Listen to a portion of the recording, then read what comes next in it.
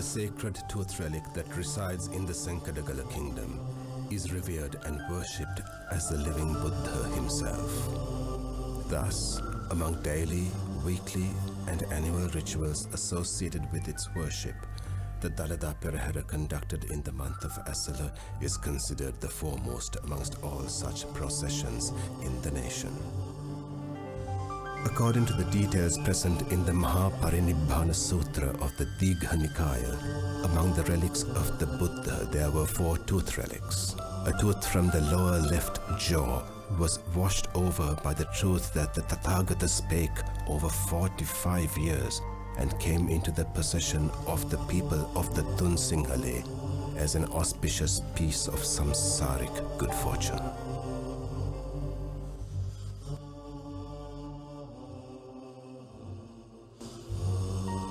Due to the threatening conditions that occurred in the Kalinga nation during the reign of King Muttasiva, Princess Hemamala and her consort Prince Danta brought this sacred tooth relic to our nation during the reign of King Kitsirimevan.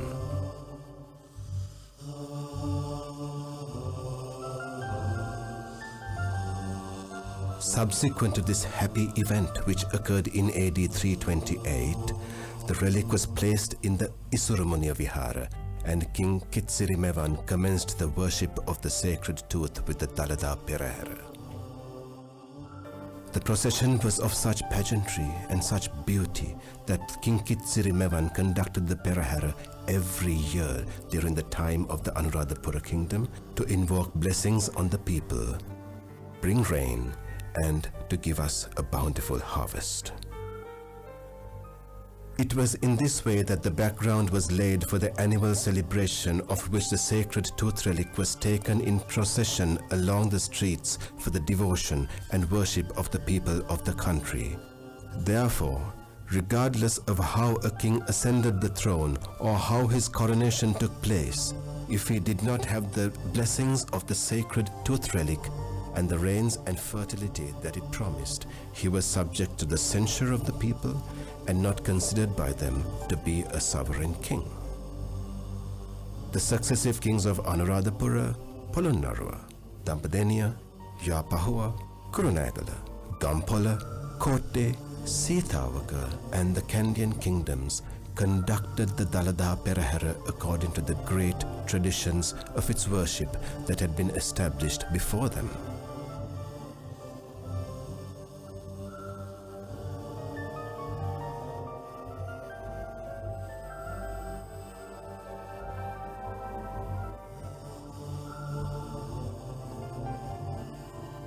During the Sankadagala kingdom, King Vimaladharma Surya, despite being crowned king, was not considered a true king of the Helak people since he did not have the blessing of the sacred Dalada tooth relic. Therefore, great efforts were made to bring the sacred relic to the Sankadagala kingdom. Then the relic, which was in the custody of Bhikkhu Ratana Lankara of Devanagala at the Sabaragamuwa Dalgamuwa Mahavihara, was brought through the Uva province in secret and on the first day was placed in the Gedige Vihara. Historians knowledgeable of the matter say that on that day the Dalada Vahanse was brought into the courtyard of the king and a special building constructed to house the sacred relic. The Kanda Udarata Sri Dalada Mandira came into being in this way. Up until the year 1815, when the Hela kingdom passed into the control of British colonists, the Dalada Perahera was conducted with royal honor and devotion each year in the month of Esala. During the period of the colonists, in the absence of the Hela king, the Diyavadana Nilame was tasked with conducting the annual Perahera according to the ancient traditions, and space was provided for this. The Dalada Perahera traditions and those of the associated Devales arose from the devotion of the Buddha and great compassion for the people and were founded on the highest of human qualities. The Sankadagala Dalada Perahera is the only such ceremonious procession in the world where the streets are lit up by the collective devotion of the gods, human beings, and elephants to the living Buddha.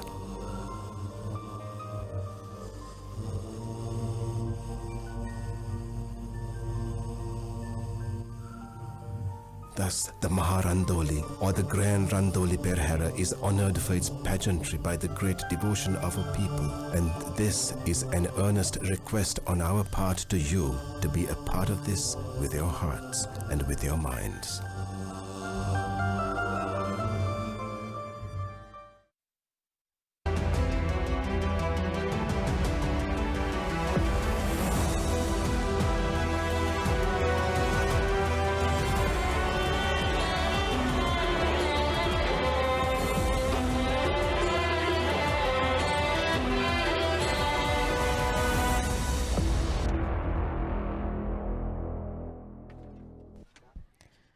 Dalada Samidu Pihitai.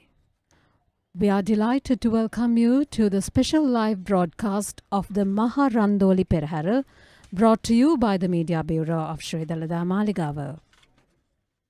We are under the full moon of the Nikini sun, and right now we are going to witness the grand and the final Randoli Procession of the Kandy Esala Perahera 2022.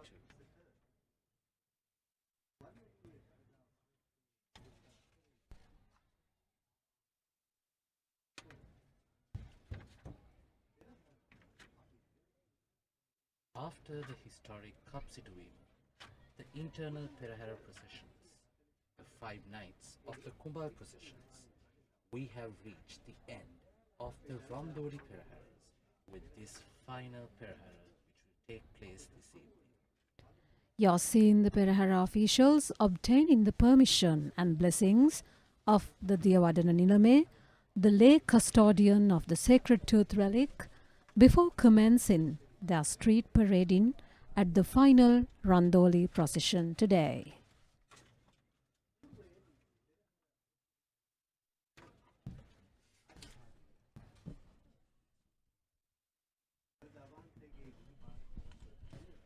This is the handing over of keys, and before that, we are seeing the tradition on the day of the Grand Randoli Perahera, where the chief priest of the Pullayar Kovil in Kandy, who will garland the Diyavadana Nilame and will place the tilak on his forehead and blesses him.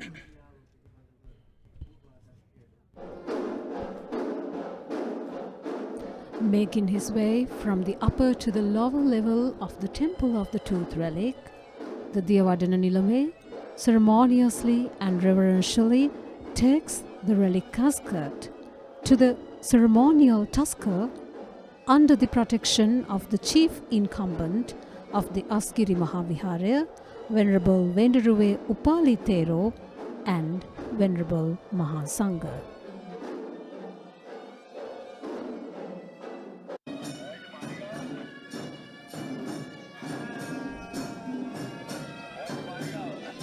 As you can see, the Perahera casket is taken under much veneration while offering light, sounds, scents and flowers all the way from the upper floor till it is placed on this awaiting tusker.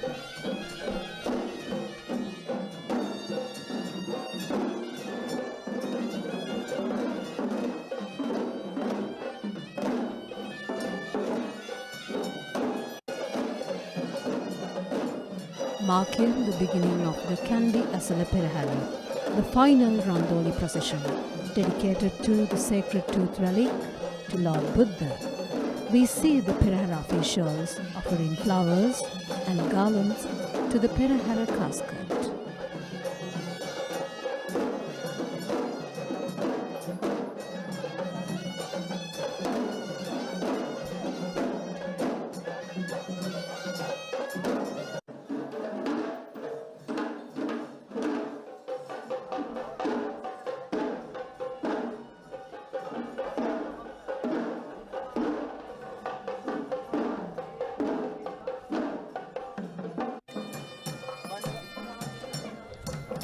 This is the devout moment when the great tusker steps majestically down from the Mahavahalkada to the Sandagana in preparation to walk the streets of the city.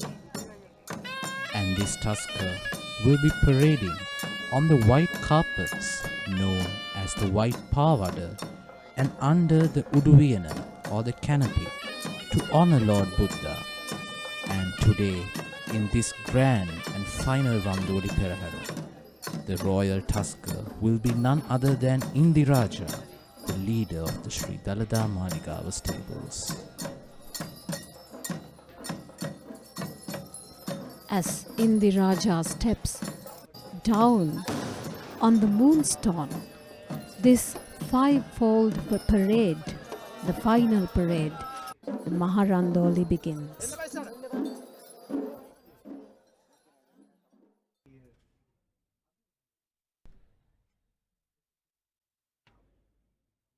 And this is the city of Kandy, awaiting to begin the final, the grand Randoli Perahera, amidst the cool breeze of the Kirimuhuda down the esplanade of the Sri Dalada Maligawa.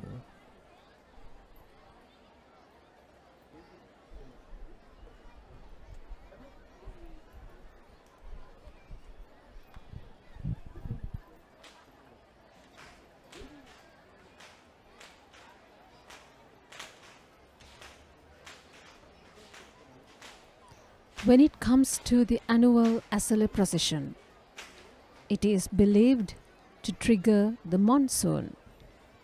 Therefore, in this procession, we may see a lot of symbolic references that may invoke rain gods.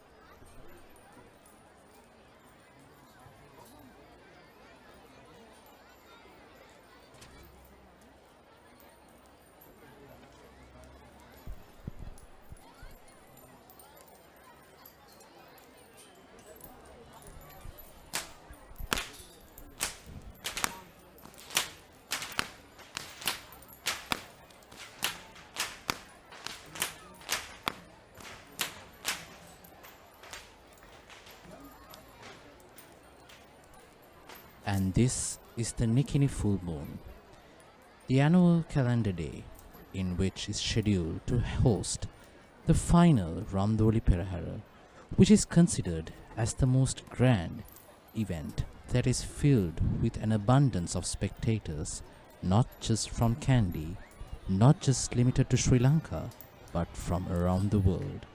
And now, walking up front with the sound of the whips piercing through the skies are the whip crackers, who will be announcing that the procession has started, and the whip master will be clearing the way for the sacred casket and the king.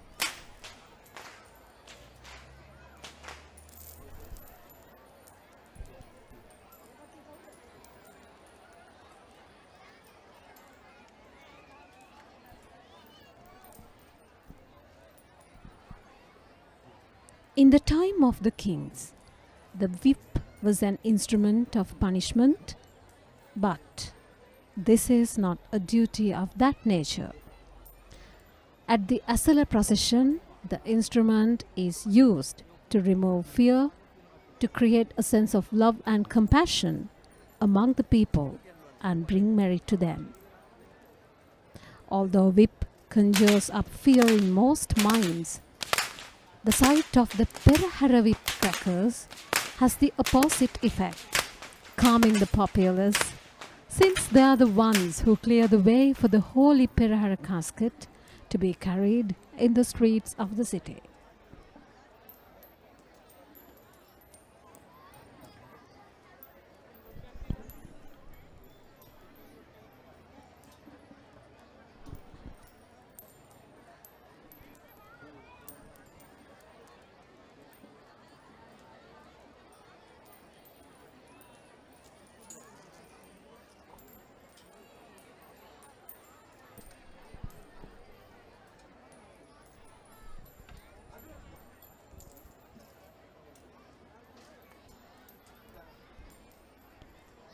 It is also believed that the sound of the whip cracking depicts the sound of thunder and lightning, paying homage to rain gods, requesting to bless our crops with cultivations with rain.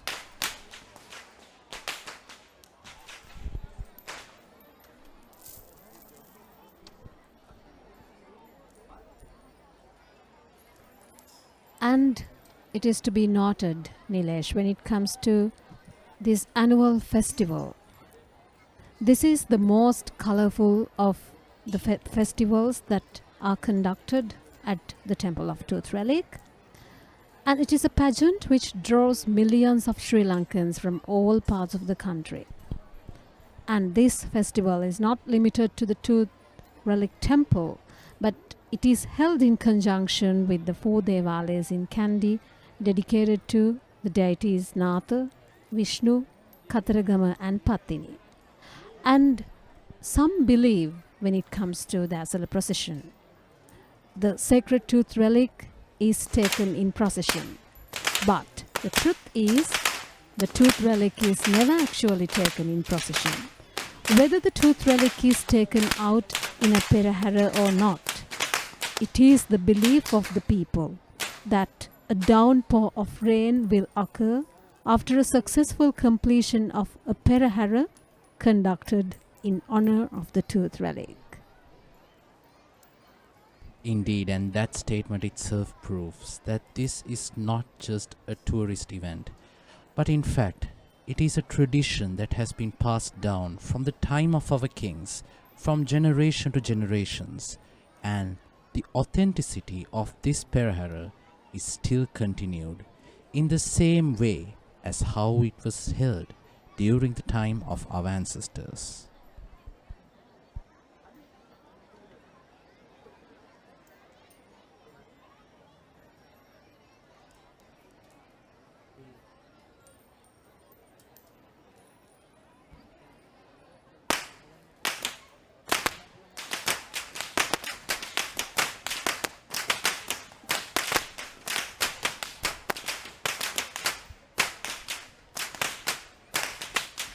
The whip master's duty is handed down from generation to generation of their clans. According to our traditions, peraheras that do not have this pedigree are not even worth being called such.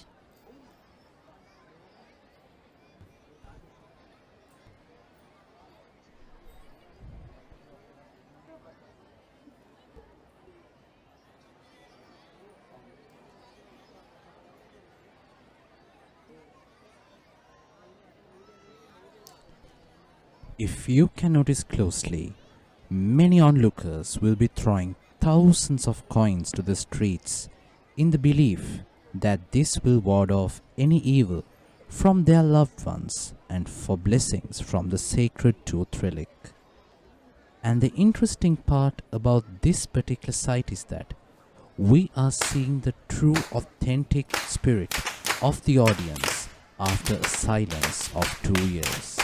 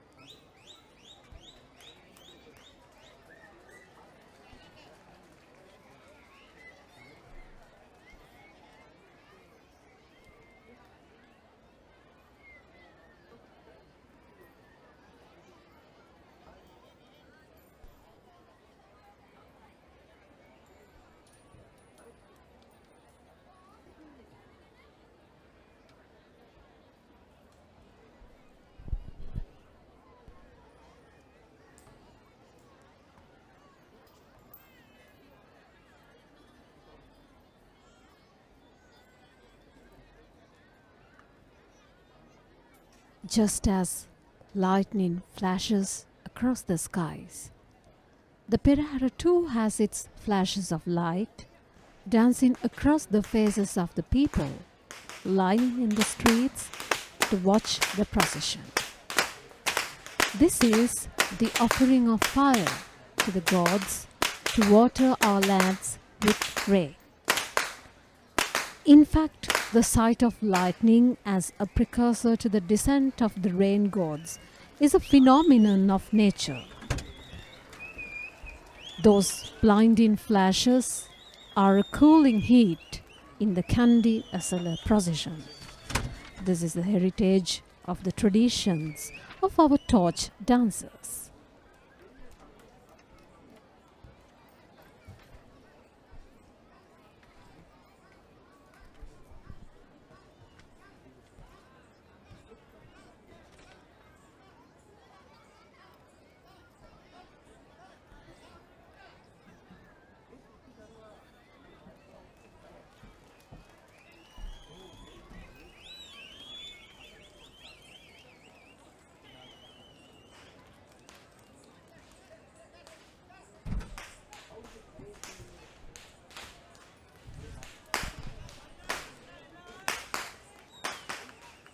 As we see a very interesting sight about how the senior will be training the juniors on continuing this Perahera tradition, as the father will be carrying this little kid, training to continue this art of fireball dancing to be continued on the Perahera legacy for many years ahead.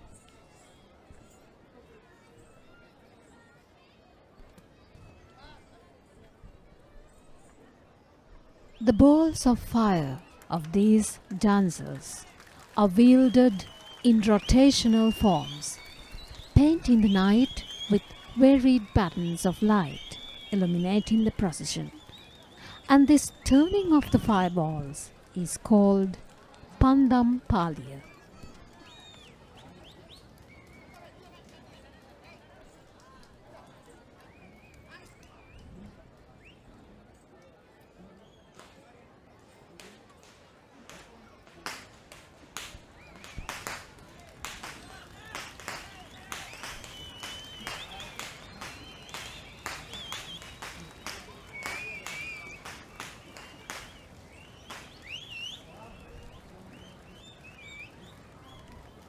Many of you might be wondering about the technical reasoning behind this particular dance and how it works.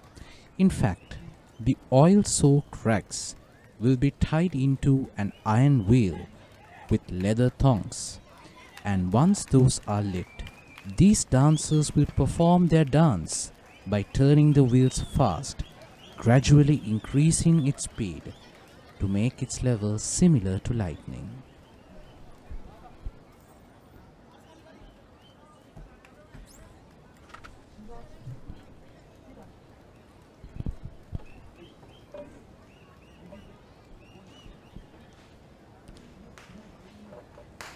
The sun, moon, earth, universe, solar month, night and day are all cyclic, and the fire dancers highlight these universal cycles and how they burn and cool us in our life cycles.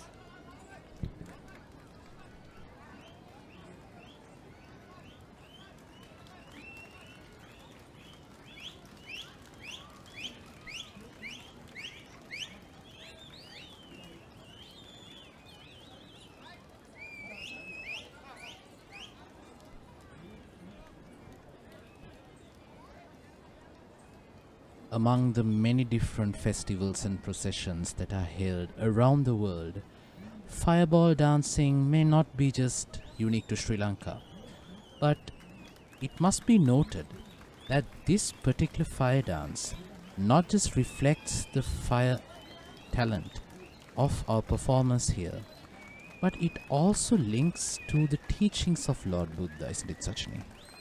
Exactly.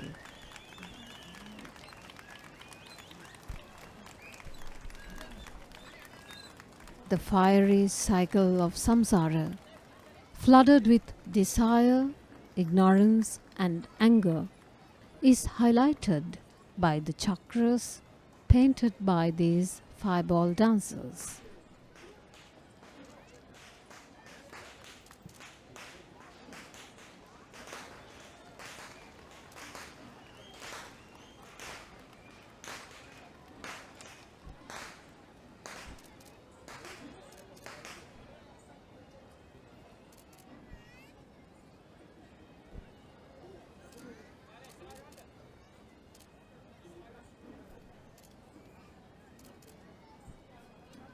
And this evening, These fireball dancers will be led by the team of Mr. E.D. Tilakaratna.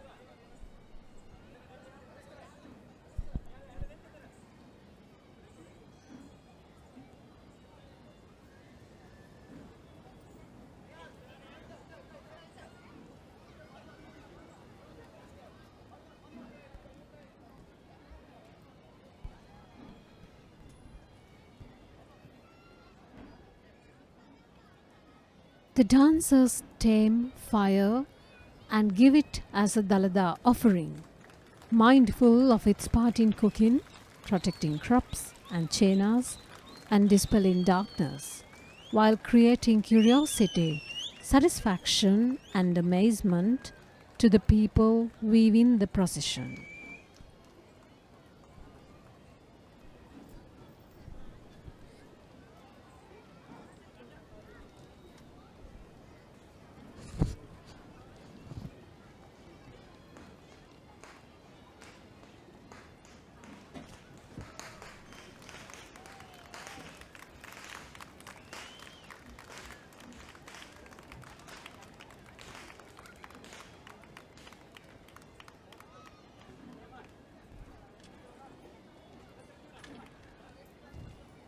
The true import of these dancers is seen when a large group of them perform simultaneously, merging their various fiery elements into an amazing display of light and heat.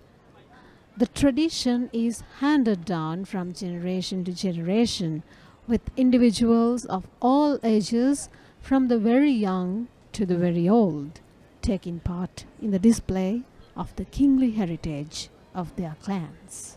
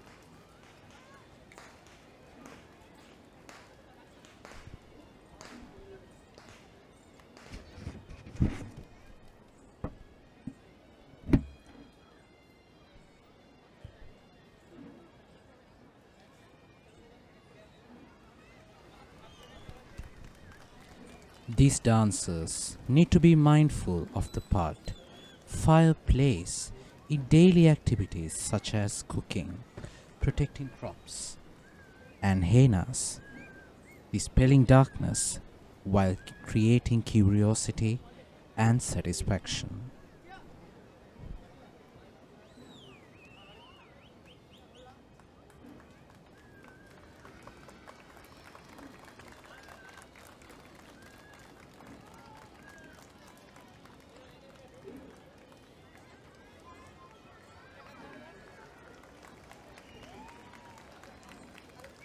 Indeed, the cheer and the motivation that these performers are receiving from the spectators who have lined up down the streets of Kandy, down the Dalada Vidya, the Yatinuara Vidya, the Hill Street, the D.S. Senanayaka Vidya and the King Street this evening will certainly be the essence of energy for these performers to play their best to honor Lord Buddha.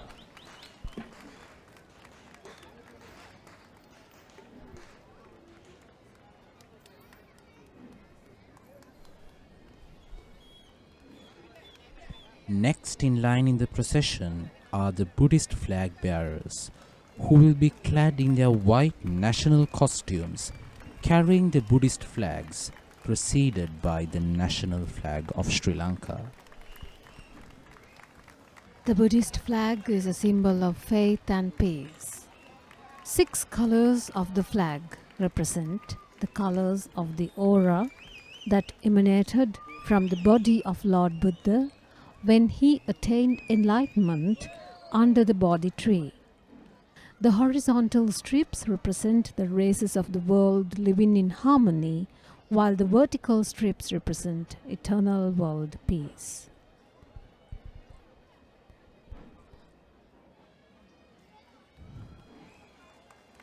Just like the meanings which were described by Sachini, all these colors mentioned in the flag too have their own individual meanings. Blue for universal compassion, yellow for the middle path prescribed by Lord Buddha, red for blessings, white for purity and liberation, and orange for the unshakable wisdom.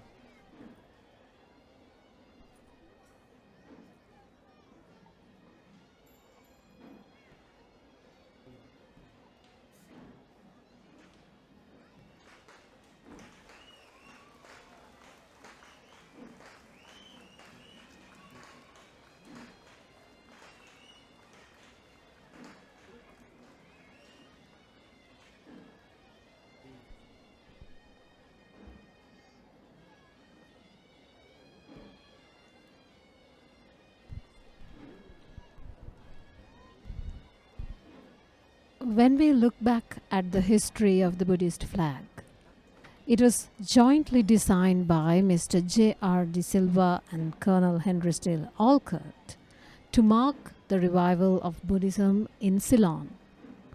It was accepted as the international Buddhist flag in 1952 at the World Buddhist Congress.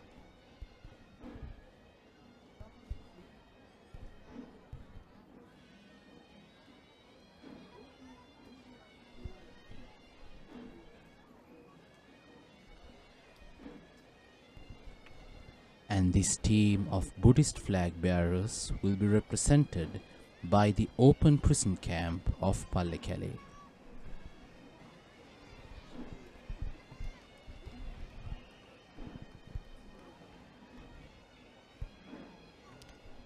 Following the Buddhist flag bearers, we now have the provincial flag bearers. During the times of the kings, the people of the Korole divisions and state officials of Kanda Udarata joined the procession with their Disa Kodi or provincial flags flying high. So the same tradition is being continued in the annual Esala procession as well.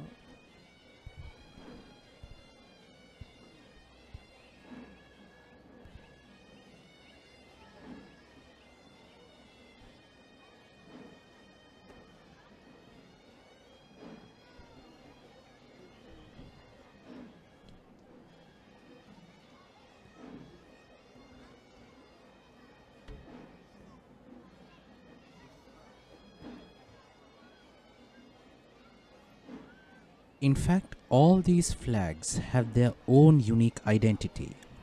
The first is the sun and moon flag of the Satara Korale. Next comes the lion flag of the Sat Korale. Then in line is the white flag of Matale, the Sabiragamua silk flag, the flag with the Berunda Pakshia or the mythical bird of the Tun Korale, the flag of peacock of Uva Valapane, and the flag of the lotus flower of the Udapalata.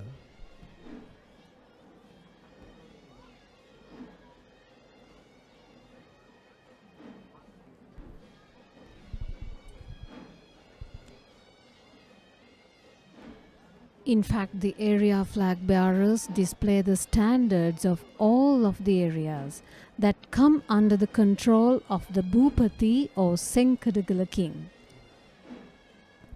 Through this, back in the day, the people were able to identify if the governance of the Kandian kings was well and in accordance with Raja Dharma.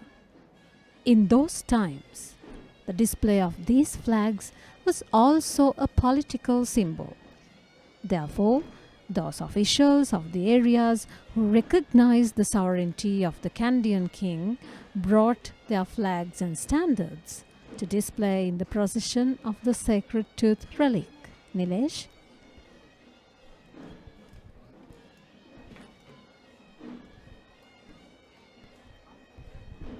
Even though in history these flags were carried by the Rateralas or the officials of the respective area, we unfortunately do not see that exact tradition being continued.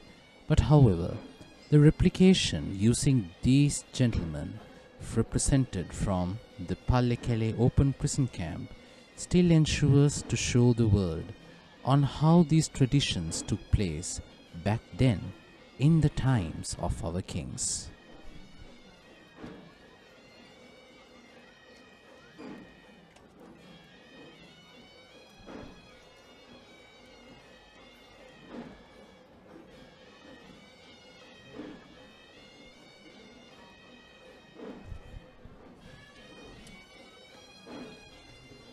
Next is the metal stand bearers, who will be displaying and reminding us of the proud heritage of the Kandian era.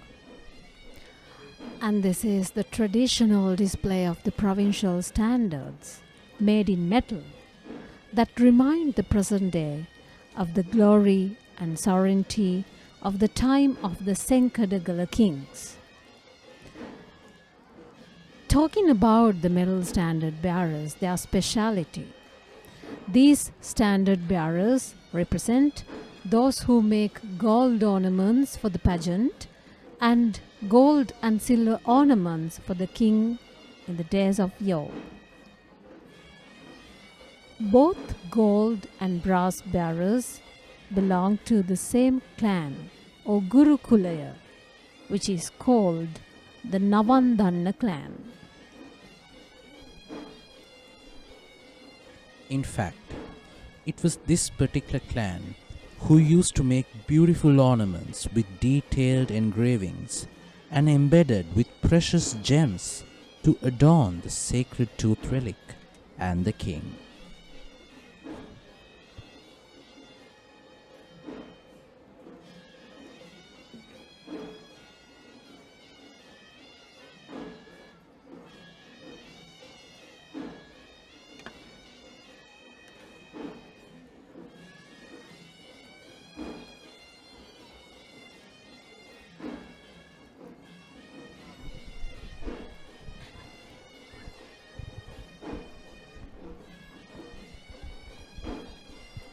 The kings believed that the durability of these metal standards would symbolize the strength and sustainability of the kingdom. And if you observe these flags carefully, the detailed engravings on them reflect the artistry levels of Sri Lanka as well as Kandy.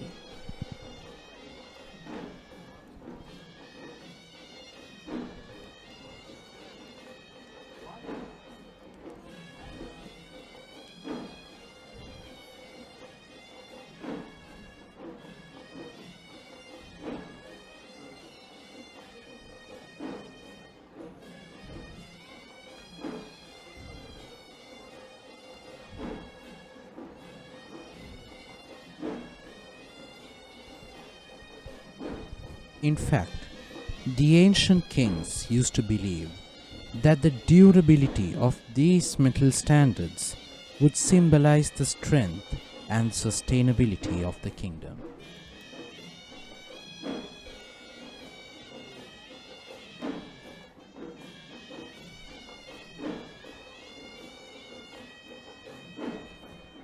And now we have the sword carriers.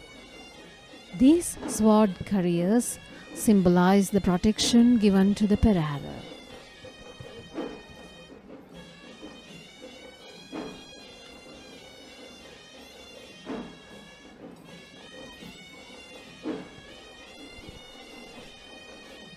The calm, collected, disciplined sword carriers are now seen joining the procession, and they are in the idea of providing protection to the Perahera casket. The Dalada Perahera is a procession aimed at reducing and eradicating sorrow and sadness.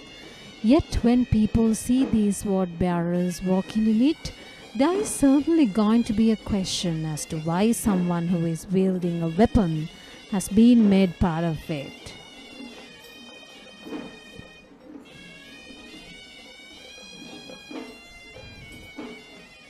These warriors, who are clad in a white dhoti and a white headdress, carrying grey swords, not in warfare, but in a disciplined walk of calm serenity. In fact, those who know the history of the Tooth Relic would be proud of our history and the heroes who protected the sacred Tooth Relic at all times.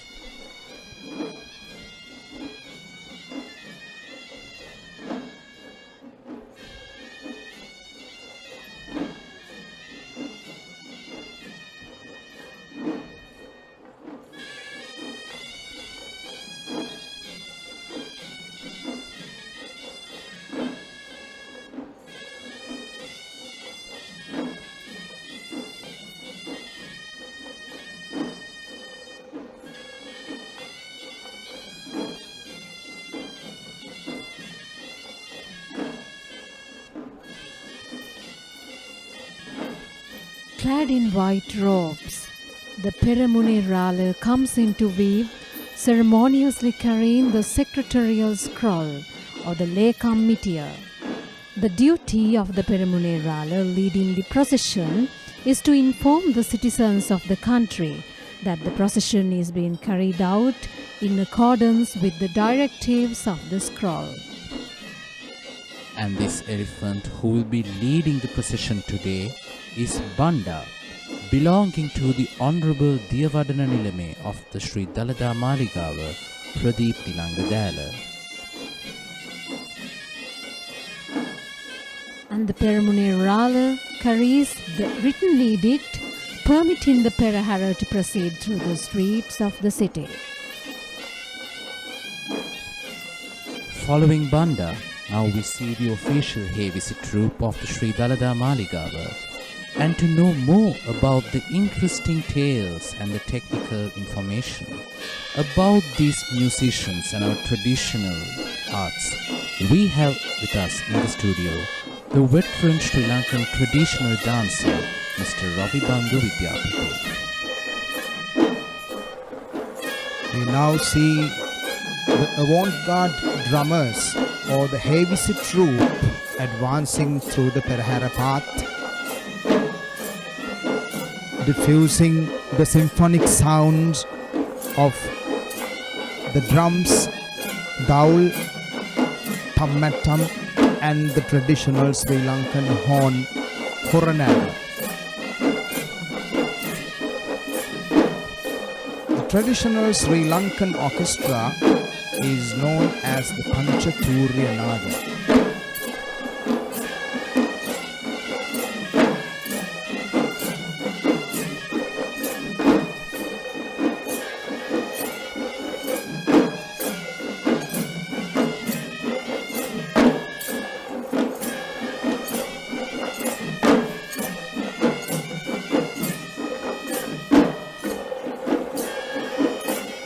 Panchaturya Nada, the five-fold musical sounds, consist of 5 different musical instruments, 3 types of drums, the horn, and the metal cymbals. 4 of the 5 types are represented here.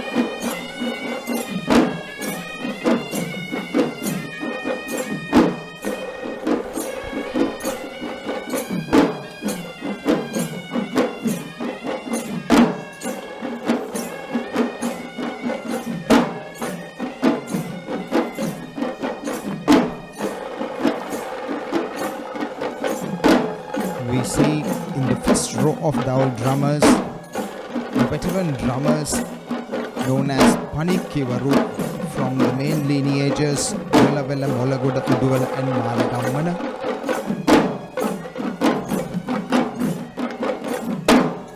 Whose ancestors were assigned by the king to perform the duties to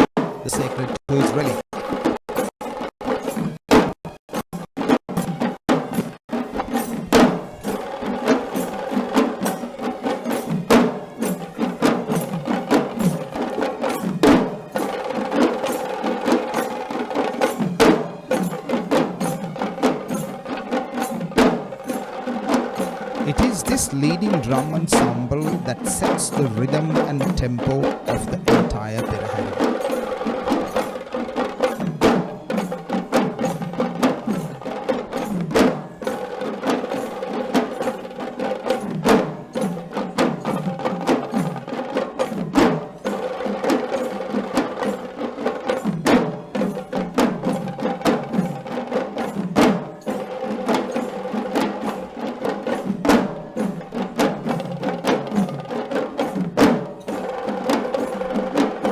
See the two-faced kettle drum thammattama, played with two sticks known as kadippu.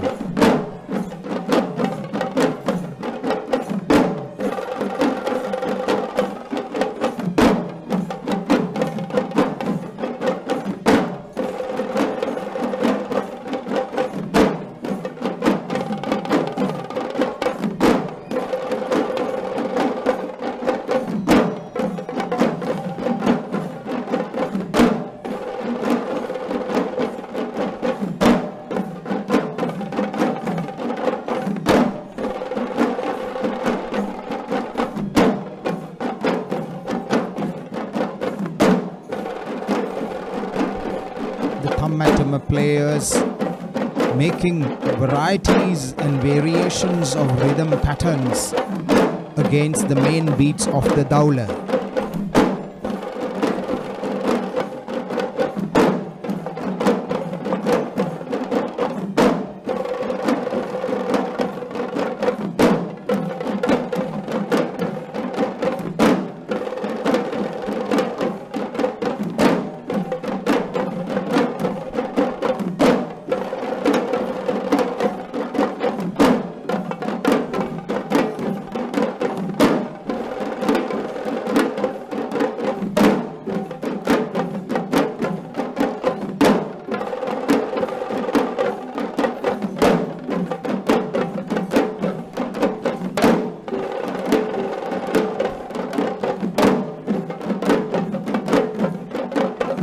It is interesting to note that these age-old traditions are still living arts in this country, fostered by the Dalada Maligawa.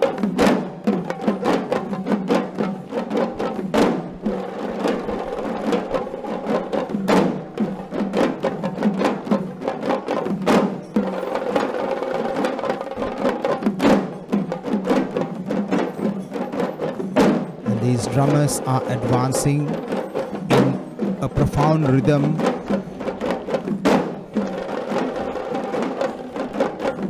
Jing kita kundan da da jing kita kundan da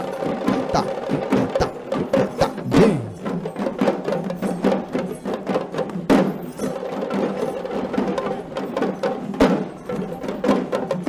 Every rhythm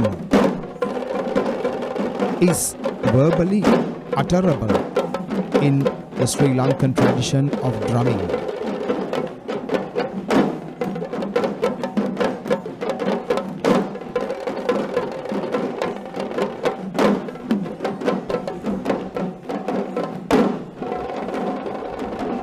And this tune has echoed through the hills of Kandy for centuries.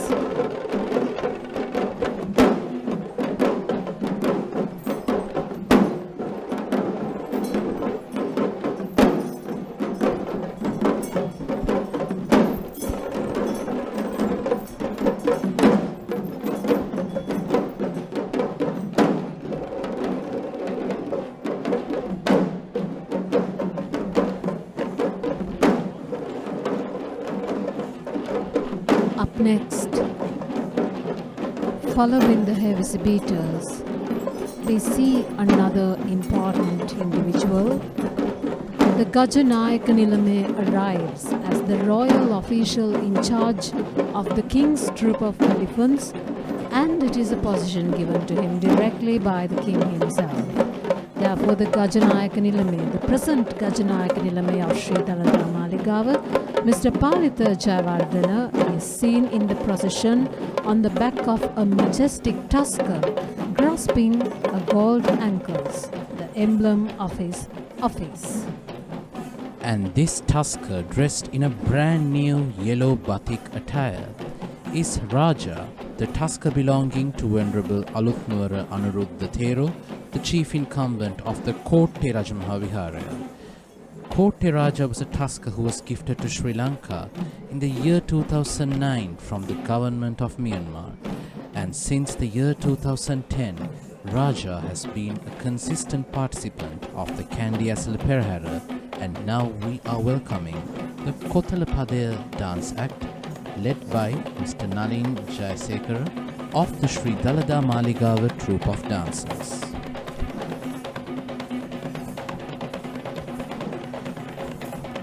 The Kothala Padaya dance symbolizes sprinkling of saffron water, a sanitizer to purify the Perahera path.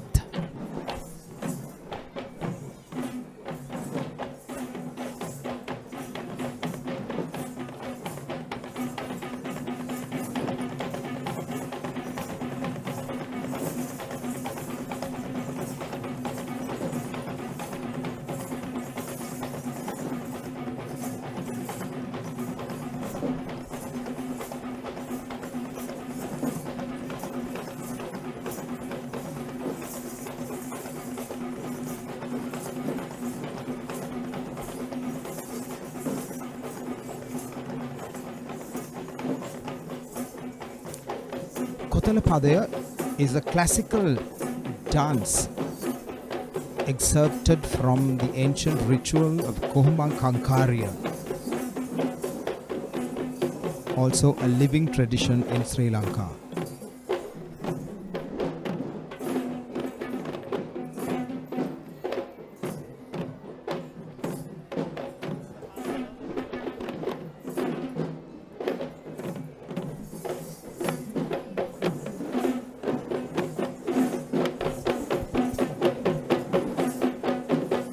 And this dance symbolically washes the streets clean for the arrival of the sacred Perahera casket.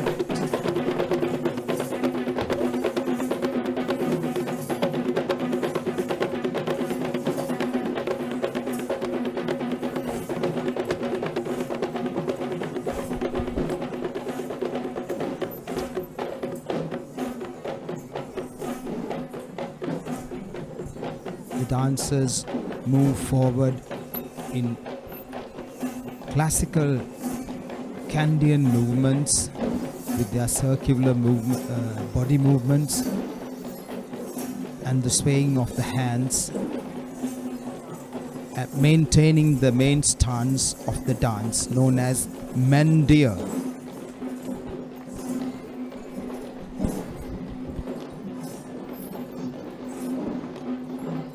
And following this Kothala Padaya dance act, we are seeing the official carrying a Buddhist flag riding the third tusker of today's procession.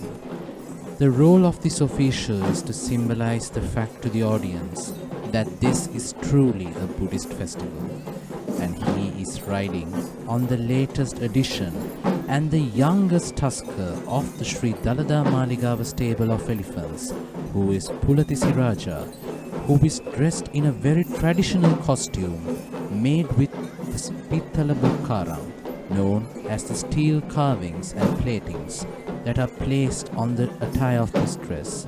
And this was exactly how the elephants, during the time of the Kandian kingdom, used to dress up for any royal procession. And it's so interesting to see how the modern tuskers still continue to walk in this old tradition.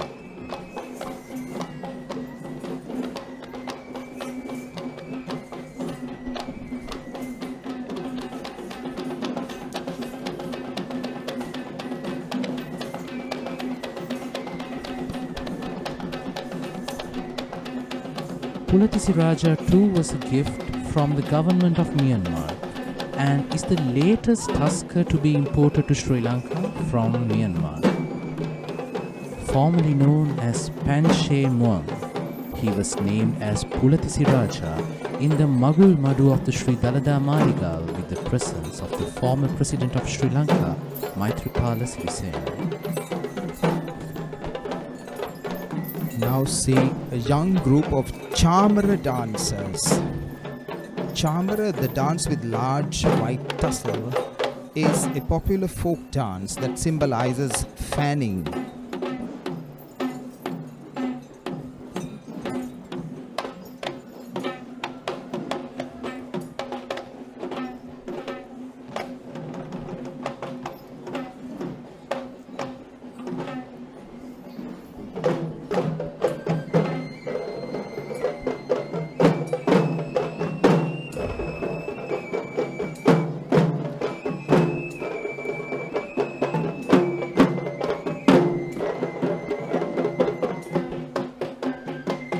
This was a regular performance at the royal courts.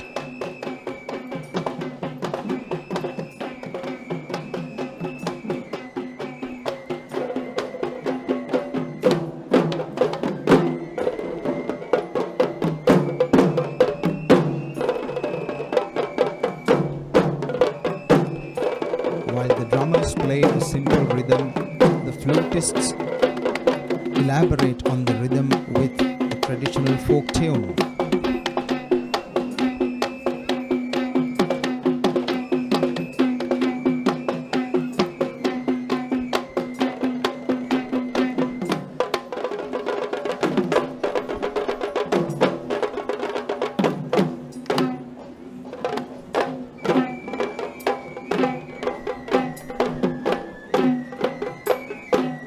And these dancers have been trained by Nimesh Sumanarathna of Sri Chandrananda Buddhist College.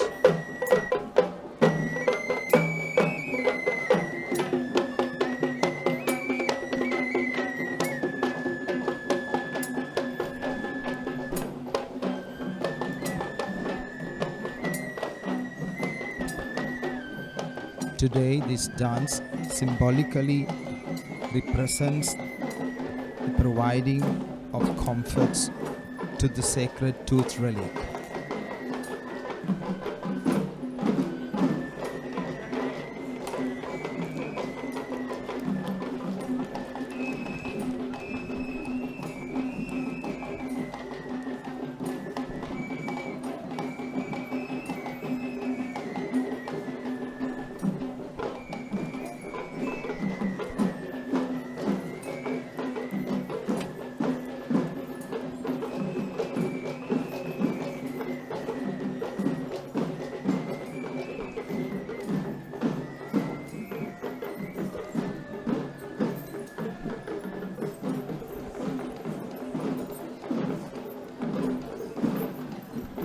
It is customary that these folk dances are performed by young girls or boys.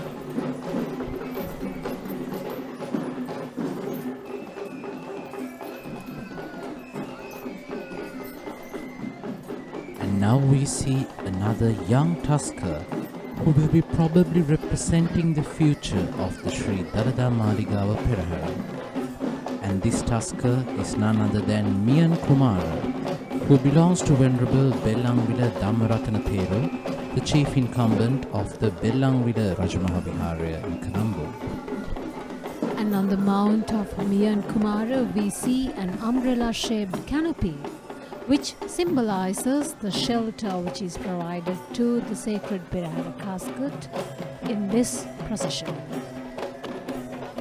And it is so interesting to see that all three tuskers who we just noticed are actually from Myanmar, including Kote Raja, Pulatisi Raja, Mian Kumara, and the Dala tuskers who we will be seeing along with the royal tusker in some time ahead of the procession are all tuskers who were gifts from the country of Myanmar, which certainly depicts the cultural affiliation and relationship Sri Lanka shares with the government of Myanmar.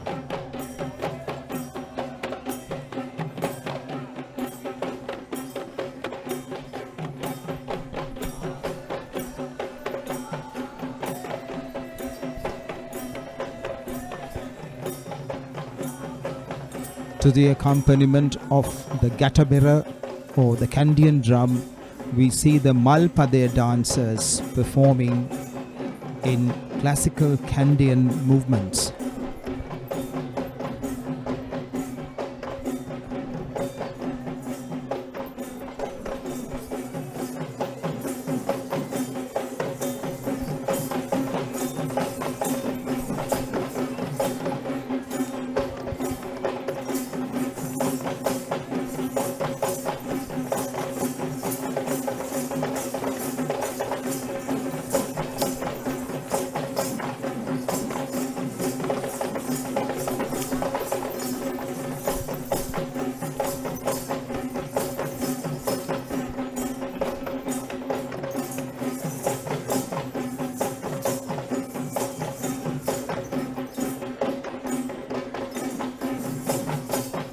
The coconut flower is considered as a symbol of prosperity in Sri Lankan culture.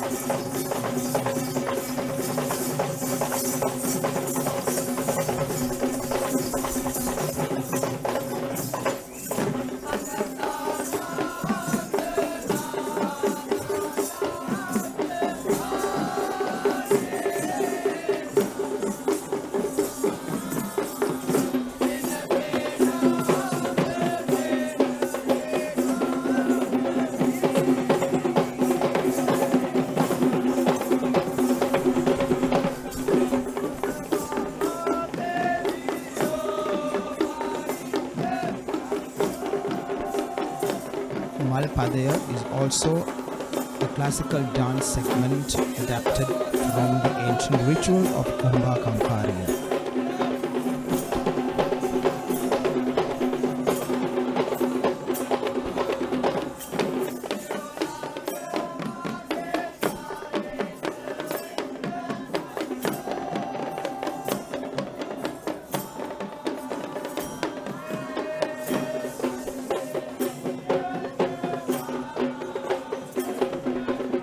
These dancers have been trained by W.M.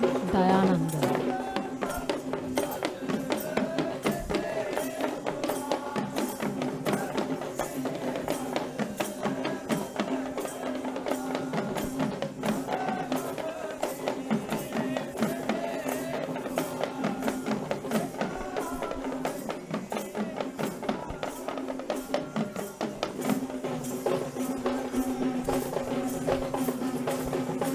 Clad in the traditional colors red, white and silver,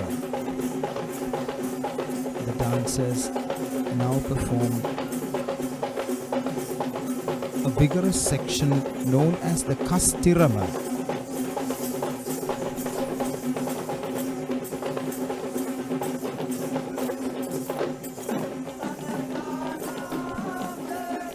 At the end of the Kastirama, they fall back to the regular rhythm to advance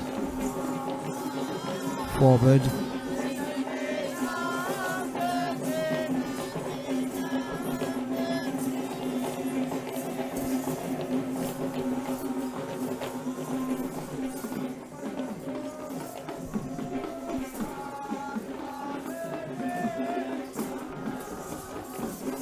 And now we are seeing another gentle elephant who is also dressed in a traditional Bokarang attire, following this Malpade or the Polmal dance performance.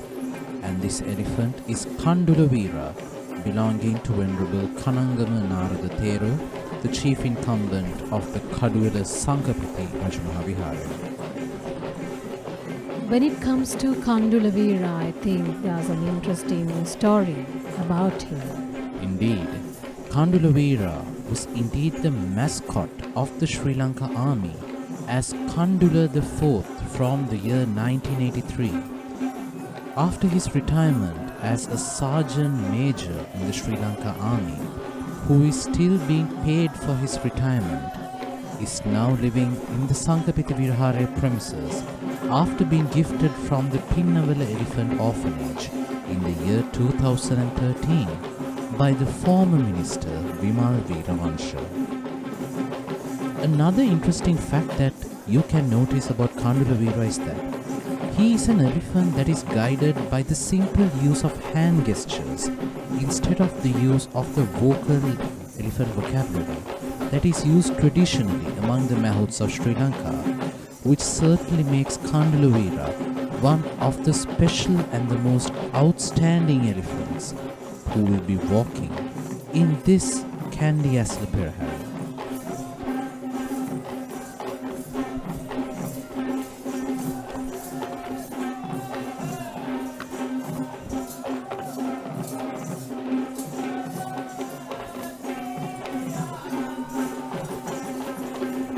In Kandalavira's costume, we are also able to notice the Atamagala, or the 8 different signs that are used and considered as the most auspicious. And following Kandalavira, we are now seeing a Pantheru dance act.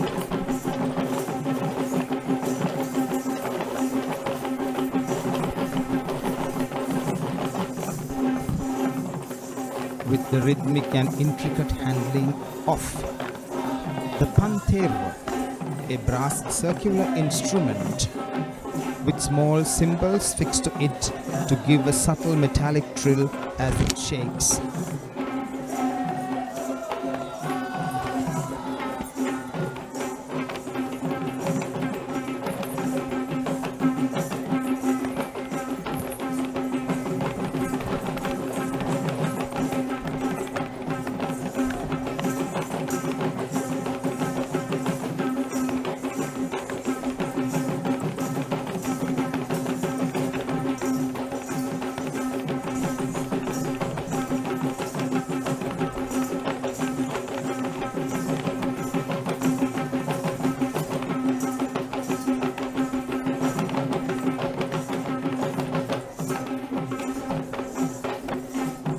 The instrument Pantheru was originally used to keep the beat for the chants in the chamber of versifiers, the Kavikara Madua.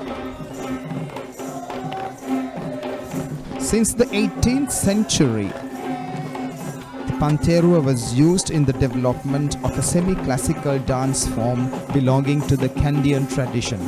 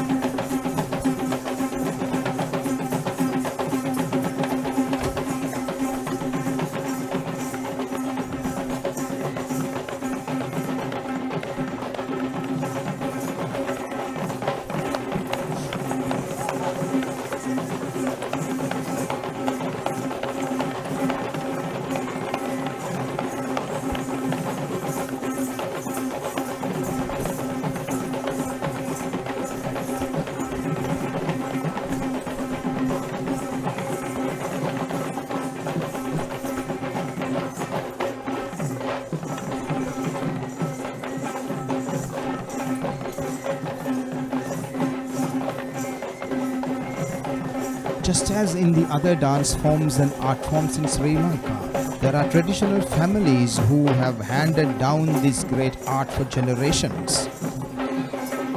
Urapola, Alapalawa, Kadigamuwa, Pathahewa Hata, Verake are some of the traditional lineages or villages that have fostered these families.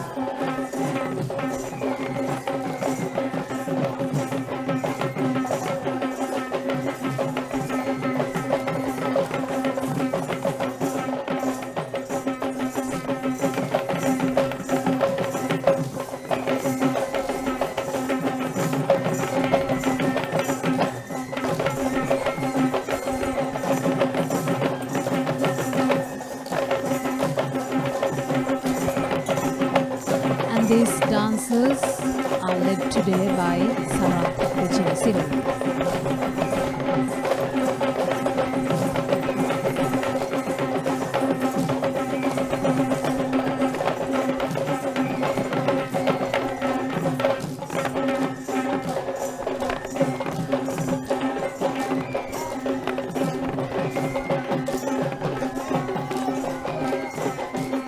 The conclusion of this Pantheru dance form brings us to the site of probably the most senior elephant who is taking part in the Kandy Esala Perahera, not in terms of age but in terms of his experience in the Kandy Esala Perahera. And this elephant is Salia, belonging to Venerable Uravatte Dhammaratthana, the chief incumbent of the Mahayangana Rajamahawihara. The reasoning behind the statement I mentioned before is that Salia is an elephant who has been taking part in the Kandy Esala Perahera ever since the age of approximate 5, where he is a participant, rather a consistent participant of the Dalada Perahera for more than 45 years. And next we have a splinter dance.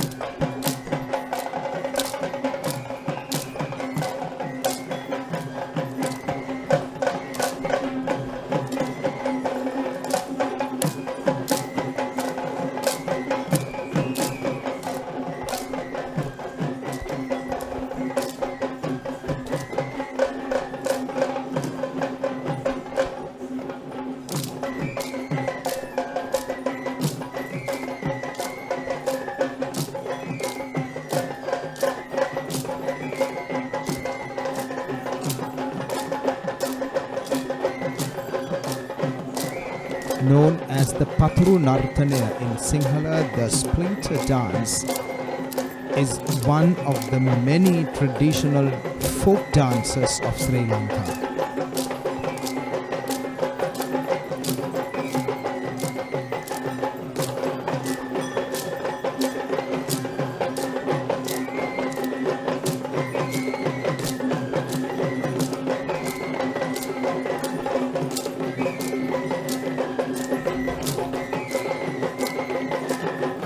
Clad in artistically fashioned red, gold and white costumes, the dancers move through the Perahera path.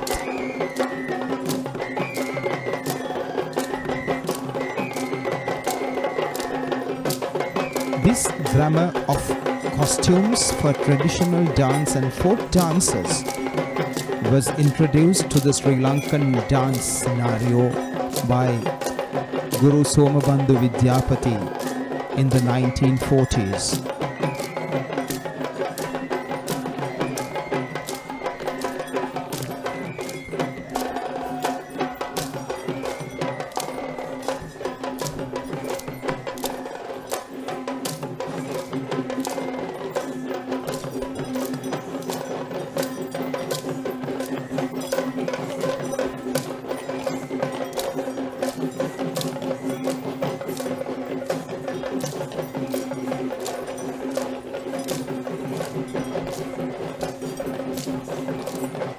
And this troupe is led and trained by Nalin Jayasekara.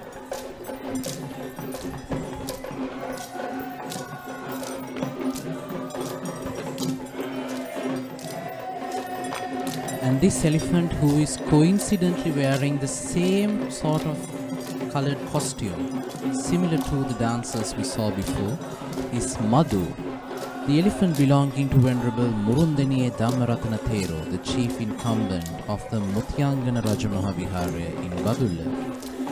Madhu was once a baby elephant who was caught in a snare down in the wilds of Udavaluve. The snare, standing for the word Madda in Sinhalese, was the reasoning behind his name being Madhu, the elephant being caught from the mother, and he was gifted to the Utyangana Rajamahavihara in the year 1999 by the former Prime Minister of Sri Lanka, Ratnasiri Wickramanayake. And now we are seeing another interesting dance performance, which is the Nayandi dance troupe. And this is the troupe led and trained by Vasantha Gunatilaka and Vasantha Rajangana, who have been continuous participants in the Dalada Perahera segment. Nayandi is the name of the outfit the dancers are wearing.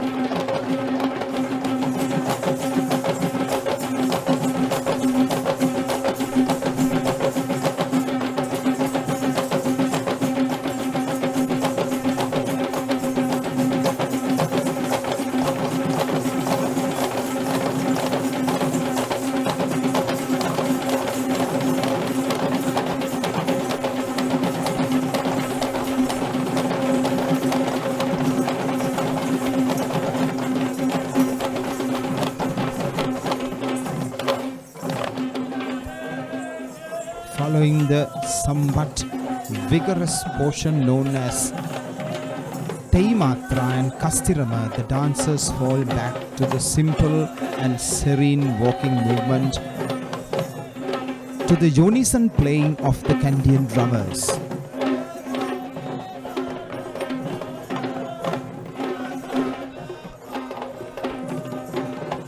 The costume, composite of long draperies, silver and bead ornaments, is enhancing the classical Kandian movements of the dancers.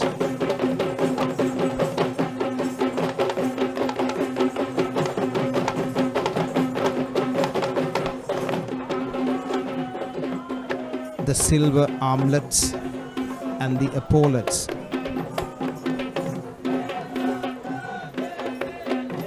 and now we are seeing another elephant who will be walking up front in this parade, and she is Kuweni. Kuweni belongs to Mr. Mahinda Millangoda, who is from the famous Millangoda family in Kegol. Indeed, the world knew Sri Lanka in having the tusker who bore the longest tusks in Asia, and Kuweni is one of the very few elephants who remain in the Millangoda family, and is the only participant representing the Millangoda family in this year's Kandy Esala Perahera. And now we are seeing an interesting stunt dance performance using a little tambourine, and let us know a little bit more about this particular dancer. well, this dance is known as Raban Karakavima, although it is commonly called Raban dance. This in fact is a sport, Raban Kridava as it is referred to in our traditional literature.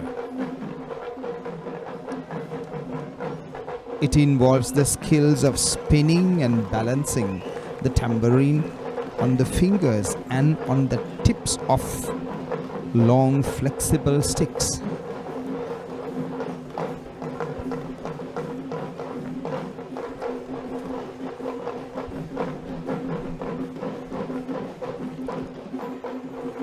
And these performers spin the tambourines with so much skill, creating a colorful and beautiful rainbow pattern, to honor Lord Buddha, all the while chanting praises.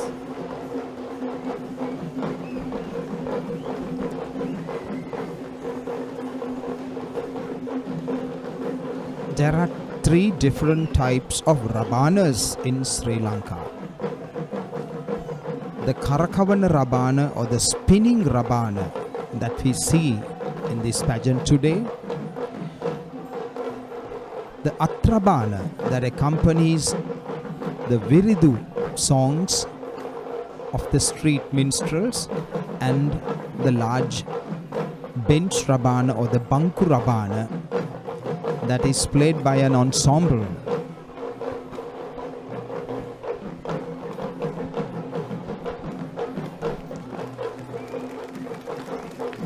The peak of this entire performance is what the little child has just achieved. To spin and place a whole set of Raban drums on the tips of a set of sticks, while spinning 2 other drums in each hand.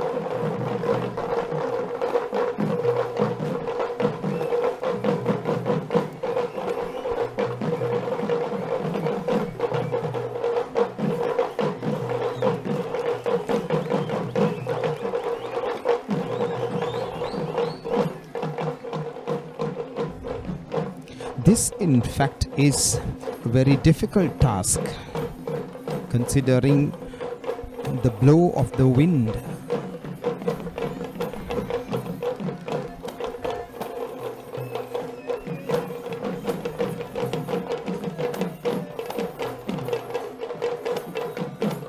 The spinning Rabana can be taken as a symbol for impermanence too.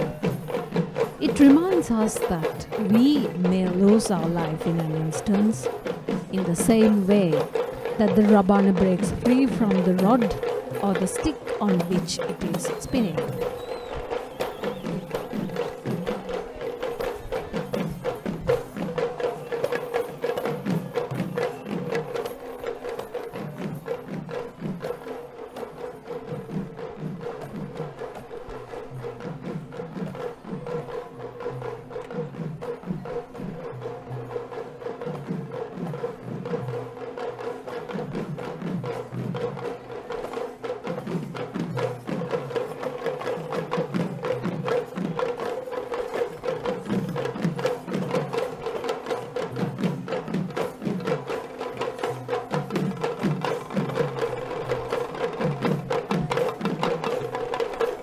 Following this mesmerizing dance act, we are seeing one of the most sweetest and the gentle elephants who will be taking part in the Dalada Perahera this evening.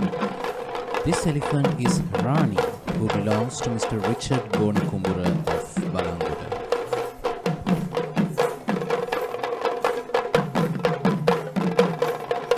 Rani is interestingly dressed in an attire which highlights the traditional colors worn by the upcountry performers, red and white, which truly signifies the fact that the Kandy Esala Perahera is a true celebration of the upcountry traditional system.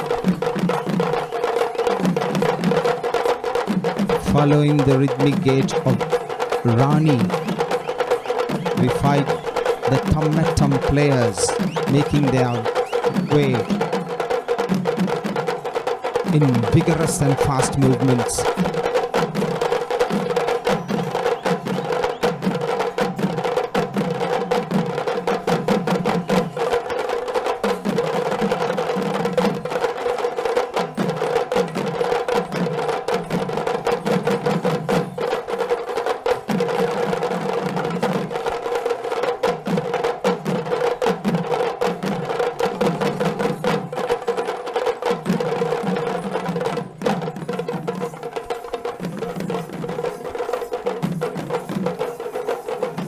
Tammatama belongs to the Panchaturya Nada.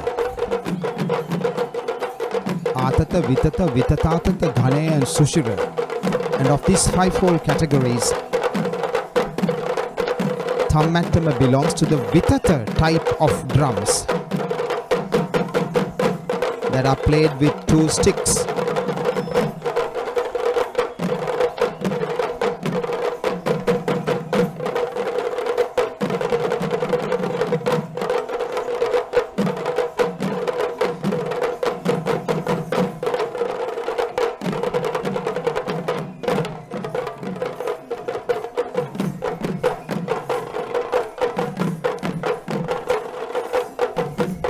9 types of dance forms described in our traditional literature. And out of the 9 types, the Tammettam players come in the category of Talanatum, dances that represent the profundity and the glory of rhythms.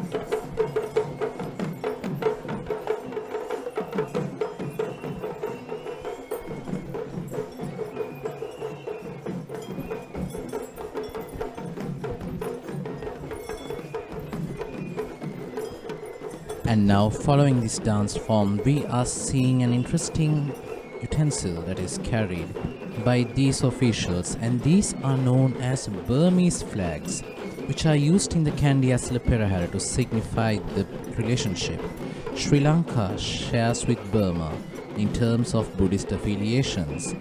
And to introduce these elephants, who are clad in light blue batik attire, on one side we have Rani belonging to Mr. S.M. Samaranayaka of the Velamboda Kande Devalaya, and Kanchana belonging to Mr. Udara Galapati of Giriyulla.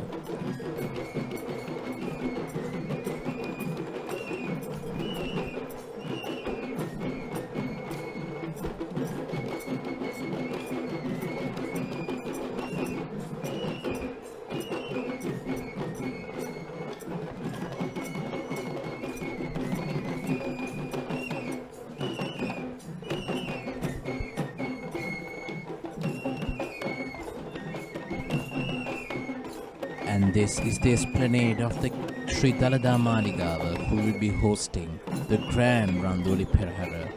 And right now we are seeing another combination of interesting different dance acts.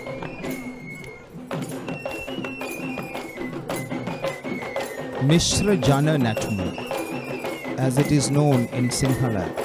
This dance is a combination of different types of folk dances.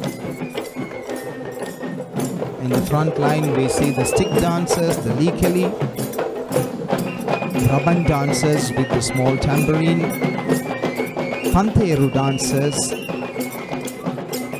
Talam dancers with hand cymbals,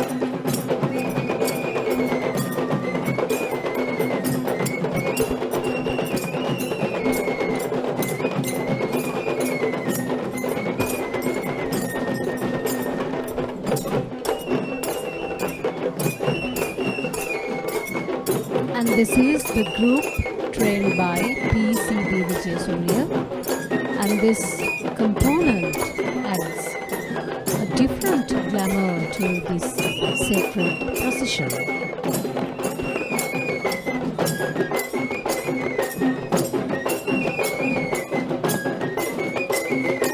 the tune of the folk melodies played on flutes add extra glamour to the strong beats of the Kandian drum.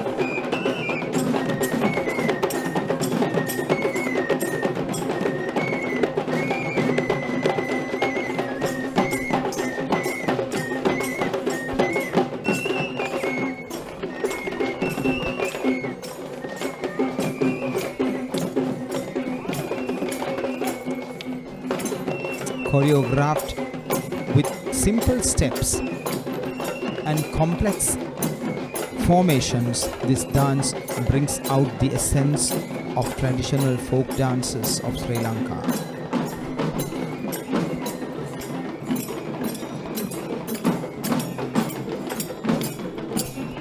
And now we have another elephant duo with umbrella-shaped canopies on their mouths. Interestingly, both of these elephants are named Devmini. One of the Devminis are belonging to Venerable Boralande Vajranyana Thero, the president of the Buddhist Channel Network and the chief incumbent of the Sambodhi Vihara in Colombo, and the other Devmini is belonging to Mrs. Vijayanthi Perahera of Horana.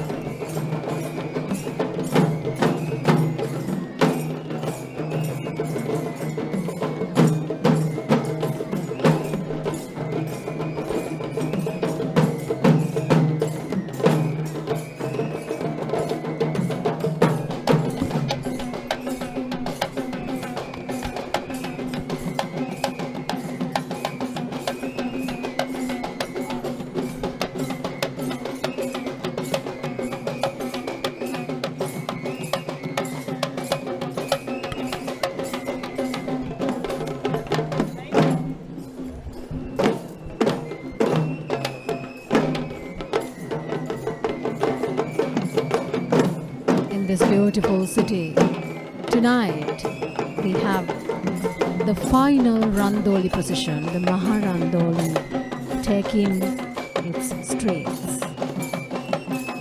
And now we have another beautiful segment. This is the troupe of castanet dancers trained by Nimesh Sumalratna of Sri Chandralanka Buddhist College.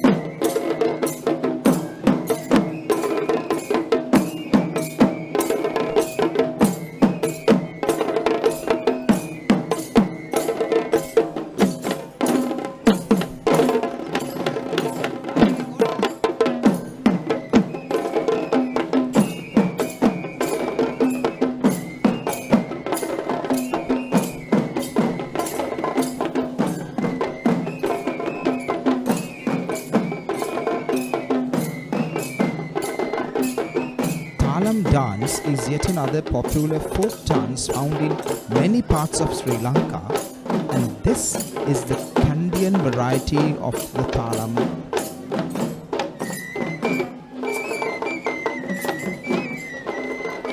And of the different types of dances found in Sri Lanka, this dance comes under the category of Rupa Natum.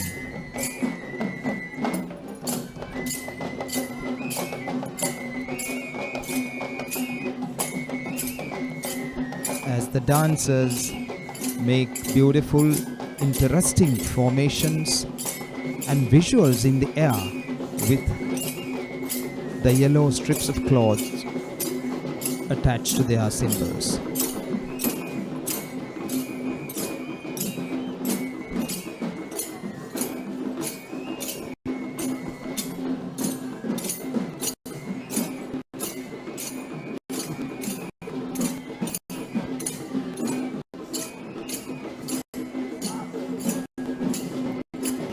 This is the first time in today's Perahera that we see a trio of elephants. Indeed, this formation of tuskers is known as an Atpanthia, or a group of tuskers, and this group is represented by these three little girls, starting from the elephant Ganga, belonging to Venerable Galaburanyanisara Thero, the chief incumbent of the Ganga Rama Vihara in Colombo, the blue-clad Panchali belonging to Mr. Kamal Irugal Bandara of Kottava, and the yellow-clad Suddi belonging to Mr. Premasiri Kaluarachi of Hambarana.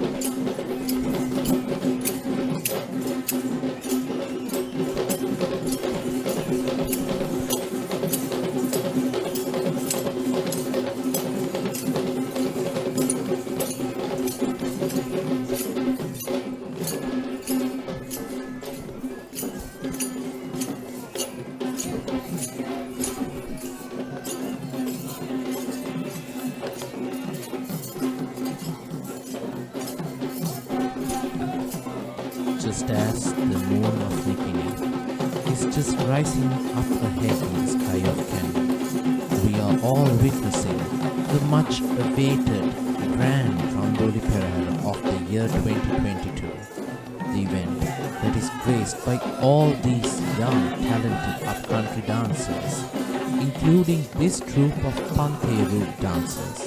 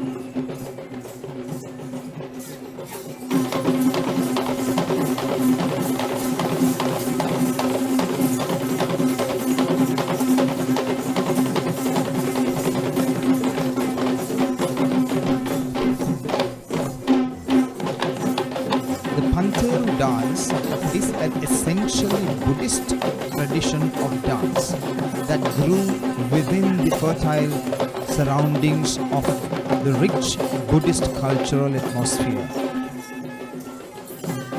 Hence, all the ceremonies of this dance form consist of songs and chants glorifying the virtues of the Buddha.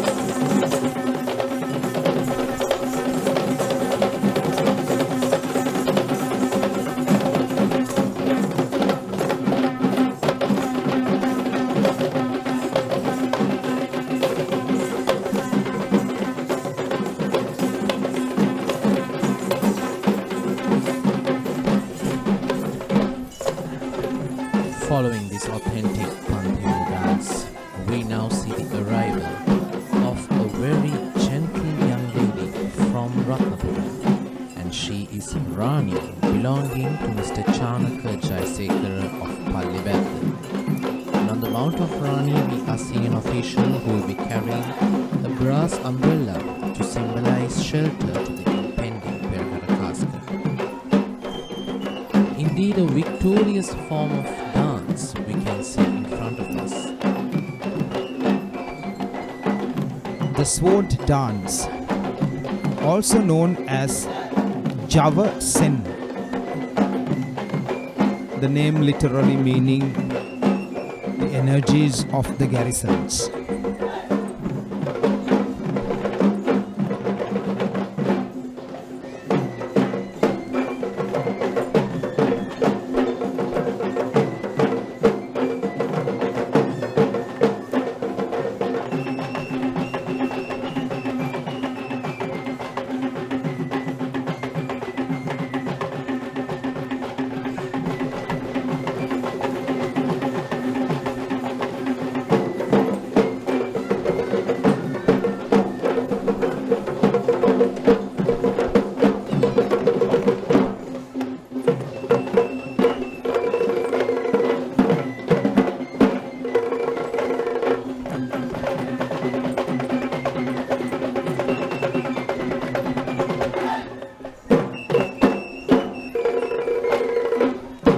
simulating the movements of the dancers. The high notes of the flute are singing the tunes of the traditional Hatankavi melodies. Hatankavi are a form of poems that describe the battle scenes from the history of Sri Lanka.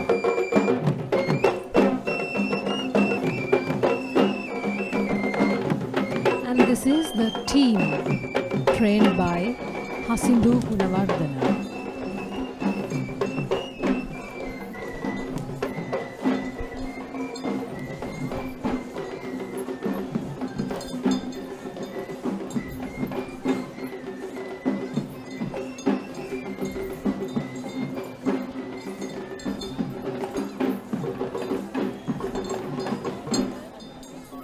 And now we see quite a special character of the Kandy Esala Perahera. And this elephant is named Mali.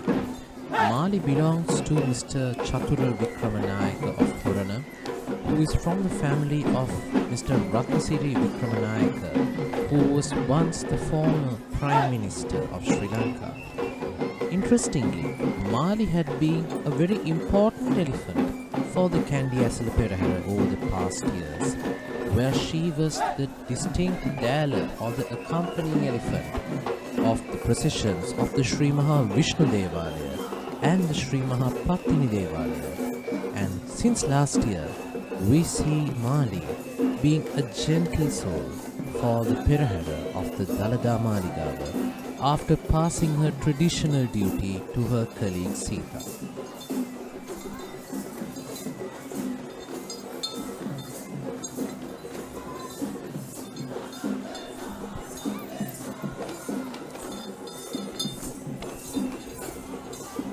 We now see the Udaki dancers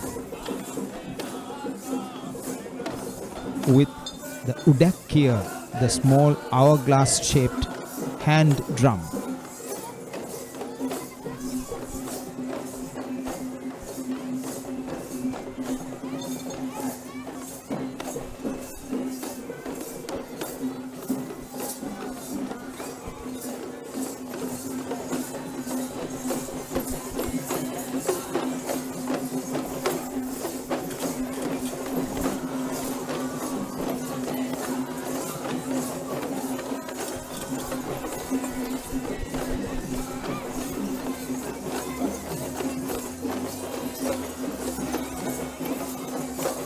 This small hand drum Udakia was initially used to give rhythmic accompaniment to traditional singing, and especially the panegyric songs in the Kavikara Maduwa, the chamber of versifiers,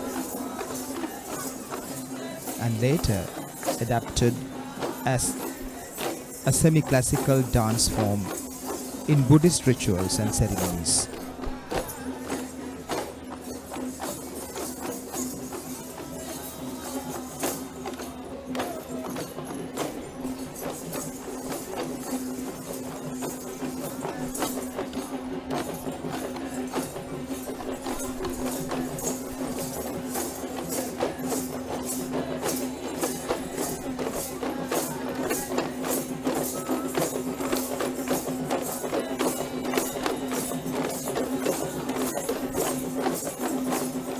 One of the special features of the Udaki dance is to make the Udaki gataya.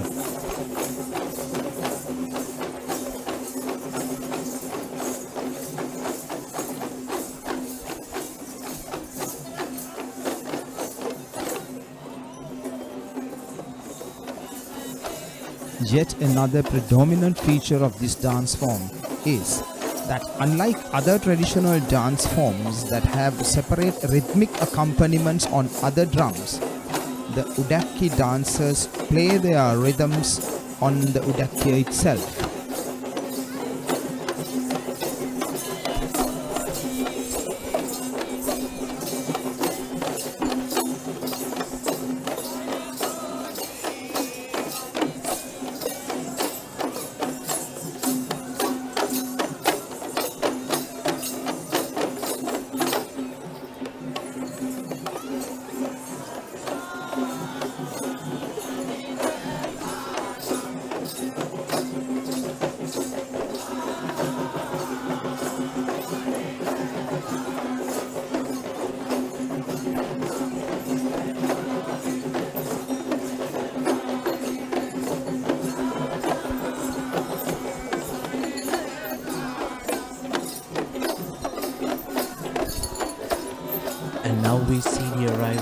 two special elephants with officials who will be carrying Siamese flags, once again to symbolize the religious affiliation Sri Lanka shares with Thailand.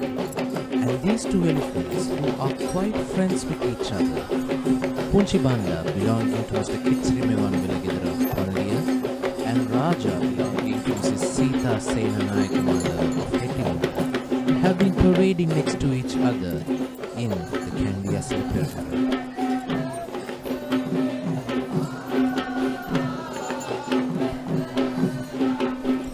And now we have the live visuals of His Excellency Randoli Procession, President of the Democratic Socialist Republic of Sri Lanka, watching the Maharandoli, and these live visuals have been shared with us by the President Media Unit.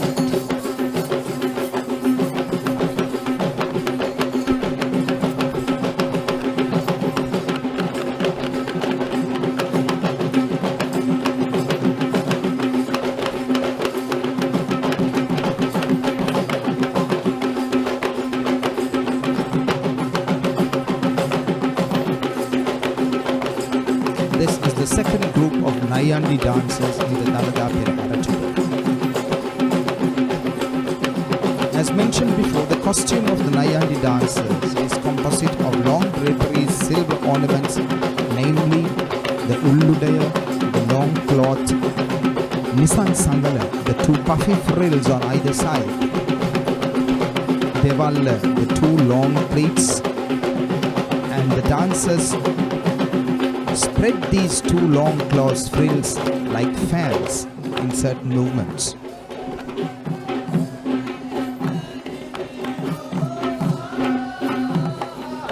The main front ornamental piece of the dancers, known as Inahadaya, resembles the head ornament of the elephants.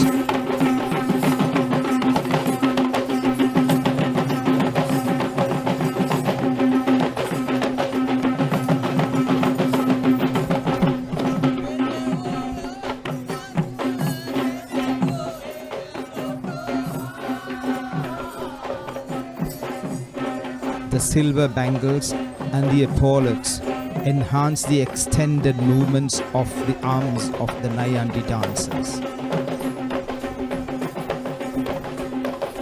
And now we are seeing the role of the two tuskers who will be walking ahead of the royal tusker carrying the Perahera relic casket. And this year, this duty had been delegated to the senior tusker Singharaja belonging to the Sri Dalada Maligawa stables and the junior tusker Sindhu belonging to Venerable Tibbatuave Sri Siddhartha Sumangala Thero, the chief incumbent of the Malwatu Mahavihara in Kandy.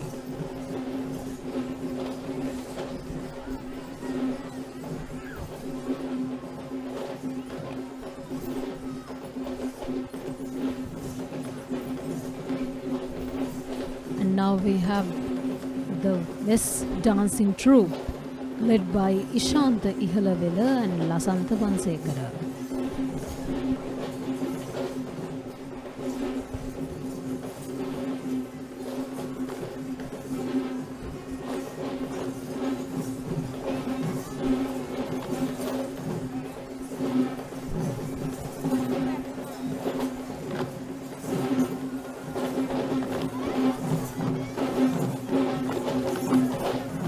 The West dance was introduced to the Dalada Perahera in the year 1919 by the then Deyawadana Nilame P.B. Nugavela Disava. Originally nurtured in the ancient healing ritual Kohba Kankarya, this dance form remained somewhat obscure until the 1919.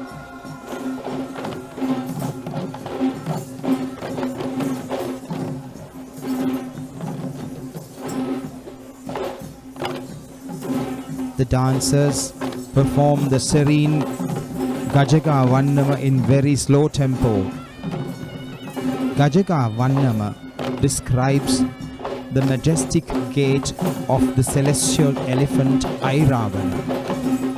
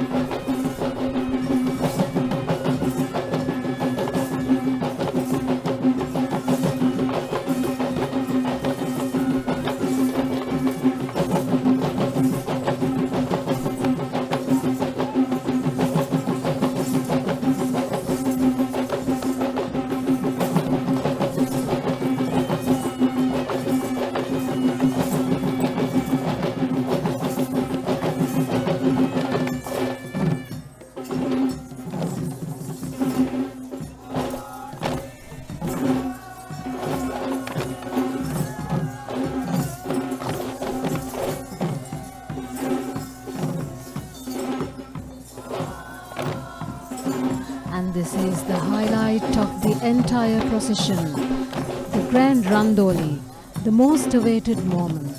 We now see the ceremonial tusker Indiraja, lavishly adorned in golden costumes, walking majestically under a grand canopy on the white cloth carpet, carrying the sacred Perahera casket, accompanied by his tusker groom.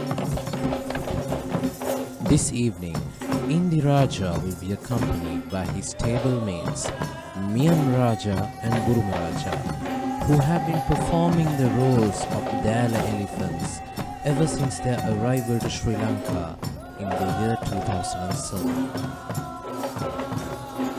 Indiraja is considered as the leader of the Sri Dalada Maligawa stables, and we will be the royal tusker of the Sri Dalada Perahera this evening, which was the answer to the question many people had as to who will be the Magullaka or the royal tusker in the Kandy Esala Perahera from here onwards, and this is that majestic answer.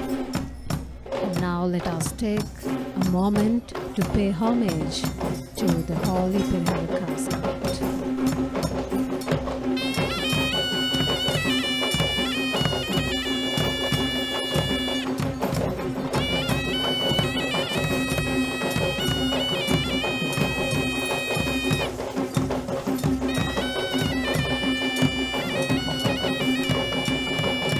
This is the Karya Karavana Korale of Sri Dalada Maligawa.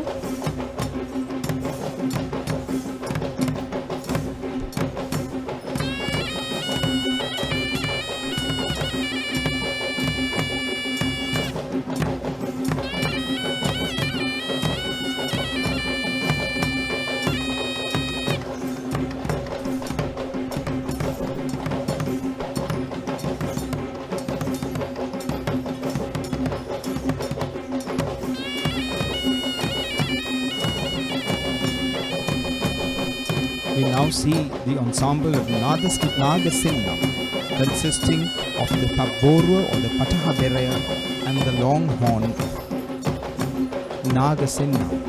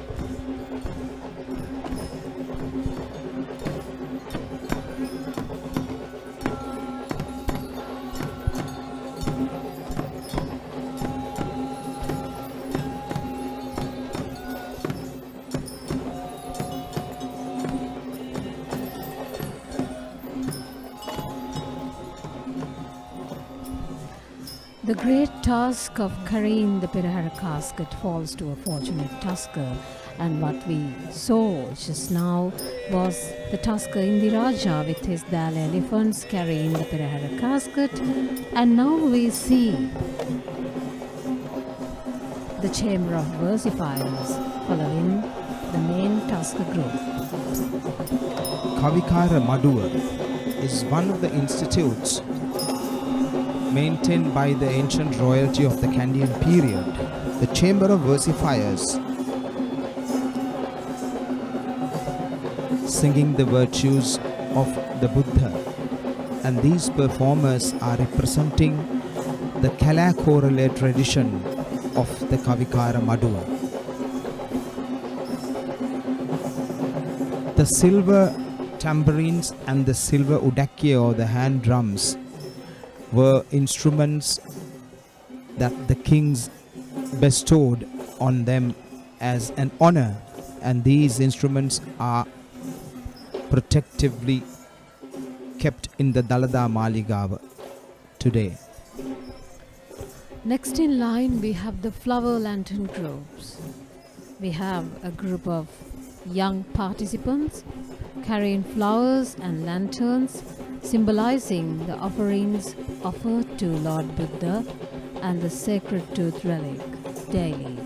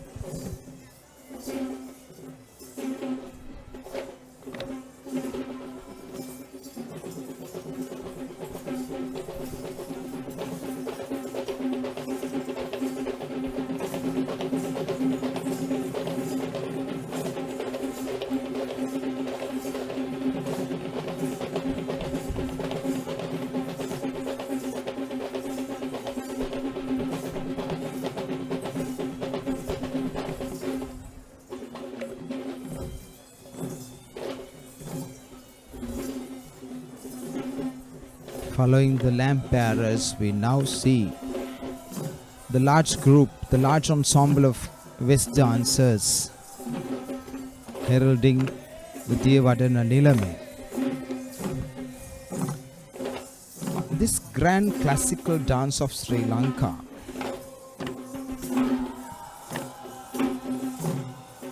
is said to have been gifted to Sri Lanka by the royal kings Malaya, the three brothers who performed the first ritual of Hetapas Mangalya 2500 years ago to cure King Panduvasa Deva.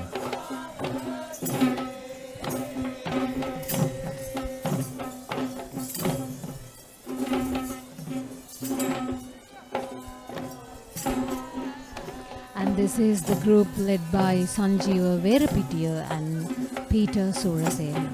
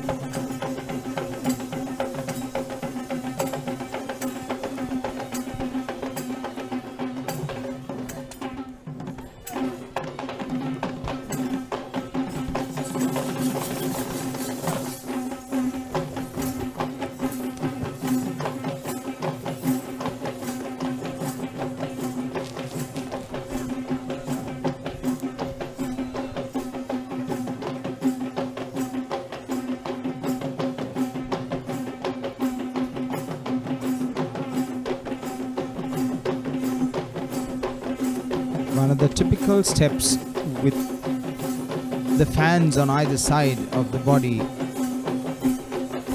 which is known as Naru Matra.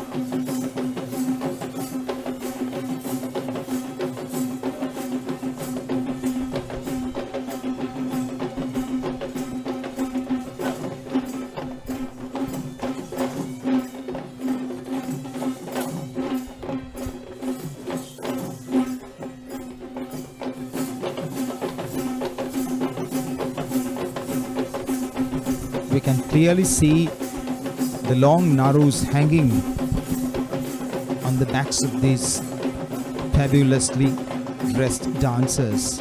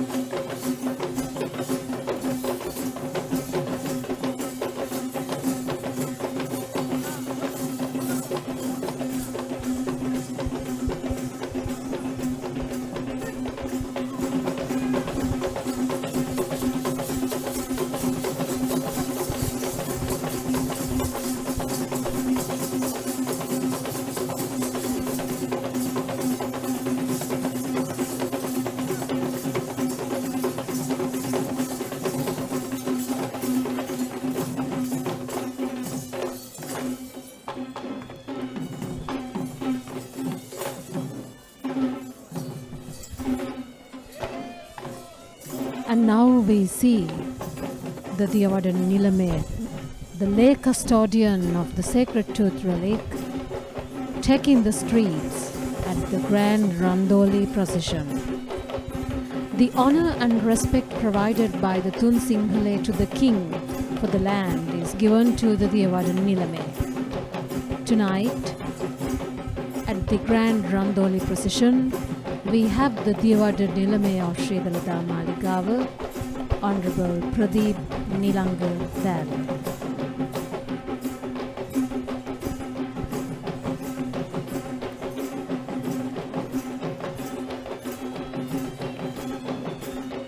Here one has the uplifting sight that reminds us of our ancient Kandian glory, with the Diyavadana Nilame walking in state, adulated by a massive troop of Kandian dancers in their regalia and watched over by his armed guards.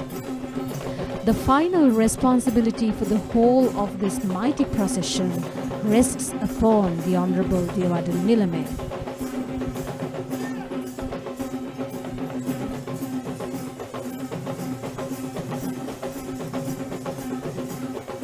To add to it, the Diyavadana Nilame ensures that the rituals and traditions associated with the Dalada Maligawa are strictly adhered to. Additionally, he is responsible for protecting those who are part of the great Dalada heritage. This is the site of the Diyavadana Nilame of Sri Dalada Maligawa once again, Honorable Pradeep Nilanga Dalada.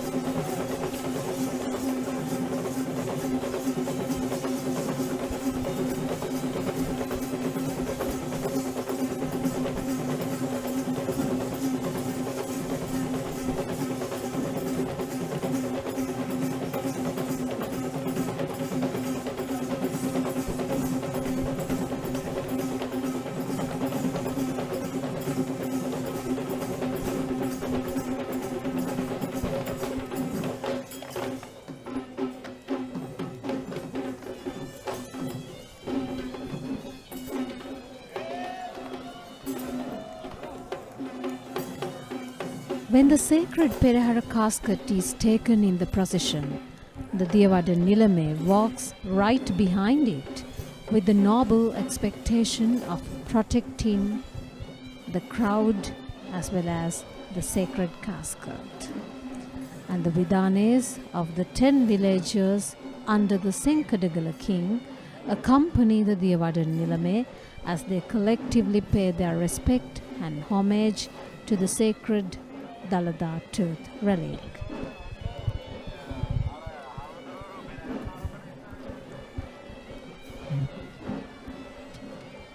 The presence of the Nilame, the Vidanes and the guards are to symbolize the free society of the nation that is under the watchful protection of the king.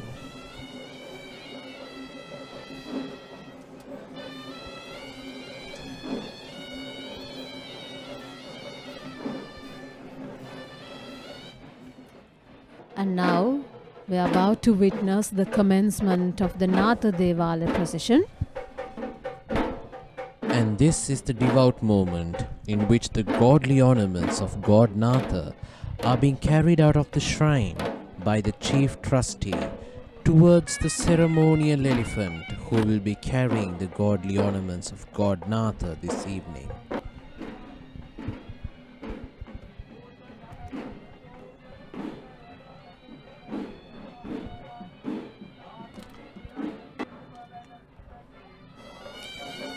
God Natha is worshipped by all Buddhists as Maitri Bodhisattva, the god aspiring the Buddhahood, hence attributed with the color yellow, representing serenity and tranquility.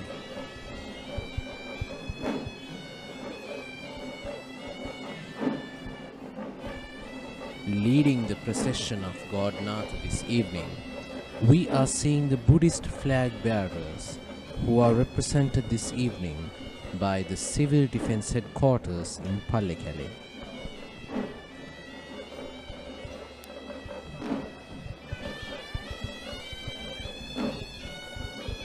the Sri Mahanatha Devale in Kandy, which is located right in front of the octagon or the Pattiripur of the Sri Dalada Maligawa, is known to be built on a Jayabhumiya, known as the luckiest plot of land in the Senkadagala kingdom.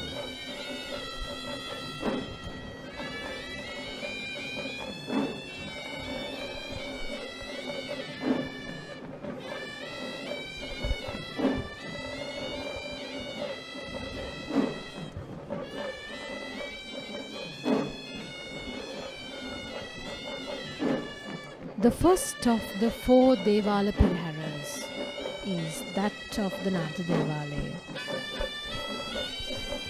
Like we mentioned earlier too, the Perahera of the Natha Devale is dedicated to God Natha, who is believed to be aspiring to attain Buddhahood. Therefore, the Natha Devale Perahera, like the other Devala Peraheras, is also formed in line with traditional Buddhist worship forms that are more stately and circumspect in their import.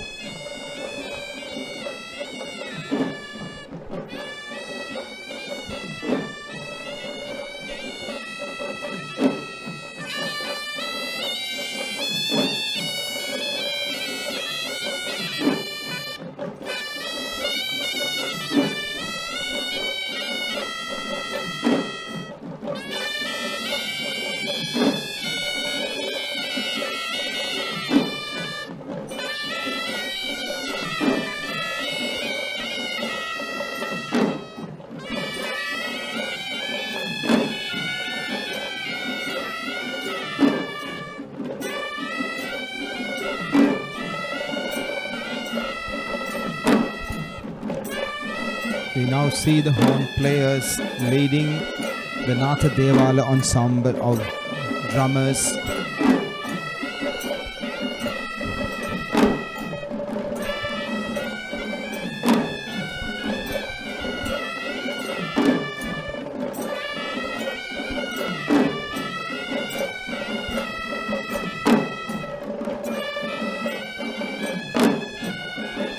The horns are unfolding the serene notes of the melody of the Gajaga Vannam.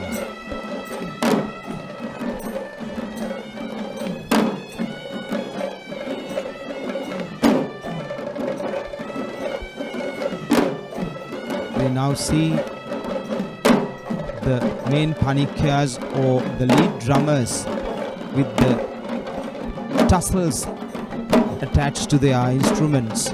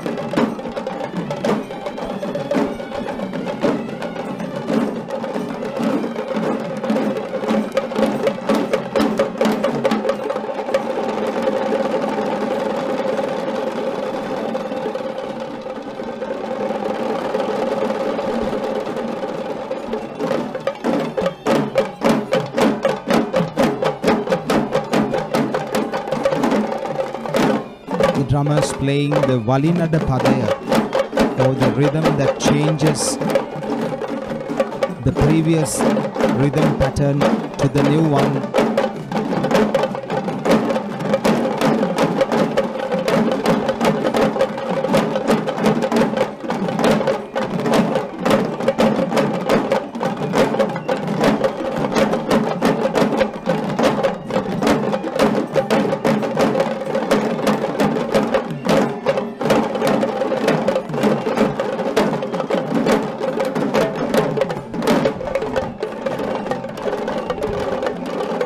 The tradition is that the drummers play the Valinada Padaya, or the changing rhythm pattern, as they enter a new street of the Perahera path.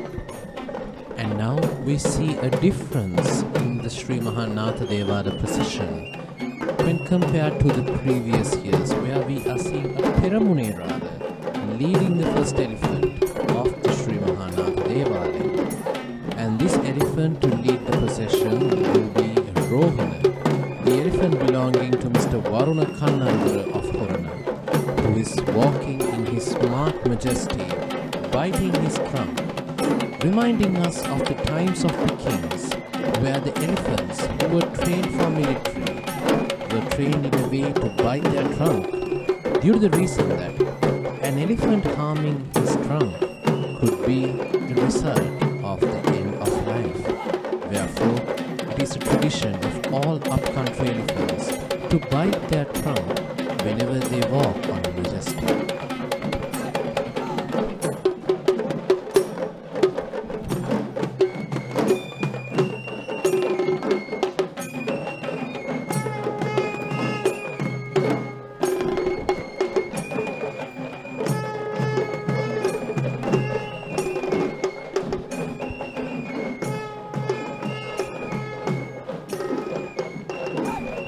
We now see the Savarang dance performed by these young dancers. Savarang is yet another traditional and popular folk dance forms of Sri Lanka.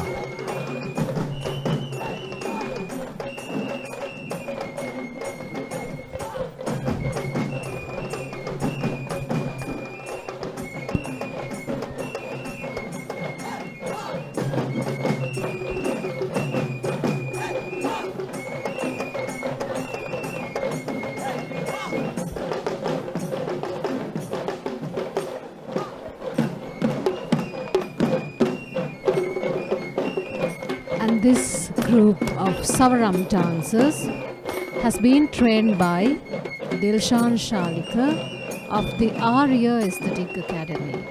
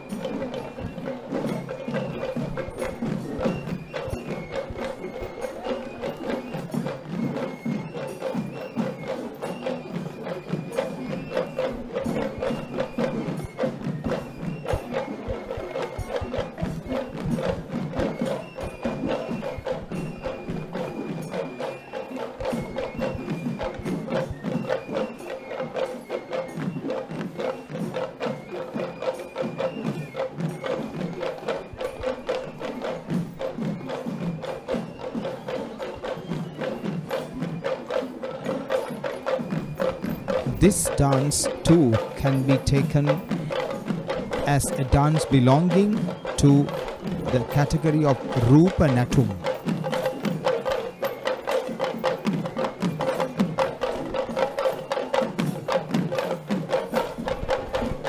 And now we see the Gajanayaka Nilame of the Sri Mahanatha Devada in Kandy, Mr. Sudesh Kolorne, who is holding his silver anchors as part of the tradition of the Gajanayaka Nilames, who will be walking in the Devada processions. And he is on the mount of the elephant Kandula, belonging to Mr. Roshan Patirana of Maharagala. Kandula, who is fondly known among the elephant enthusiasts as Rasvehera, is an elephant who is quite senior and consistent in the procession of the Sri Mahanatha Devalaya. And this year we see him walking with majesty with the Gajanayaka Nilame.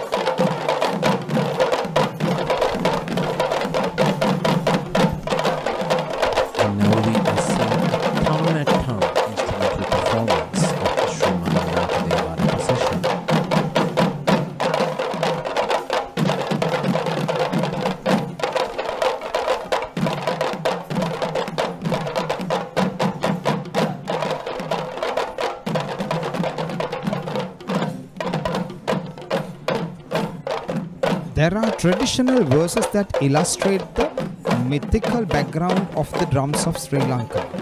Their origins were always connected to the gods. Mahamuni Isivara Nirtha Palakala Sapura Berayak Inadara Gandharvya Thala Patura.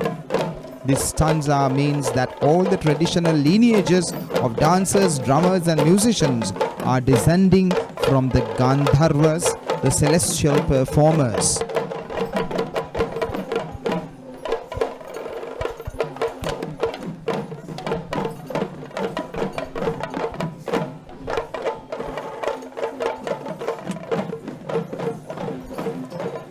We just saw the two faces of the Thammattama. And now we see the third elephant of the Sri Mahanatha Devada Perahera this evening, who will be carrying the flag of Ravana. And this elephant is Vijitaraja, who belongs to Venerable Millane Sirialankara Thero, the chief incumbent of the Dimbulagala Rajamahawihare in Polonnaruwa. And surprisingly, the Vijitaraja is the only elephant who would be representing the north central province of Sri Lanka. And now we are seeing a very energetic Pantheru dance performance.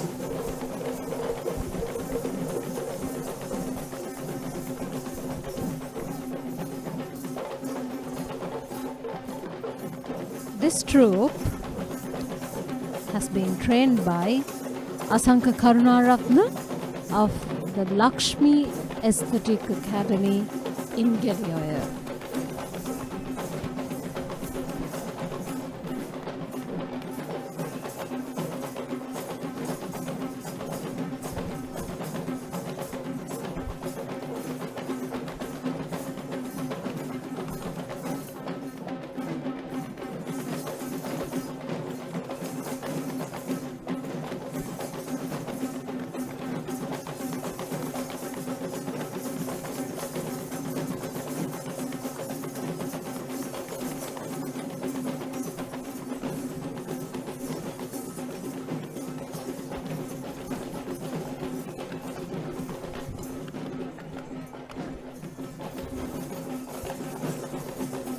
The basic sounds of the drums, known as Tajjitonnam, are also used by dancers in executing their movements.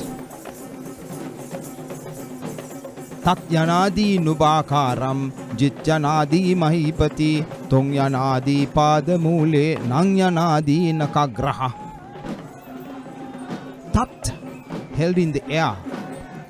Jit, firm stamp on the earth. Tong, the heel on the ground.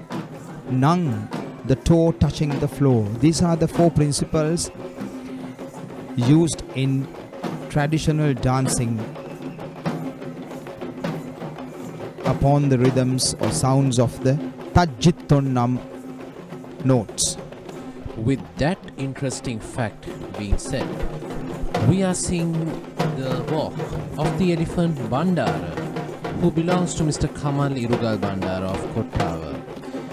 The speciality of this elephant Bandara is that the births among captive elephants in Sri Lanka is quite a rare occurrence, and once the elephant belonging to Mr. Kamal Kitsiri in Kottawa, who was Kumari, along with the elephant Vijay of the Pinnaval Elephant Orphanage, experienced quite a successful mating program. And that was the result which we just noticed, who was Bandara. And now we see a very youthful and colorful Rabang dance performance.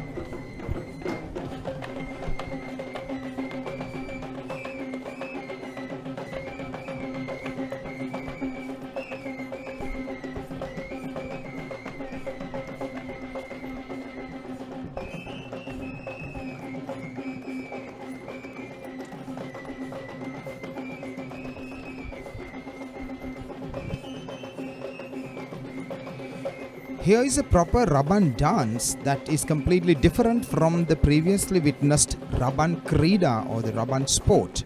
Here the dancers move in proper dance steps, handling the Rabana while making interesting formations.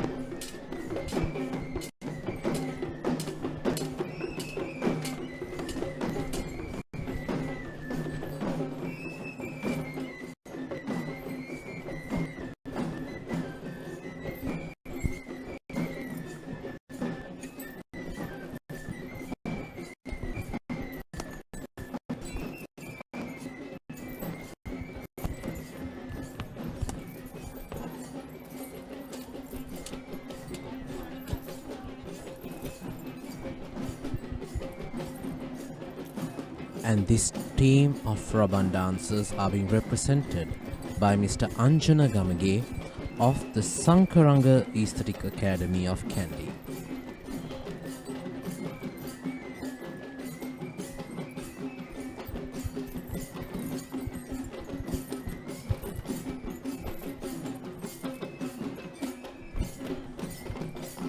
Just like we saw the arrival of Bandara, who was yet another result of successful domestic elephant breeding, this elephant we see here is in fact the pioneer result.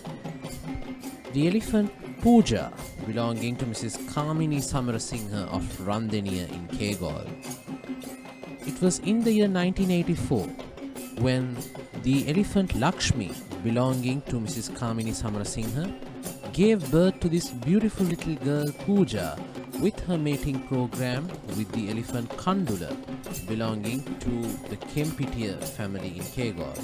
And 35 years later, this is the gentle little Pooja decorating the Perahera of God Natha this evening.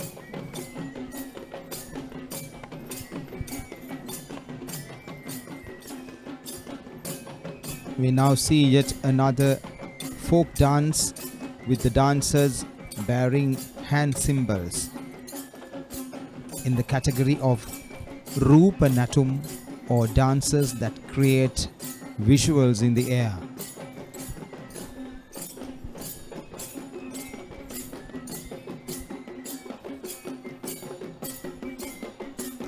These dances are the products of the Dilena Tharu Aesthetic Academy in Matale, trained by Nimal Jayasinghe.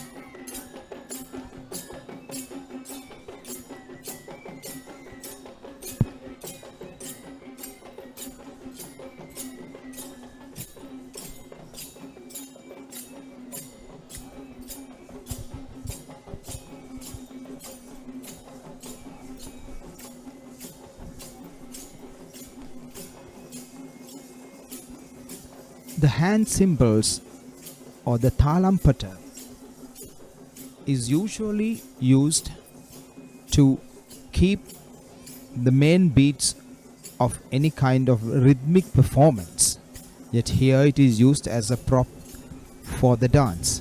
And this is the elephant Rani, belonging to Mr. Nalaka Jayasinghe of Horana.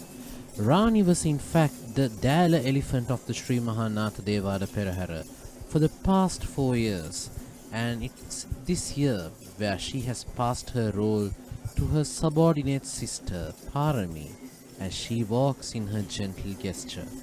And now we come to the climax of the Sri Mahanatha Devala Perahera, where we see the arrival of the West Dance, who will be escorting the ceremonial elephant carrying the godly ornaments of God Natha.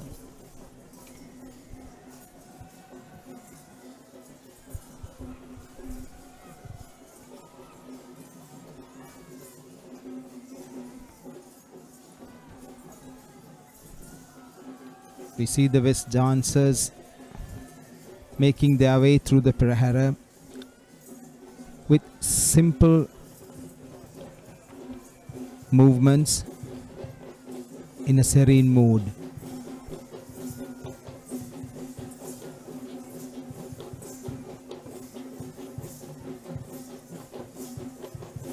It is interesting to note that they maintain the main stance of Mandir all through.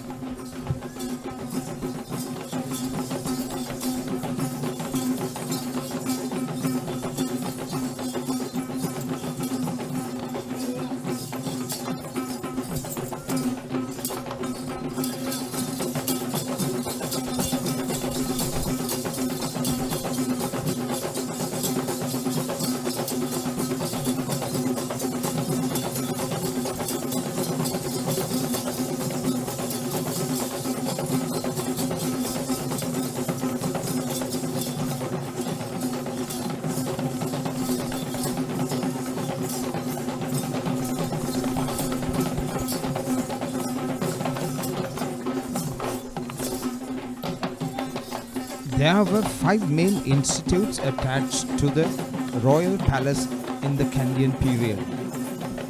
And of these 5 institutes, Natung Ilangam, or the Institute of Dance, was one of the important institutions, as the duty of this institute was to produce well-rounded Kandyan dancers. And now we have the main Tusker group, the elephant group, in the Natha Devale procession.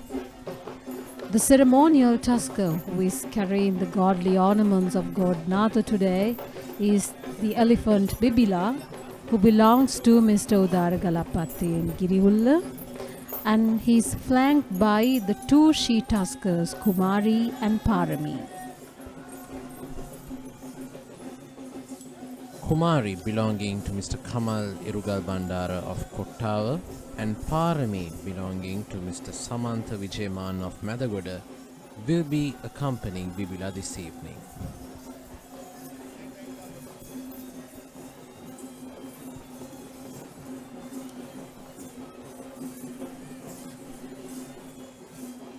As we see the Dalada Vidya adjoining the esplanade of the Sri Dalada Maligawa or the Mahamalua, among the breeze of the Kandy Lake, hosting the impending approach of the Sri Mahavishnu Devala procession, as we are just about to witness the last segment of the Sri Mahanath Devala procession, which would be the arrival of the lay custodians or the Basnayaka Nilames.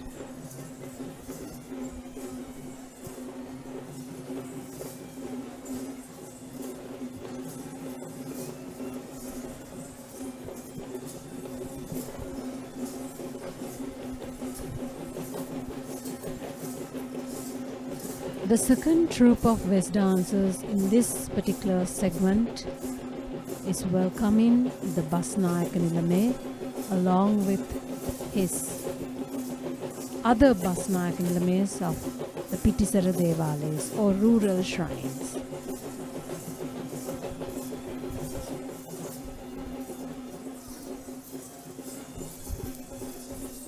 Although the Kandyan dance was originated in pre-Buddhist rituals like Kohamba Kankarya, thriving amongst a Buddhist culture and cultural surroundings for centuries, it has become synonymous with many Buddhist ceremonies today.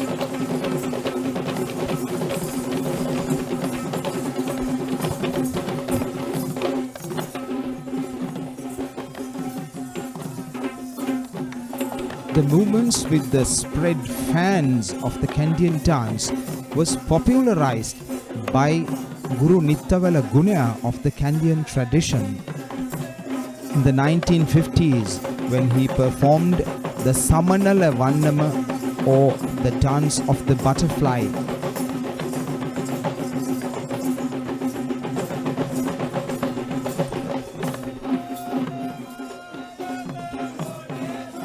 Samanala Vannama is a new creation outside the 18 traditional Vannamas that describe the beauties of different animals. And now we have the Basnayaka Nilame of Sri Mahanatha Devale in Kandy, as well as Sri Sumana Saman Devale in Mahiyangana. And the president of All Island Basnayaka Nilame Association, Attorney at Law, Gayan Hashilahin Kender. With him, we have the Basnayaka Nilames of the rural shrines or the Pitisara Devales, the Basnayaka Nilame Anura Iriyagama, Basnayaka Nilame Akalanka Bandara. And they are representing the rural shrines of the Vegiriya Natha Devalaya and the Dodangwala Natha Devalaya, which are affiliated to the Sri Mahanatha Devalaya in Kandy.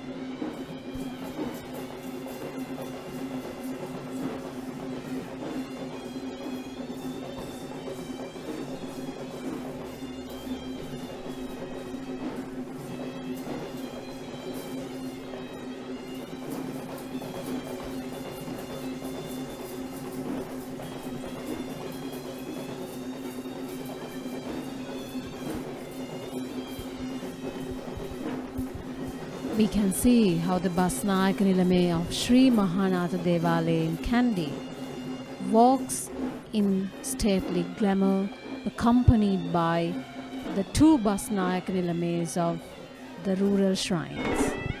While that marks the end of the procession of the Sri Mahanatha Devalaya, we are now commencing the procession of the Sri Mahavishnu Devalaya in Kandy. And this is the devout moment in which the godly ornaments of God Vishnu will be carried out of the shrine to be placed on the ceremonial tusker.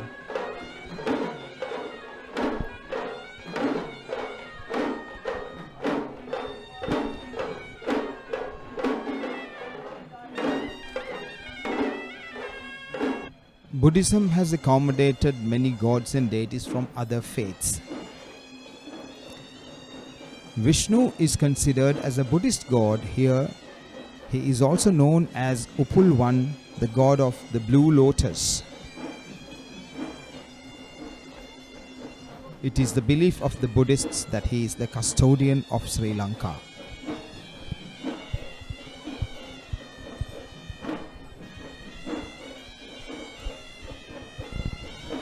And now we are seeing the first segment of the Sri Mahavishnu Esala Perahera, which are the area and the provincial flag bearers, which are being led by the two officials who are carrying the sun and the moon brass standards, to simply give the message that this Perahera will continue till the eternal existence of the sun and the moon, while the provincial and the area flags simply provide the idea that God Vishnu, who was delegated as the protector of Sri Lanka by Lord Buddha, and all these flags represent that God Vishnu will be protecting each and every province and disava or state that is replicated by these flags.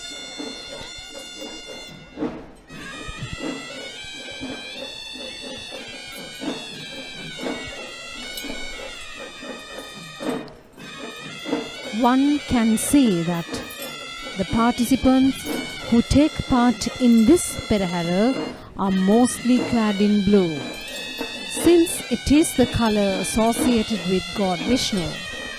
And now we have the first elephant in the Vishnu Devala procession carrying a very specific flag. And this flag is known as the Sun and Moon flag of the Satara Korale, which is known as the headquartered region of God Vishnu, which is the reason why it is carried as the first item on an elephant. And this elephant is also special just like the flag. In fact, the tallest elephant who will be taking part in the Kandy Esala Perahera 2022, and he is Taraka, belonging to Mr. Kularatna Vijayatunga, the chief trustee of the Kaduwela Sri Siddha Rankadu Pattini Devalaya. And now we see the official hay visit route of the Sri Mahavishnu Devalaya.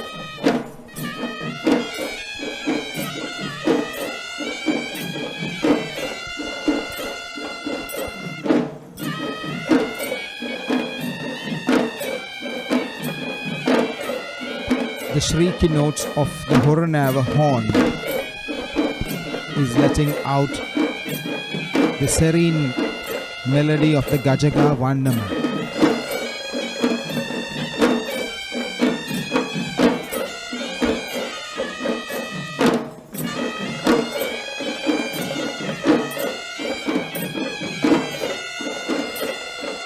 With the accompaniment of the horns, we hear the marching rhythm of the drummers.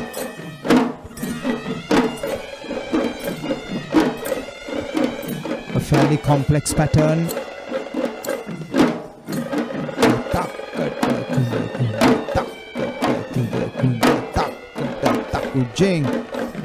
The main panikya advancing through the Perahera.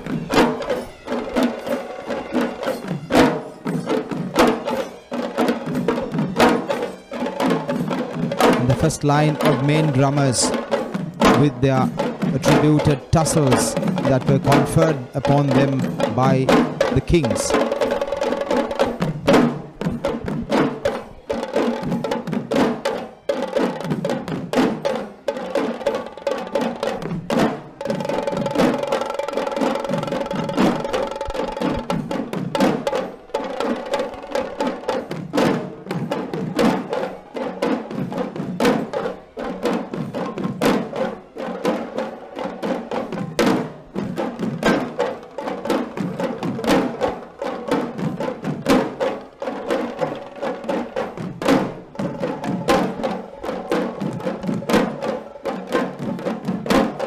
With the somewhat complex rhythm pattern, the dancers are advancing with the simple Tungadiya, stepping forward, side and back respectively.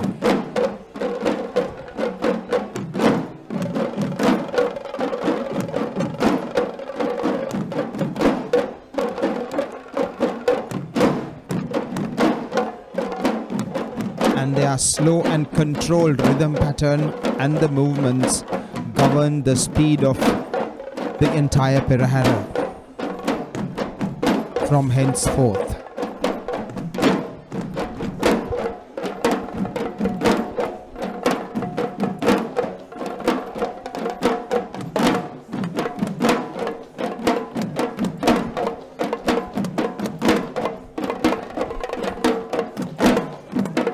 The Tammatama having two faces.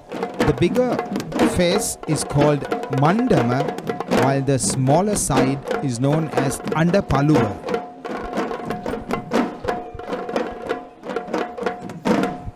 Here we see the patterns played on both sides with the Kadipur.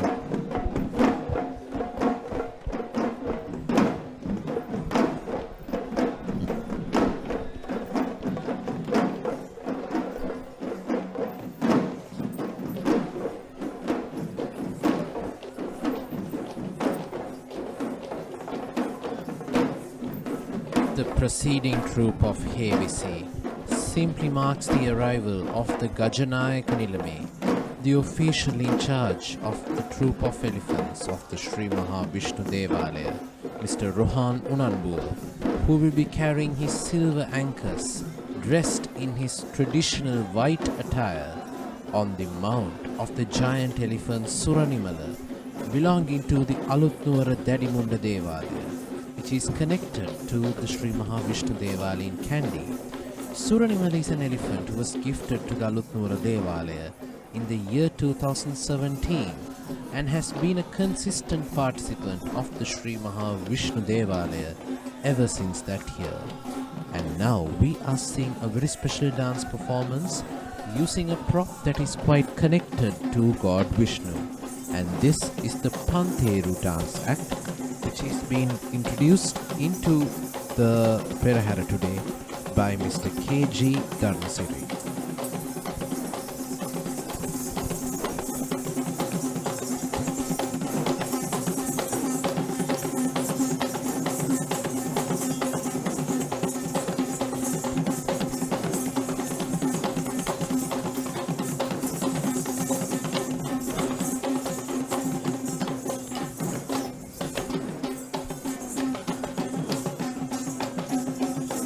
The common belief among the dancers in Sri Lanka is that the Pantheruva is deriving from the weapon Chakrayudha attributed to God Vishnu.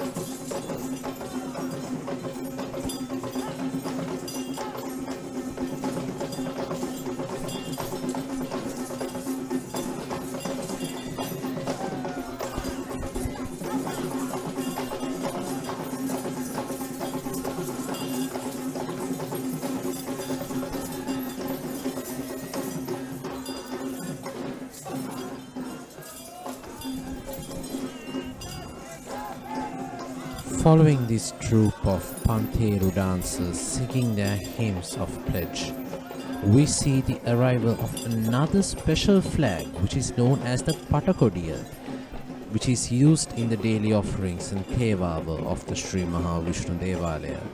And this elephant is Mutubanda, belonging to Venerable Murundeniye Dhammaratana Theru, the chief incumbent of the Muthiyangana Rajamahavihara in Badulla.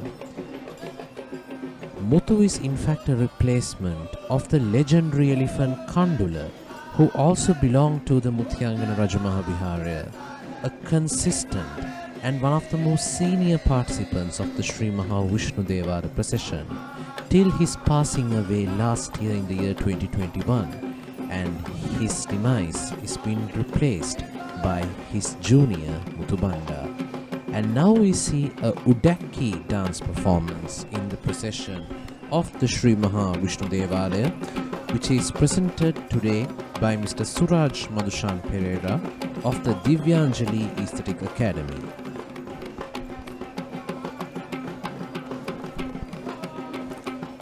With the support of a few Kandian drummers, the Udakki dancers are performing a traditional Udakki dance. The rhythm patterns played on the Udakkiya are based on 5 different kinds of rhythm patterns known as Donta Paha.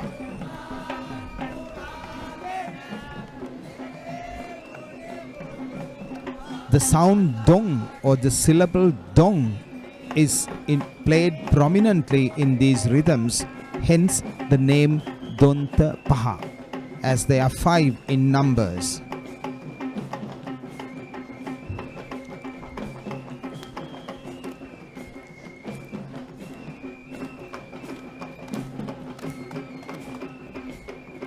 We can see that they have decorated their instrument with a blue piece of cloth, once again reminding us of the fact that this is the Vishnu Devalaya procession and the color associated with God Vishnu is blue.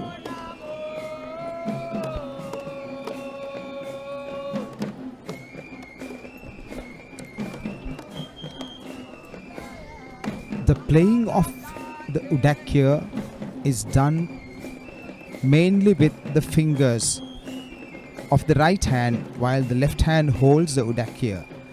The modulation of sounds are made with tightening and loosening the tousled strip of cloth which hangs from the middle of the udakya.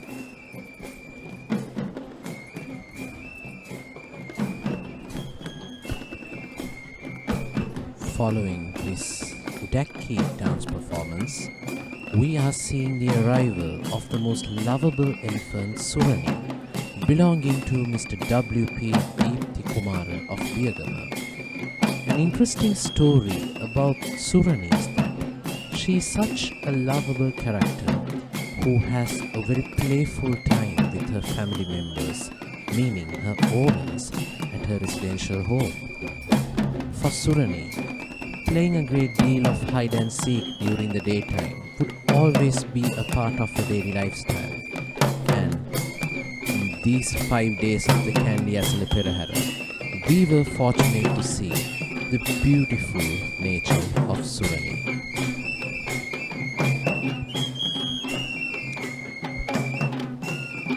The flute players of the music ensemble of the Savarang dancers.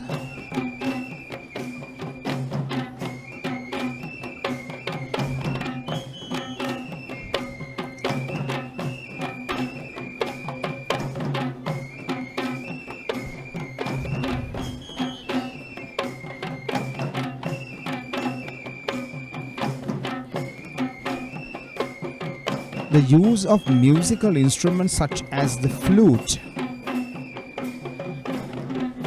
which brings out the musical notes, is allowed only in folk dances, whereas the classical dancers focus on the profound drum rhythms and the vocals accompanied by the drums.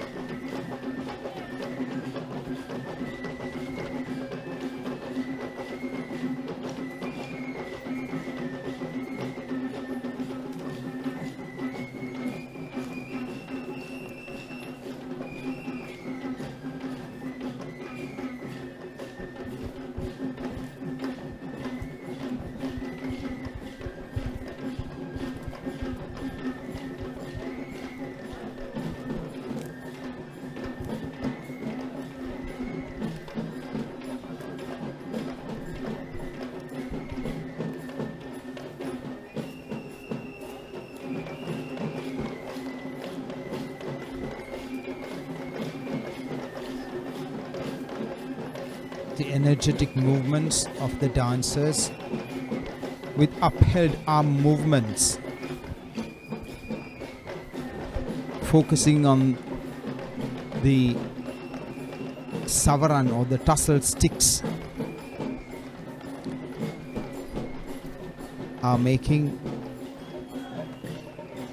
complex choreographic formations.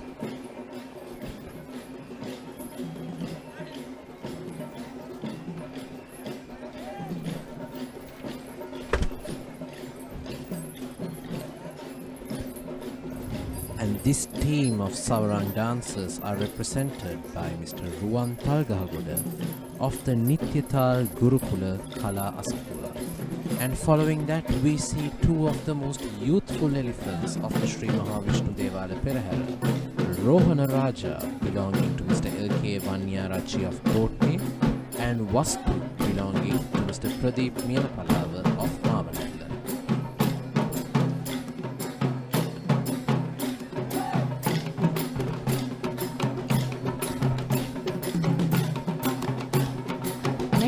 we have a group of wooden stick dancers.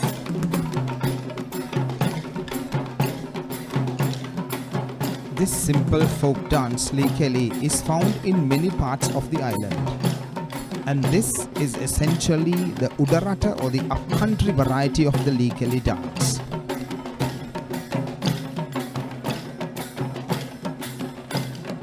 There are the traditional families associated with the development this dance form too. Hailing from the villages Udawala, Paranagama, Dulwala.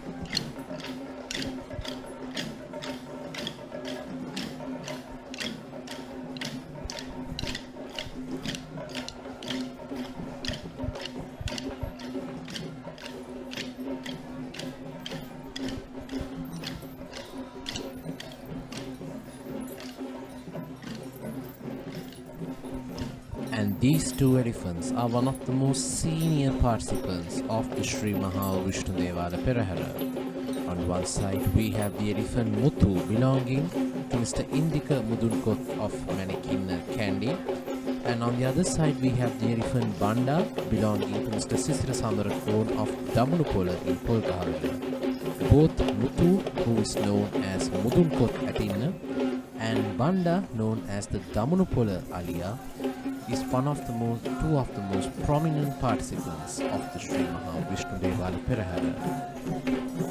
We now see the Nayandi dance troupe of the Vishnu Devala Perahera.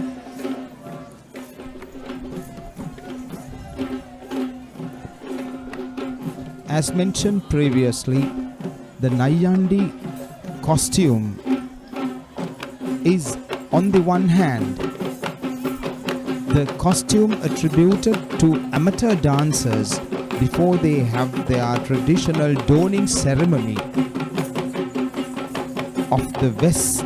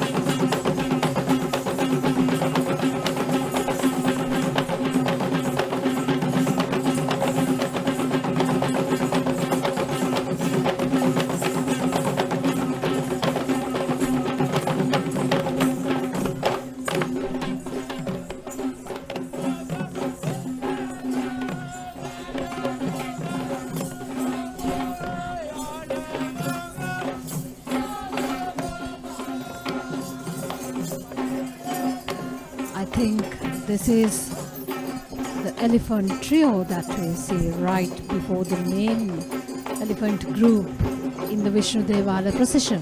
Exactly, and the procession of God Vishnu in Kandy is always renowned for their participation of elephant troops, including trios such as this. These three elephants are representations from the Pinnavala Elephant Orphanage, a concept which was a brainchild in 2017 to train elephants from the Pinnavala Elephant Orphanage to take part in the Kandy Esala Perahera in order to create a future generation of elephants for the Perahera festivals in Sri Lanka. And these elephants are Gamunu Kandula, Gagana and Pillumale, who will be walking the streets of Kandy this evening, dressed in beautiful hand-painted elephant costumes, which are quite different and unique to the procession of God Vishnu.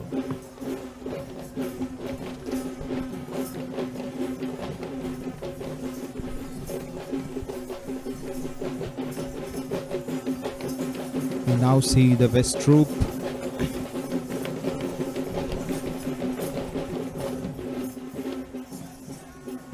Looking at the entire attire of the dancers from head to toe, it consists of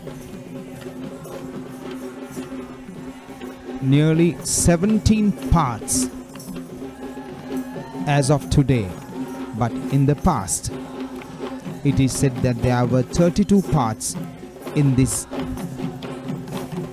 attire of the Kandian dancers, being exactly half of the 64 numbered regalia of the ancient kings.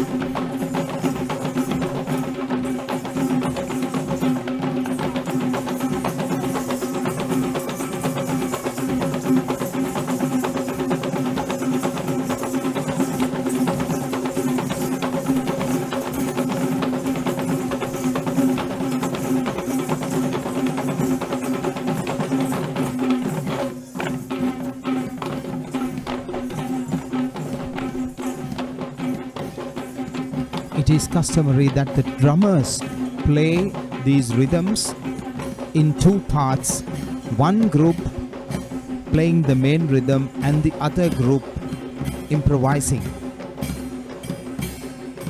We have the chief trustee of the Vishnu Devalaya walking into our sight, and behind him we have the main Tusker group of the Vishnu Devalaya procession.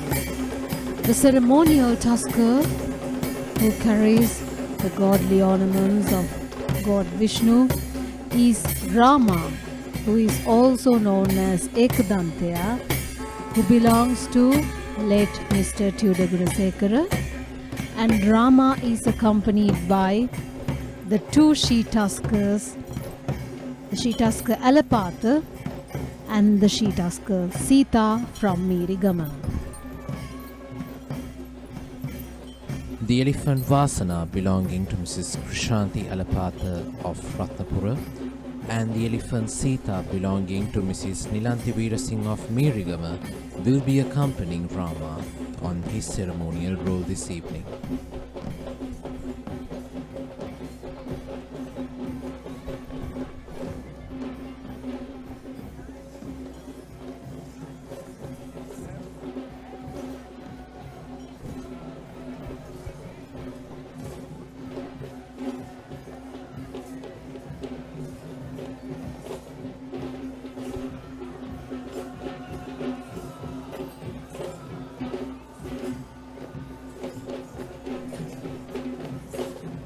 What you are now seeing is the citadel of Kandy, being colored with lights, ready to welcome the final grand Randoli Procession.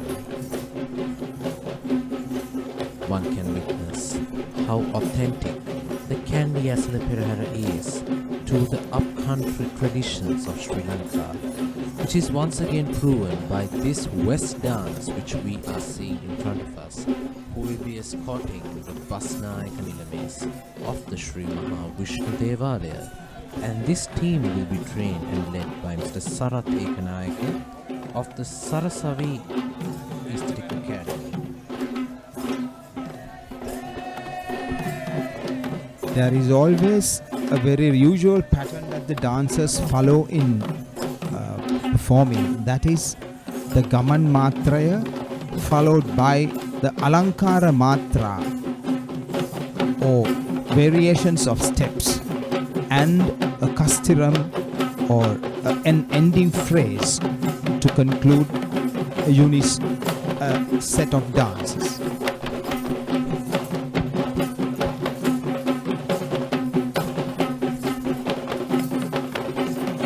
Here they are performing the Alankara Matra.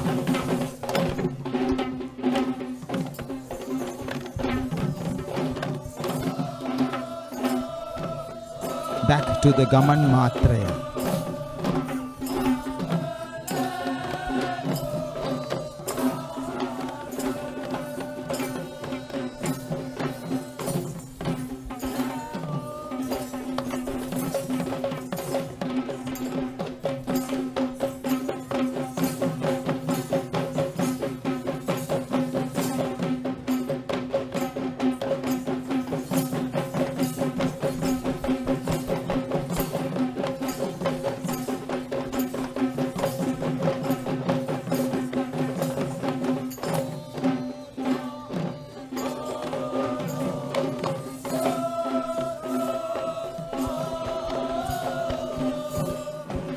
The Basnayaka Nilame of Sri Mahavishnu Devale in Kandy, as well as Sri Dadimunda Devale in Nalutnuvara, Mr. Mahindra Ratwatte walking in stately glamour in the Vishnu Devale procession with the Basnayaka Nilames of the rural shrines, the Pitisara Devales.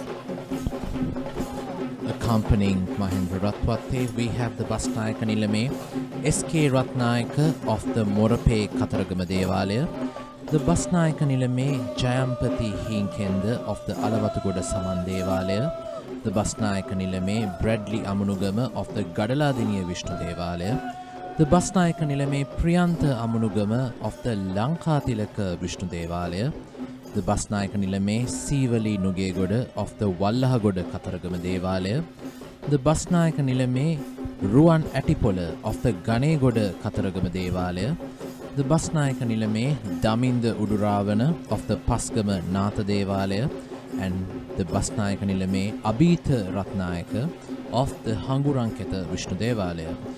It is a highlightable tradition in the Sri Maha Vishnu Esala Perahera that only the main Basnayaka Nilame will be privileged to walk under the pearl umbrella, unlike in other processions which we noticed before. And this is the Basnayaka Nilame of Sri Mahavishnu Devale in Kandy, Mr. Mahindra Ratwatte.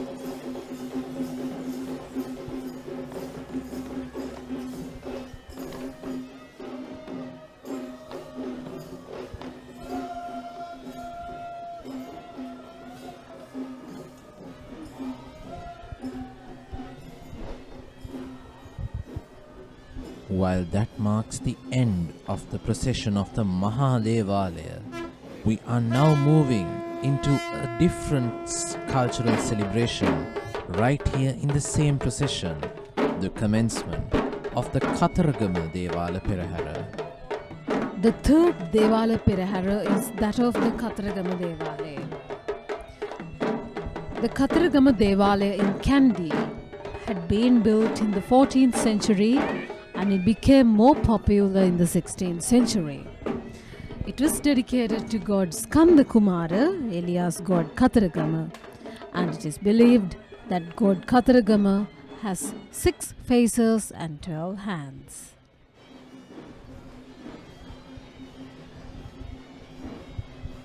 In the beginning of the Sri Maha Kataragama Esala Perahera, we are seeing the arrival of the flag bearers, led by a Buddhist flag, followed by the flag of King Ravana. I think Mr. Ravi Bandhu Vidyapati would be able to comment on the link between Ravana and the procession of god Kataragama. Well, Ravana, according to ancient literature, was a great devotee of god Shiva. And God Kataragama is the son of God Shiva. And it is said that the Buddha entrusted God Kataragama the task of protecting Buddhism in Sri Lanka. A powerful god, Kataragama is the Hindu god of war. Hence the color red is associated with him. And here today in Sri Lanka, we worship Kataragama as a Buddhist god.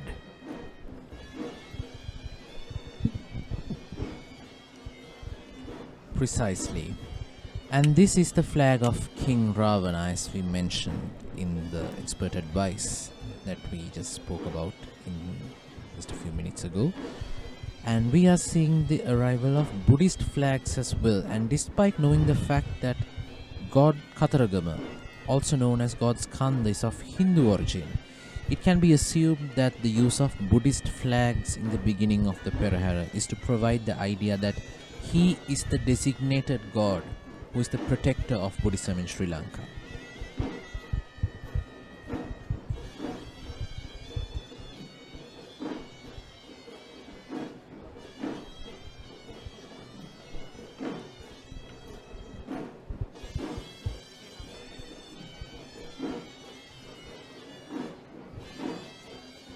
When it comes to the Perahera of Kataragama Devale, Nilesh, we can see the color worn by most of the participants is red. We will be able to see it in the impending segments of the Perahera.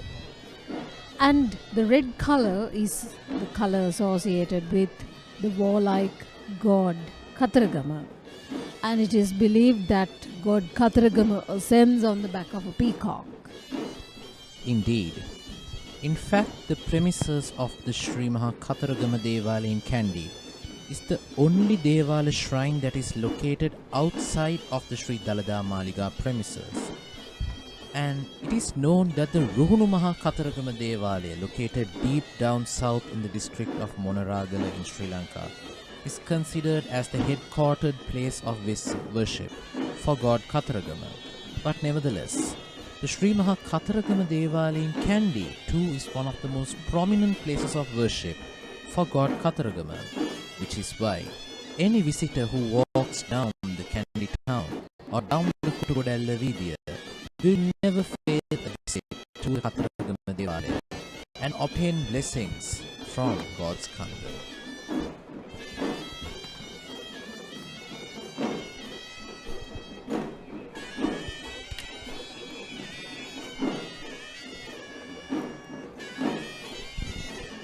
It also needs to be highlighted that the Esala Perahera festival of the Ruhunu Maha Kataragama Devala also is happening at this very exact moment. And indeed, the Ruhunu Maha Kataragama Devala Perahera highlights and commemorates the marriage ceremony of god Kataragama and his consort Valli. Meanwhile, the procession of the Sri Maha Kataragama Devala in Kandy seeks to invoke the blessings of god Kataragama for the country.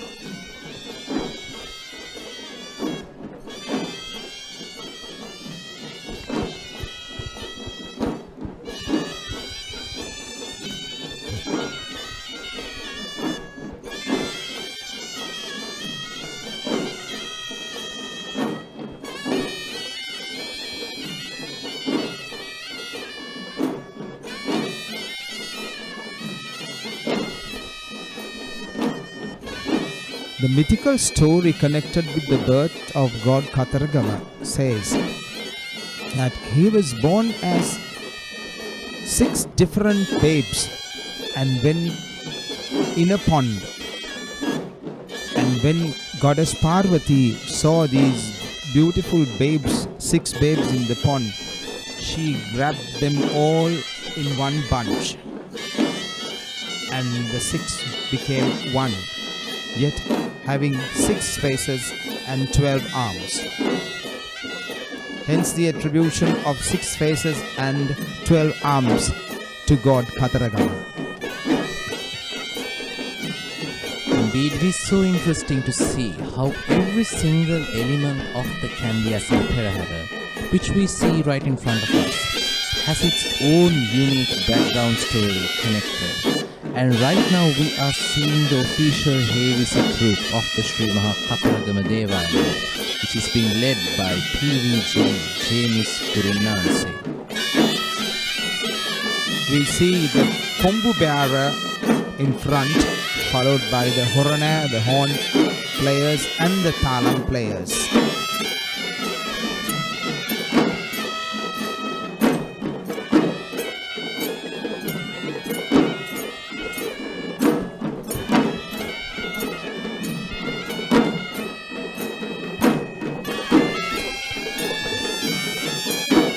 In the manifold literal works that describe the traditions of our drumming, it is mentioned that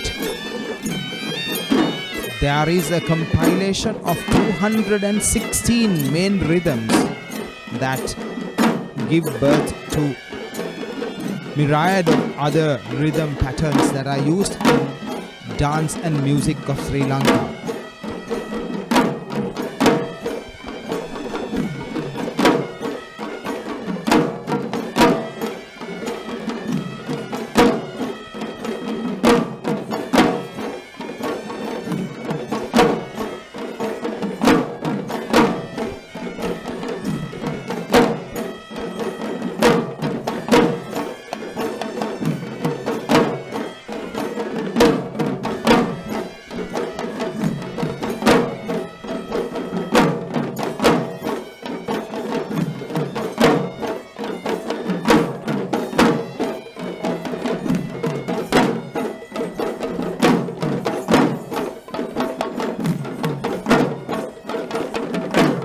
The main panikyas of the Kataragama Devala Hevisi ensemble.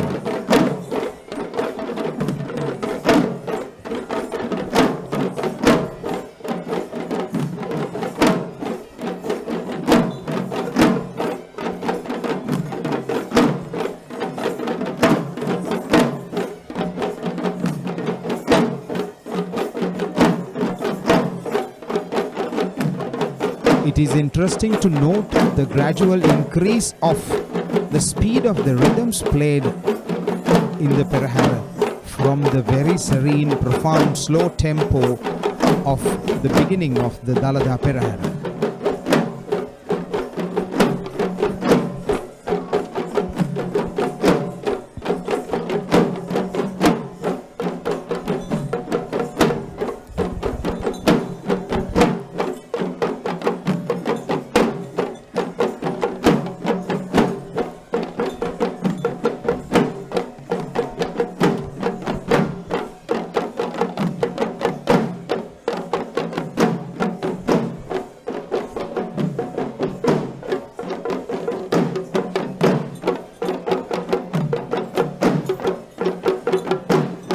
The rhythm pattern goes here as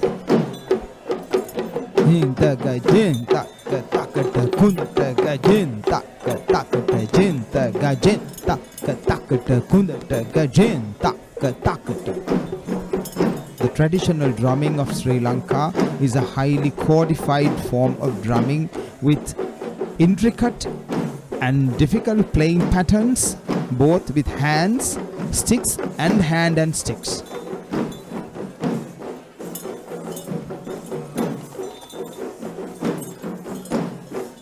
Indeed, the variety of traditional musical orchestra in Sri Lanka is quite mesmerizing to witness here in the Kandy Esala Perahera. And right now we are witnessing the first official on elephant on the Sri Maha Kataragama Devala Perahera, and this elephant is Manike, belonging to Mr. Anura Kempitiya of Kegol, who is hailing all the way from the historic Kulpane Kempitiya family, who owned elephants for many decades in history. And Manike is going on with the Gajanayaka Nilame of the Sri Maha Kataragama Devalaya, who is Mr. Banuka Kempitiya, once again representing the Kempitiya family in Kegol. And following Manike, I think we are witnessing an Udakki dance performance of the Sri Maha Kataragama Devala Perahera, and this dance troupe will be represented by Mr. Dhammika Bandara Tennakon of the Dhammika Tennakon Aesthetic Academy of Napana.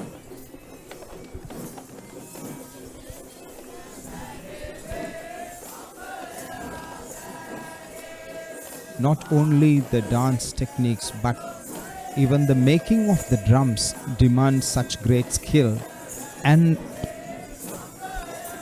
is connected with great traditions. The drummers go in search of the suitable trees to get the wood from, and after cutting the necessary branch, they offer it to the gods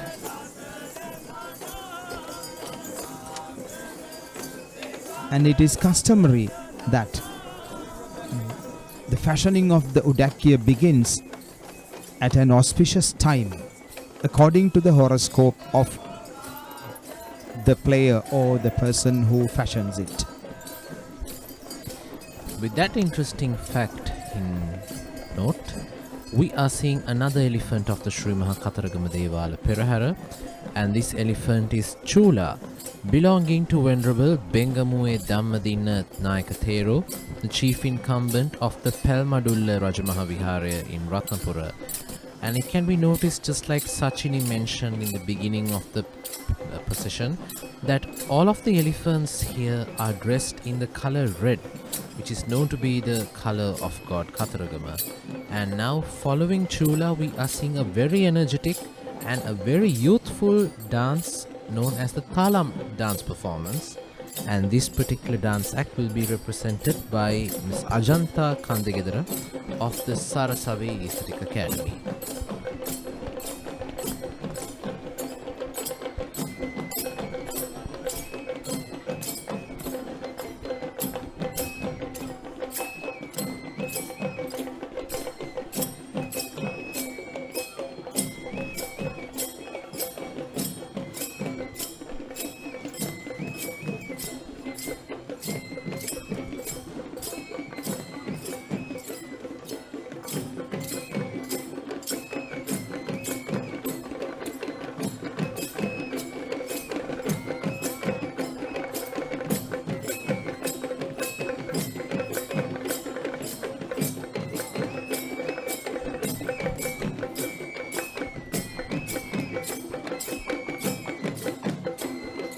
As mentioned before, the talampata or the hand cymbals are used to keep the beat for drumming or dancing. And it has only two sounds, the closed sound and the open sound. The closed sound being tit and the open sound being te is what indicates the main beats of any rhythm to follow.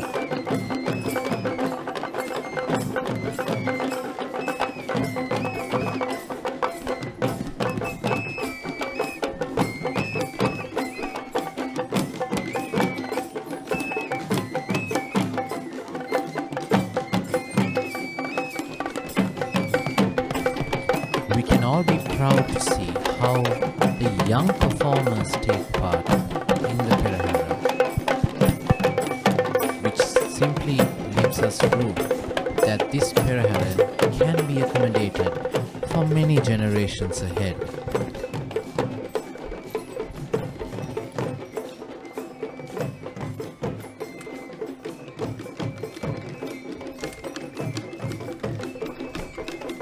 And now, following this dance act, we are seeing another very young elephant. Just like the young dancers, we have many young elephants taking part in the Kandy Esala Perahera this year as well. And this is the elephant Raju, belonging to Mr. Chamila Bandaranayaka of Gannoruwa.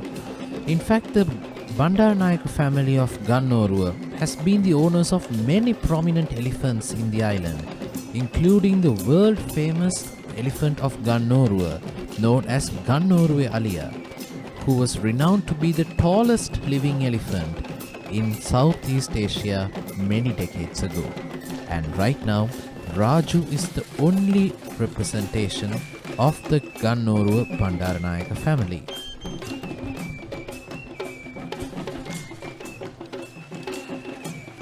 In keeping with the traditional task attributed to god Katharagama as the god of war, this dance represents the combats between the sword fighters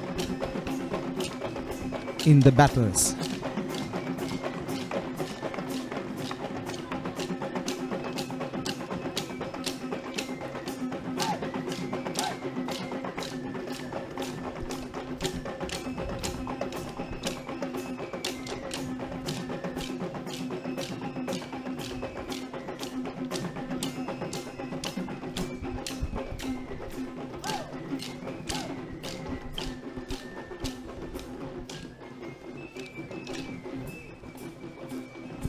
The dancers in this energetic dance use many jumps, pirouettes, and hard steps, symbolizing the vigor of war. And these dancers have been trained by Upali Dharmaratna of Upali Dharmaratna Aesthetic Academy in Matale. Up next, we are about to see a very unique and specific, a very symbolic performance which we can see only in the Katharagama Devalaya procession. In fact, this would be the complete transition of the traditional upcountry dancers to a surprise that many of the new audience members would not be expecting to see in a traditional upcountry Sri Lankan dance act. And introducing this particular dance is known as the Monaranatuma or the Peacock dance.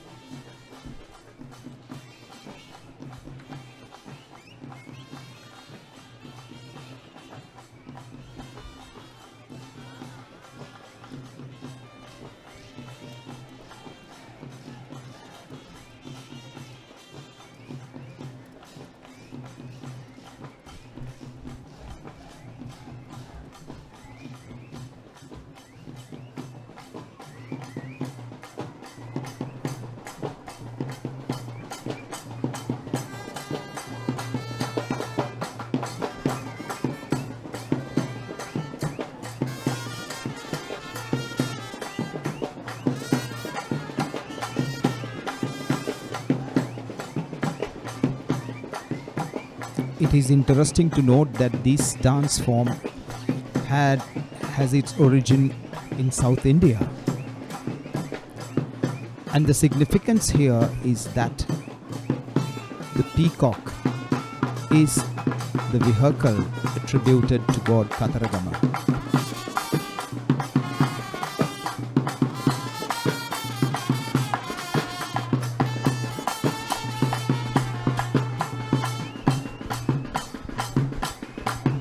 So if we look at the Katharagama Devalaya procession, it could be said that this Perahera, this procession of Katharagama Devalaya, is greatly influenced by the South Indian traditions as well.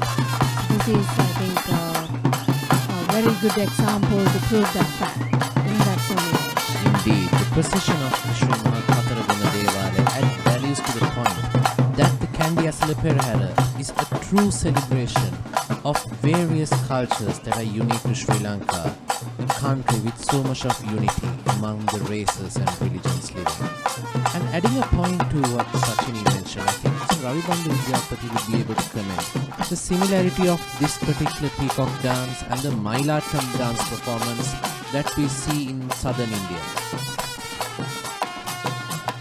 Actually, this dance is known as Mailattam in South India. Even though we call it Mayura Natuma or Munara Natuma, Mayur is the Sanskrit word used for peacock.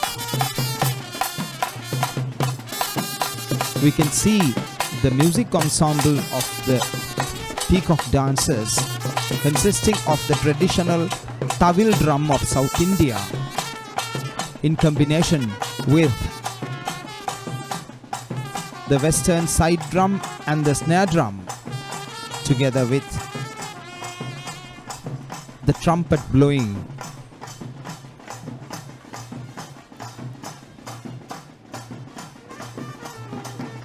Now we can hear the heady fast beat that is classically associated with the Kavadi dance.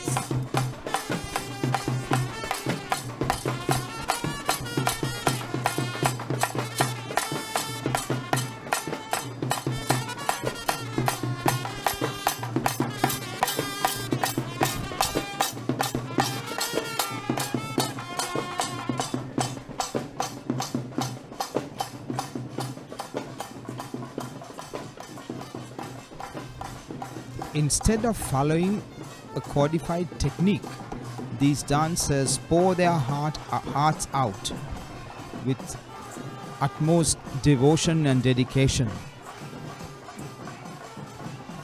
And now we are seeing another very special dance act which is quite unique and known in the devotees of God Kataragama. And this is the Kavadi dance act, which I believe we have many religious facts to be added to apart from the technical cultural dancing aspect, isn't it?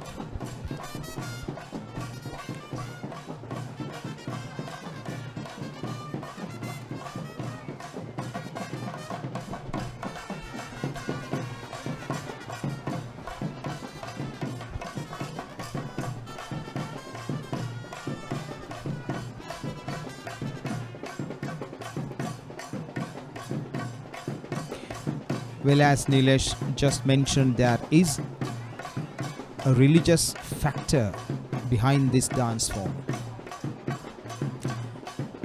The decorative piece, the Kavadi,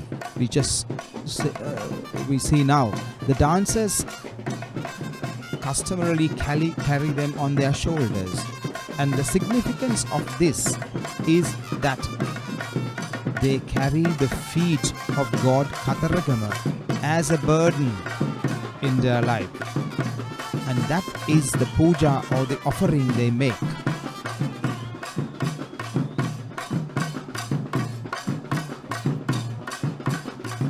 This too is a spontaneous outburst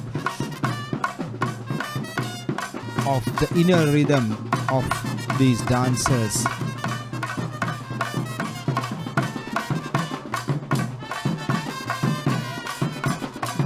Executed as an offering to God Kataragama.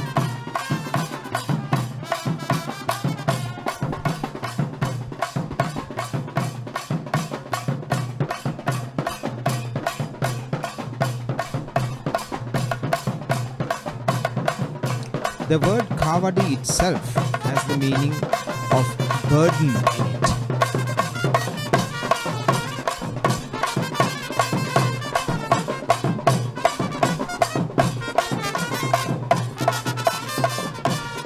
Along with the Kavadis, we can see the dancers also carrying two other ornamental pieces: the Trishul, the trident, a weapon attributed to God Shiva, and the Velayuddha, the weapon of God Kataragama.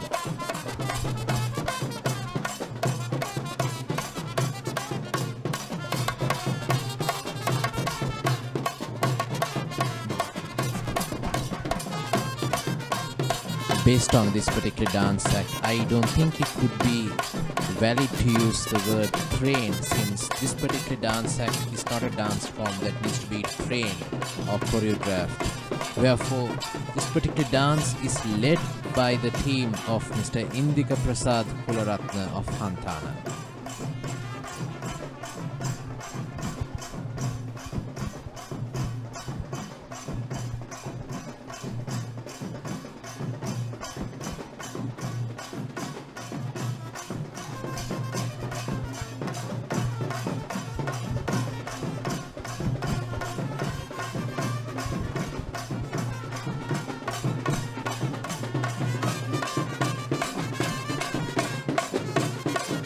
The ensemble of drummers and musicians, the tawil players, side and snare drum players, and the trumpeters.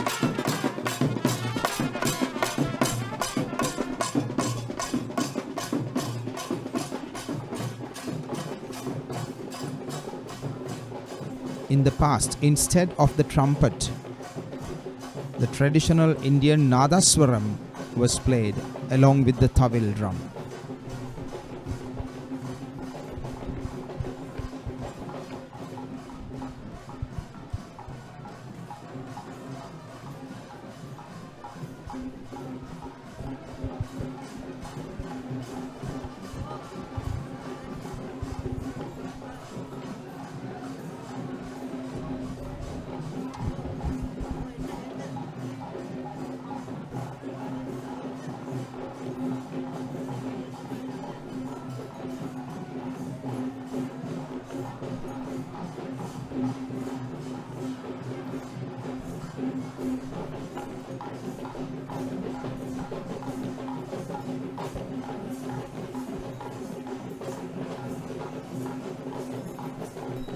Just as these devotees of God Khatragama will be passing from our sight in the grand Randoli Procession, as you are witnessing right now, we are seeing another elephant of the Sri Maha Khatragama Esala Perahera, and she is Sudumanike, who belongs to Mr. Buddhika Mirihalla of Ganethanna Kadugannawa. And on Sudumanike's mount we see two officials carrying an umbrella-shaped canopy, as well as a snake head-shaped canopy, symbolizing the protection given to the sacred casket to the godly ornaments of God Khatragama, which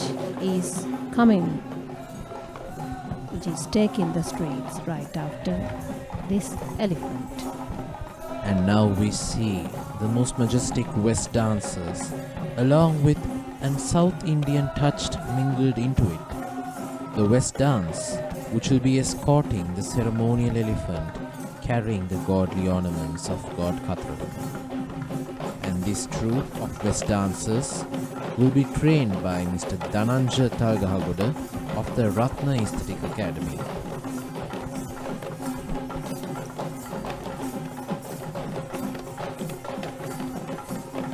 A complete transformation from a frenzied trance-like high rhythmic dance to a serene devotional dance.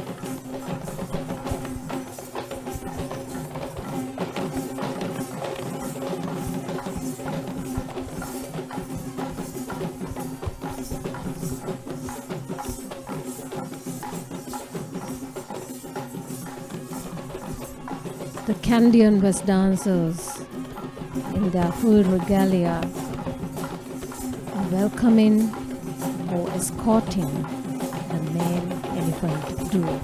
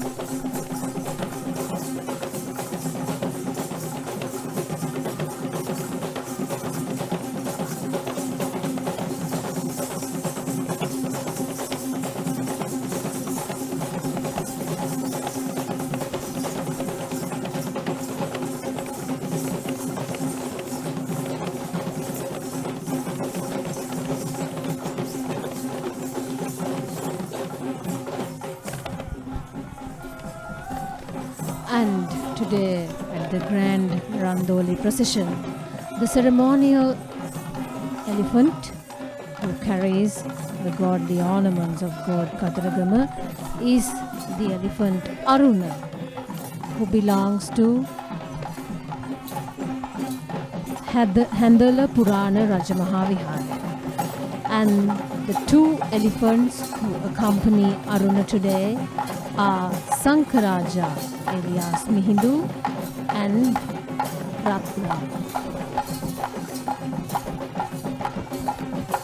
We see the very usual Aruna belonging to the late Venerable Higgoda Saddhananda Thero, the former chief incumbent of the Handala Rajamahawihara in Vattala and the former Sanganayaka of the Alutkuru Korale, carrying the godly ornaments of Kataragama ever since his placement in the Kataragama Devala procession in the year 2009.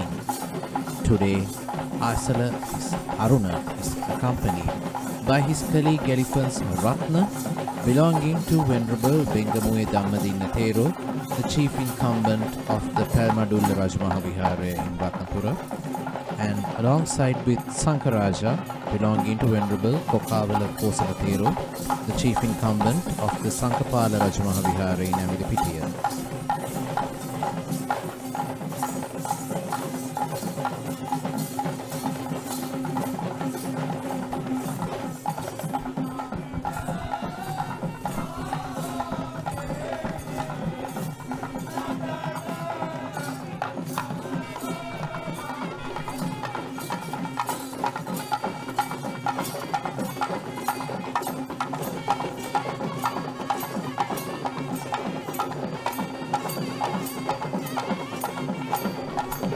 We now see the traditional Hindu music ensemble paying obeisance to God Kataragama, the longhorn Nadaswaram and the Tawil drums.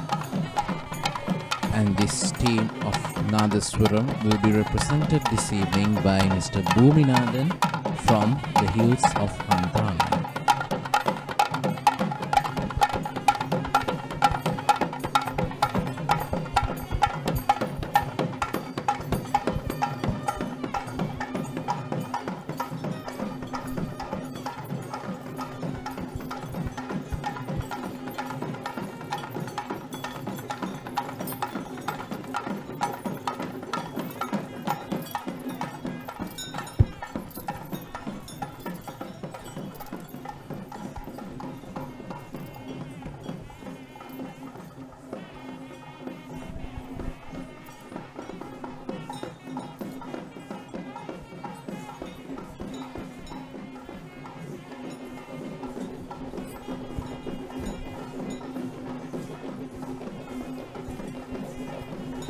We have the chief trustee of the Kataragama Devale, whom we call Ayer, walking up front.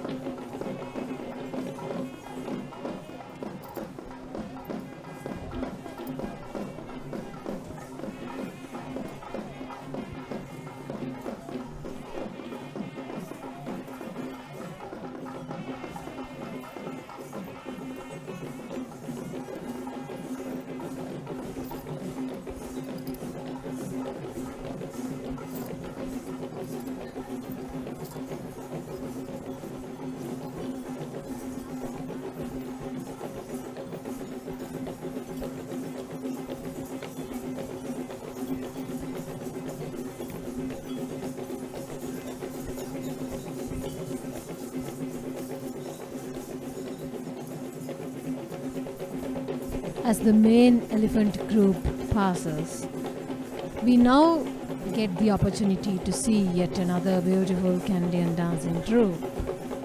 And what's their significance, Nilesh?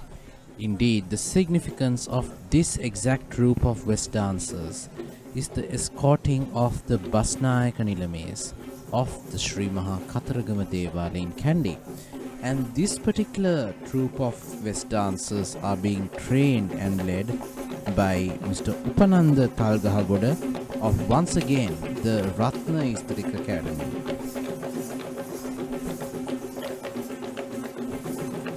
The Kandian dance form has three main distinctly different regional styles: the Satkorlaya, the Satarakorlaya and the Mahanuara styles. The main differences of the style is that the Satkorlaya involves a lot of footwork, whereas the Mahanuara tradition uses lot of hand movements and pays a lot of attention to the flowing hand movements, and the Satarakorlaya style focuses on the entire body with more graceful movements.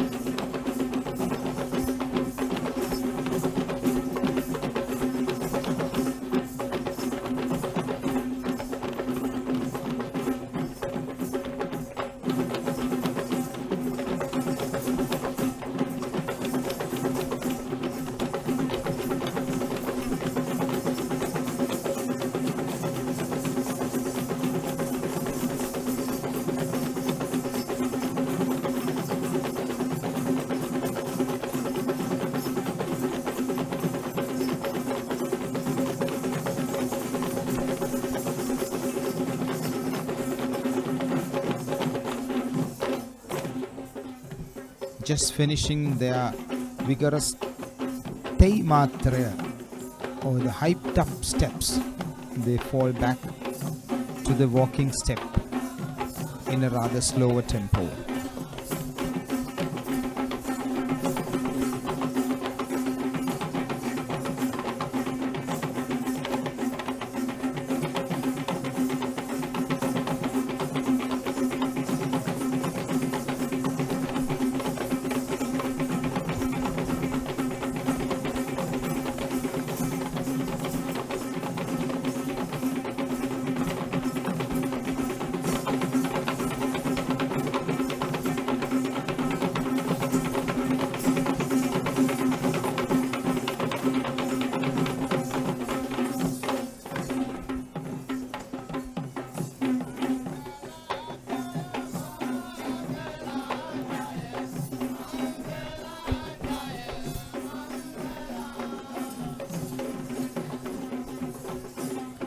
And now we are seeing the arrival of the Basnayaka Nilame of the Sri Maha Kataragama Devala in Kandy, Justice of Peace and Deshabandhu, Gamunu Tilaka Bandara Varisundara. With the Basnayaka Nilame, Kyamunu Tilaka Bandara Valisundara, we have the two Basnayaka, yes, I guess one Basnayaka Nilame from Pittisara Devale representing a rural shrine, and that is the Basnayaka Nilame. And we see the Basnayaka Nilame Ryan Danushka Bandara Varisundara, who is the Basnayaka Nilame of the Ambokka Pattini Devalaya in Matale, who will be gracing the procession of God Kataragama this evening. In fact, Ryan Danushka Bandara Valisundara is the elder son of Gamunu Bandara Valisundara. We saw them parading in the Kandy Esala Perahera for many years as the father and the two sons. And this year we are prestigious to see how Basnayaka Nilame Ryan Valisundara himself has managed to be a Basnayaka Nilame of the Ambokka Devalaya in Matale.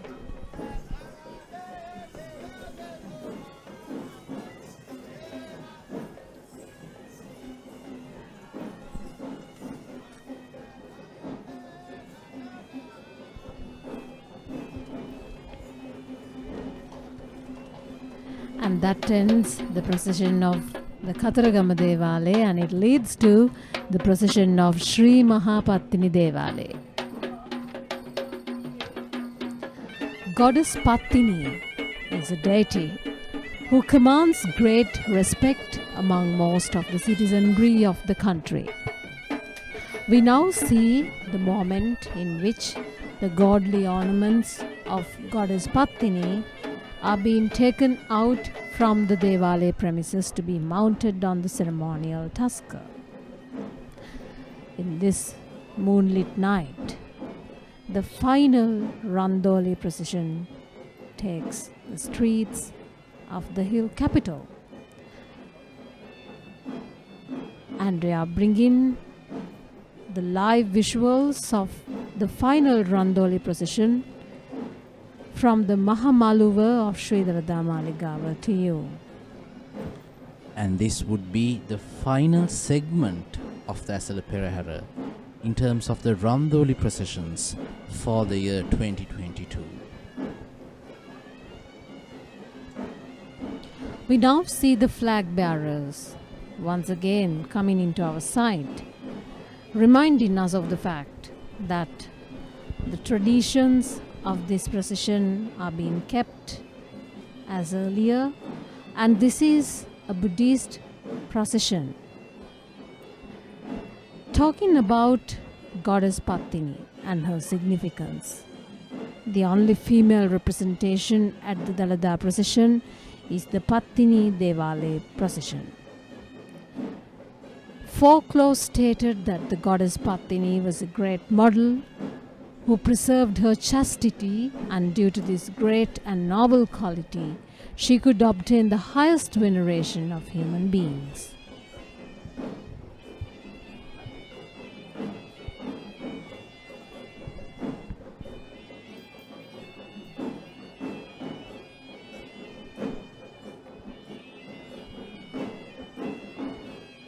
The Buddhist flag bearers remind us the fact that Pattini, originally being a Hindu goddess, the Hindu goddess of chastity, and considered a Buddhist goddess in Sri Lanka, is worshipped in a completely Buddhist manner. The well-known Tamil poem called Stilappadikaram unfolds the story of Goddess Pattini.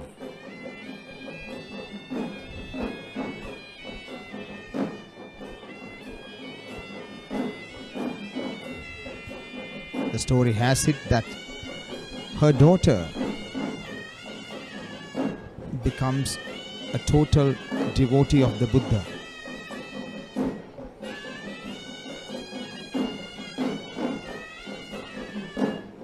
Many such legends add evidence to prove why we see Buddhist flag bearers leading the way of this procession of the Sri Mahapattini Devale in Kandy. And we believe that the Pattini Devale in Kandy is one of the most prominent places of worship for women and for young children, is it such? Exactly, Nilesh. Belief in Goddess Pattini with faith brought blessings on small children and women, and that is one of the dominant beliefs people have when it comes to the character, the figure of Goddess Pattini. She is supposed to be a goddess of noblest qualities, and those who believed in her were cured of hidden diseases, skin diseases, etc., to be specific, provided they led a religious life. And now we see the official heavy group of the Sri Mahapattini Devale in Kandy.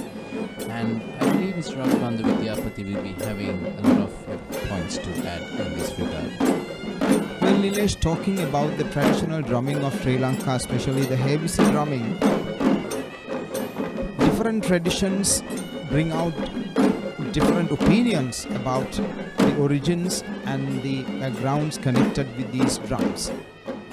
Yet another tradition is that the four main sounds played on the drums, the Tajit Tonnam, are compared to sounds of four mythical animals Takaro Meshanadancha, Dikaro Ashwanadakang, Tonkaro Kumbari Chaiva, Nankaro Singhanadaka.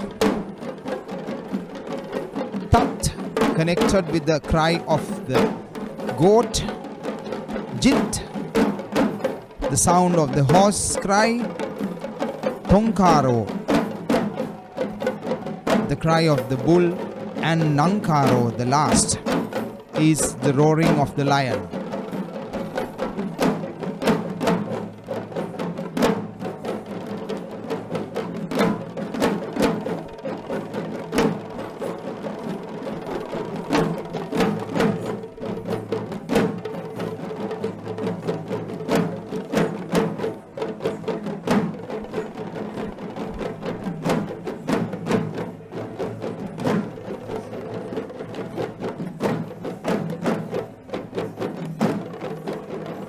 The rhythm here can be recited as jinga jing jinga jinga jinga jing takata takata jinga jinga jinga jinga jinga jing takata takata takata.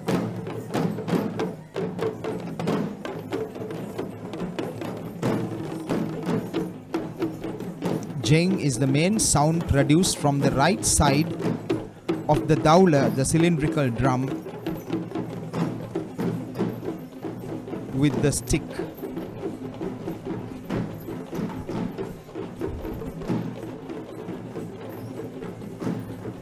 And we now have the Gajanayaka Nilame of Pattini Devale procession.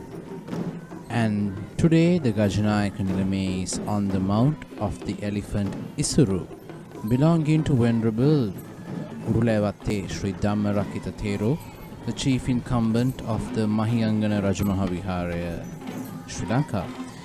Isuru was an elephant who was born in the Pinnawar Elephant Orphanage in the year 1996 and was gifted to the temple in the year 2003. And now we see a very special dance act with a tool that is quite unique and popular according to the legend of goddess Pattini, and this is the Pantheru dance act.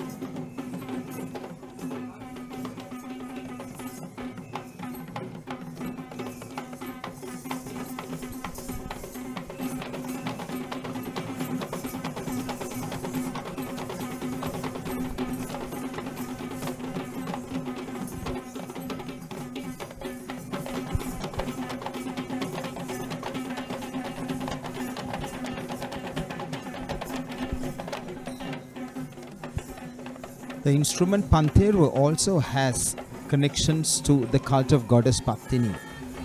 It is believed that the Pantheru is deriving from the sacred anklet of goddess Pattini.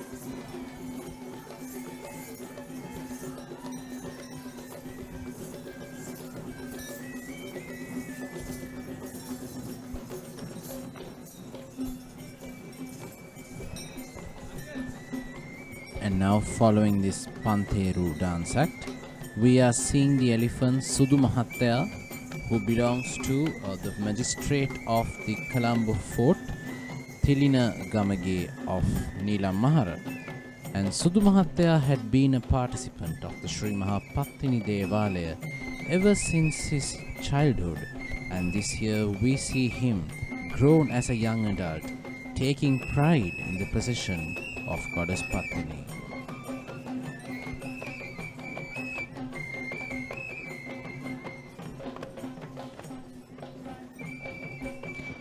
And now we have a mixed folk dance. In fact, this dance is quite significant and important to us.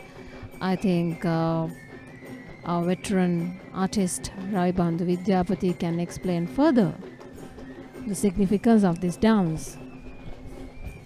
Well, this dance signifies the agricultural background of our country.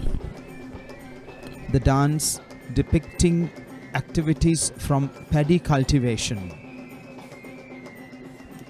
The frontline dancers carrying a bunch of paddy,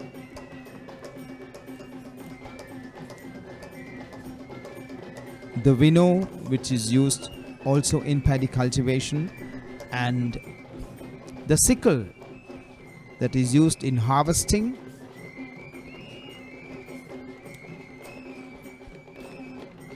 and the water pot as a sign of prosperity.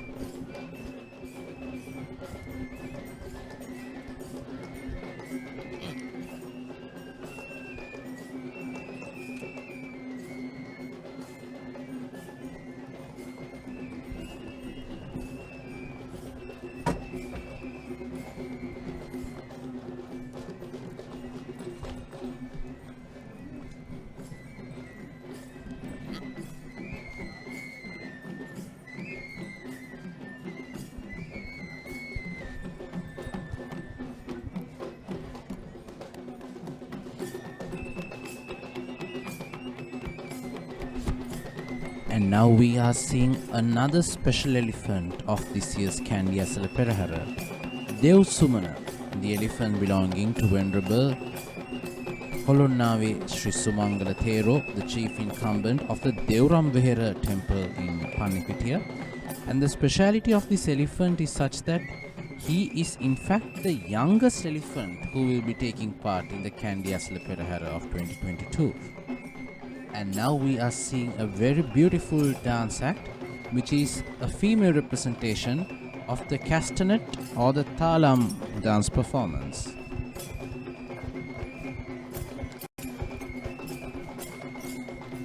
The castanet players or castanet dancers in this segment, they help maintain the rhythm of the entire procession.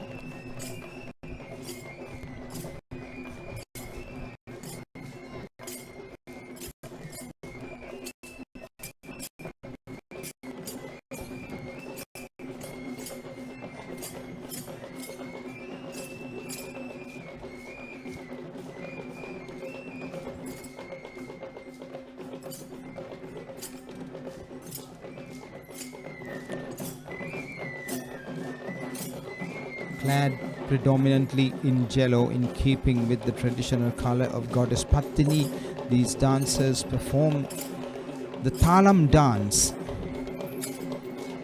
with their usual feminine grace, in contrast to the previous Thalam dancers performed by men in the Thandava or the masculine style. And now we see another elephant of the Sri Mahapattini Devalaya in Kandy, and he is Sanju, belonging to Mr. Jagat Vitana of Mathugama.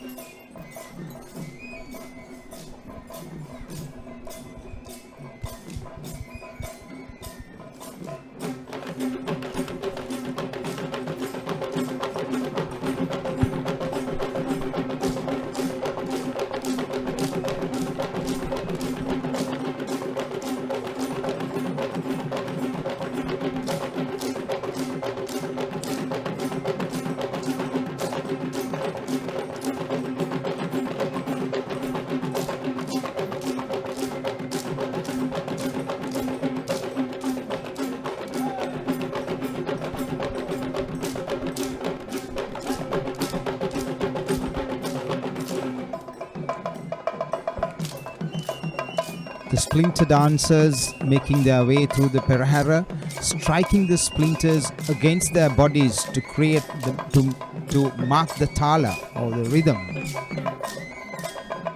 really inspires the drummers to play vigorously.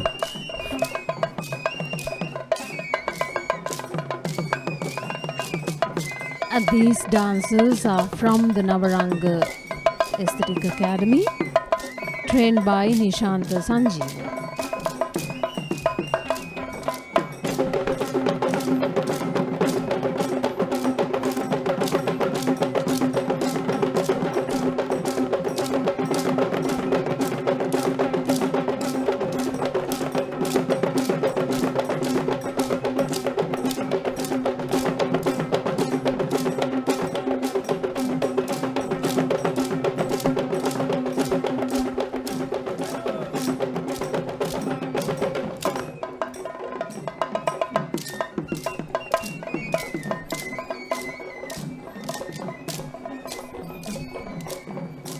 The rhythm marks a difference here.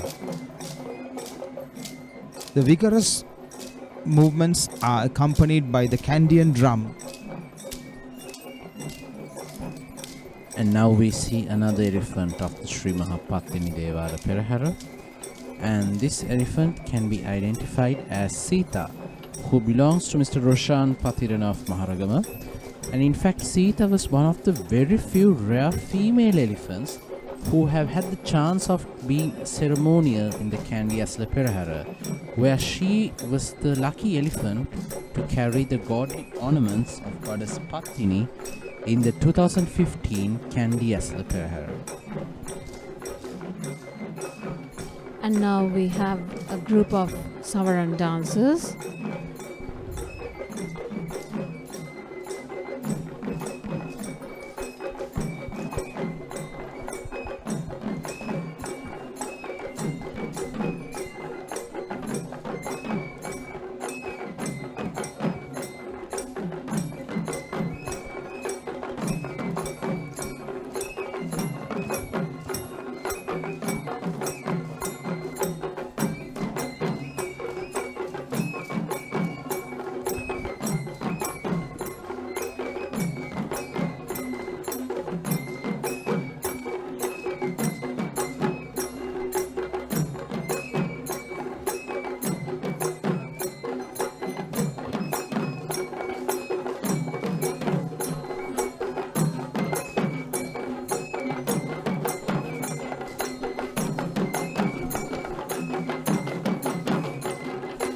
These dancers are from the Sarasavi Aesthetic Academy in Maligawa, and they are led by as well as trained by Ajanta Kandy Esala.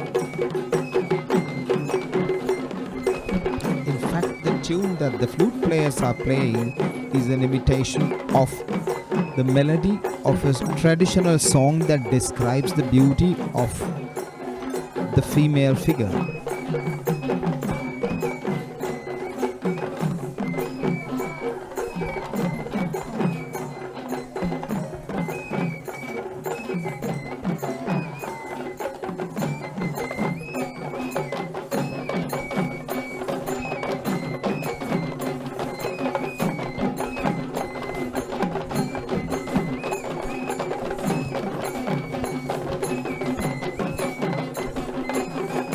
Just like how that tune would describe the figure of females, I believe it would describe the beauty of this little female elephant as well. She is Chuti Manike, who belongs to Mr. Bharata Amaratunga of Meegoda, and is in fact one of the most beautiful young elephants who would be taking part in the Kandy Esala Perahera of 2022. In fact, the elephants are the main agency of the pageant. So we can see on their mounts officials carrying different shaped standards and all, symbolizing different meanings, shelter, protection provided to the sacred tuskers which are taking the streets in this parade. Following the graceful gait of the she-elephant, we now find the classical female Kandian dancers making their way through the Perahera.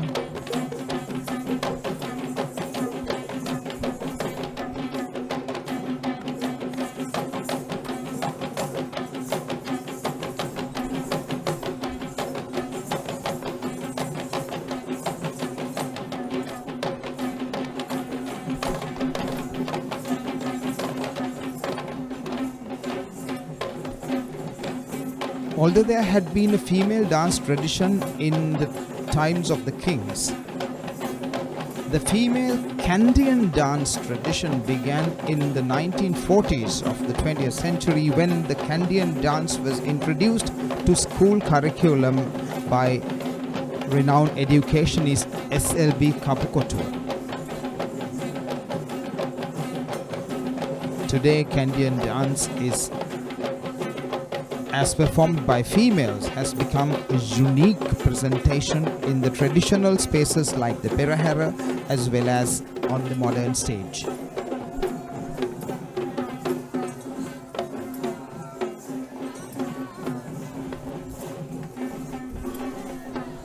And now we see another elephant who will be walking up front in the procession of Goddess Pattini. And this elephant is Manika, belonging to Mrs. Shriyani Gunawardana of Dangovita. In fact, Manika too was one of the most special elephants of the Sri Mahapattini Esala Perahera, who is fortunate to walk as a Dala elephant in many years, including 2022 during the Kumbal Perahera festivals. The dazzling Kandian best dancers.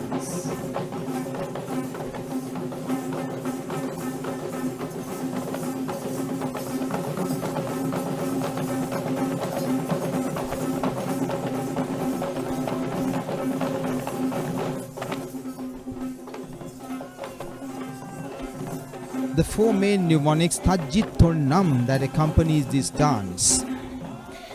According to another usage, it is said that these four letters or sounds salute for different groups: the Buddha, the gods, the Guru or the mentors, and the audience.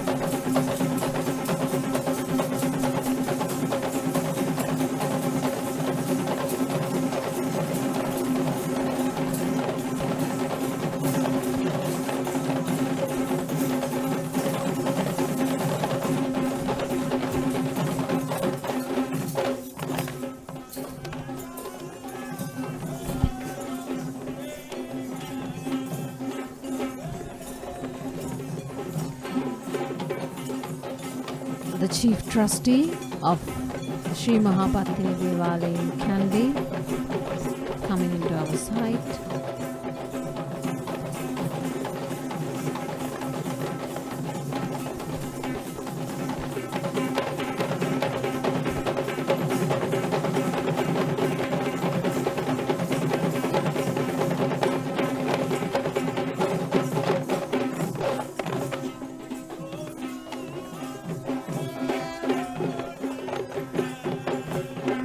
And now we see the main elephant group in the Pattini Esala procession. The ceremonial elephant who carries the godly ornaments of Goddess Pattini is the elephant Mangala, who belongs to Mr. Udaragalapatti of Giriul. And Mangala is accompanied by the she-tasker Manike and the elephant Banda. Manike belongs to Mr. H.R.S. Nishankar from Kegol, the former mayor of Kegol to be precise, alongside with the elephant Bandara, who belongs to Mr. Kitsiri Kahatapitiya of Horana. And that marks the final troop of elephants that we will be seeing in the Grand Randoli Procession of 2022. Following the elephant group, in fact the main elephant group, we now have the second troop of West dancers, that we see in the Pattini Devala procession. This being the last group of West dancers in the Esala Perahera, let me now recite the poem that salutes the Buddha, the gods, the gurus, the mentors and the audience. Tatki akura budunata namaskareki, jitki akura devinduta namaskareki, tonki akura gurunata namaskareki, nanki akura sabayata namaskareki.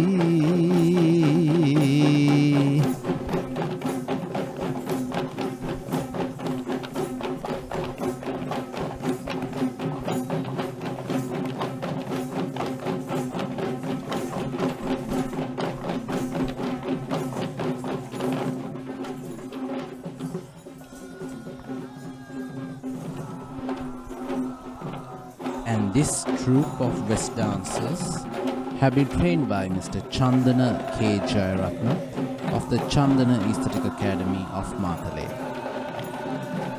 Talking about the attire, the outfit of the Kandian dancer, it is said in our traditional chants from the Kumbha Kankarya that there are gods and deities attributed to every part of the costume from head to toe.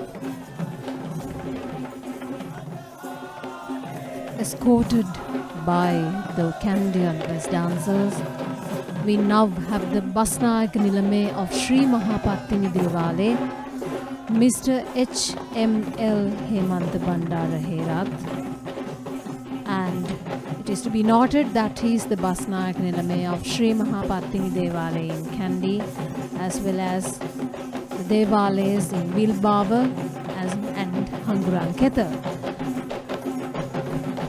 And this evening, the Basnayak Nilame of the Sri Mahapattini Devara in Kandy will be accompanied by another Basnayak Nilame of the rural shrine, who will be Basnayak Nilame A.W. Shanaka Bandara, who is the current Basnayak Nilame of the Ambekka Kataragama Devalaya in Udunuru.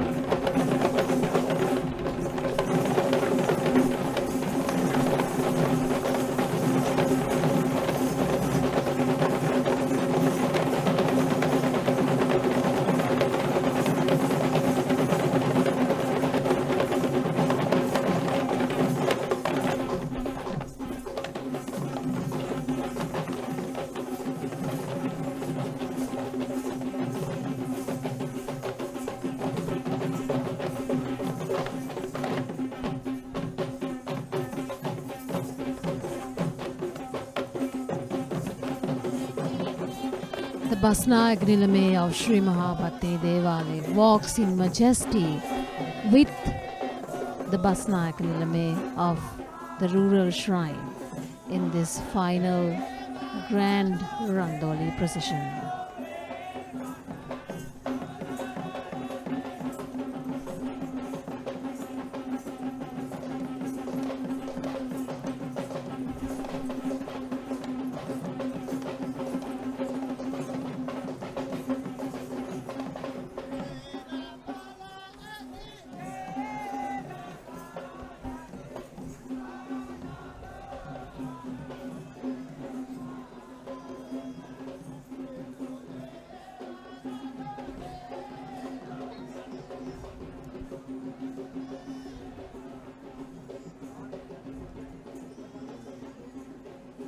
Following the ancient traditions, now we see the palanquins being carried at the end of the Randoli Perahera. First, the palanquin or the Randoliya of the Natha Devale, and next, in blue, the palanquin or Randoliya of Vishnu Devale, and third in line, we will have the palanquin of the Kataragama Devale.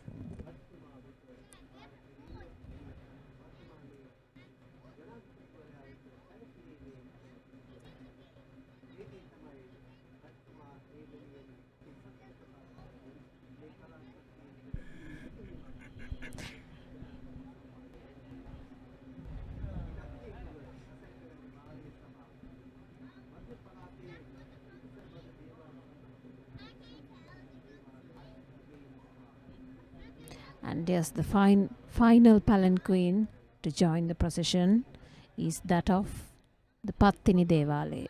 So altogether we have 4 palanquins, 4 randolis, starting with the palanquin of Natha Devale, the palanquin of Vishnu Devale, the palanquin of Kataragama Devale, and finally the palanquin of Pattini Devale.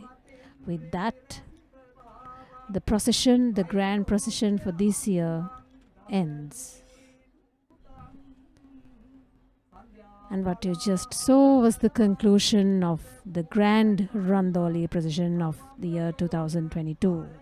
We are extremely grateful to have the veteran expert in traditional cultural dancing, Mr. Ravi Bandhu Vidyapati, who joined with us in the studio for this live broadcast of the grand Randoli Perahera, to add value to our comments this evening. We are grateful for the help and commitment of both state and non-state supporters who worked tirelessly to make this event successful. Let there be timely rains that will bring life-giving water to our fields and ensure a bountiful harvest. May our country prosper. Dalada Samidu Pihitai.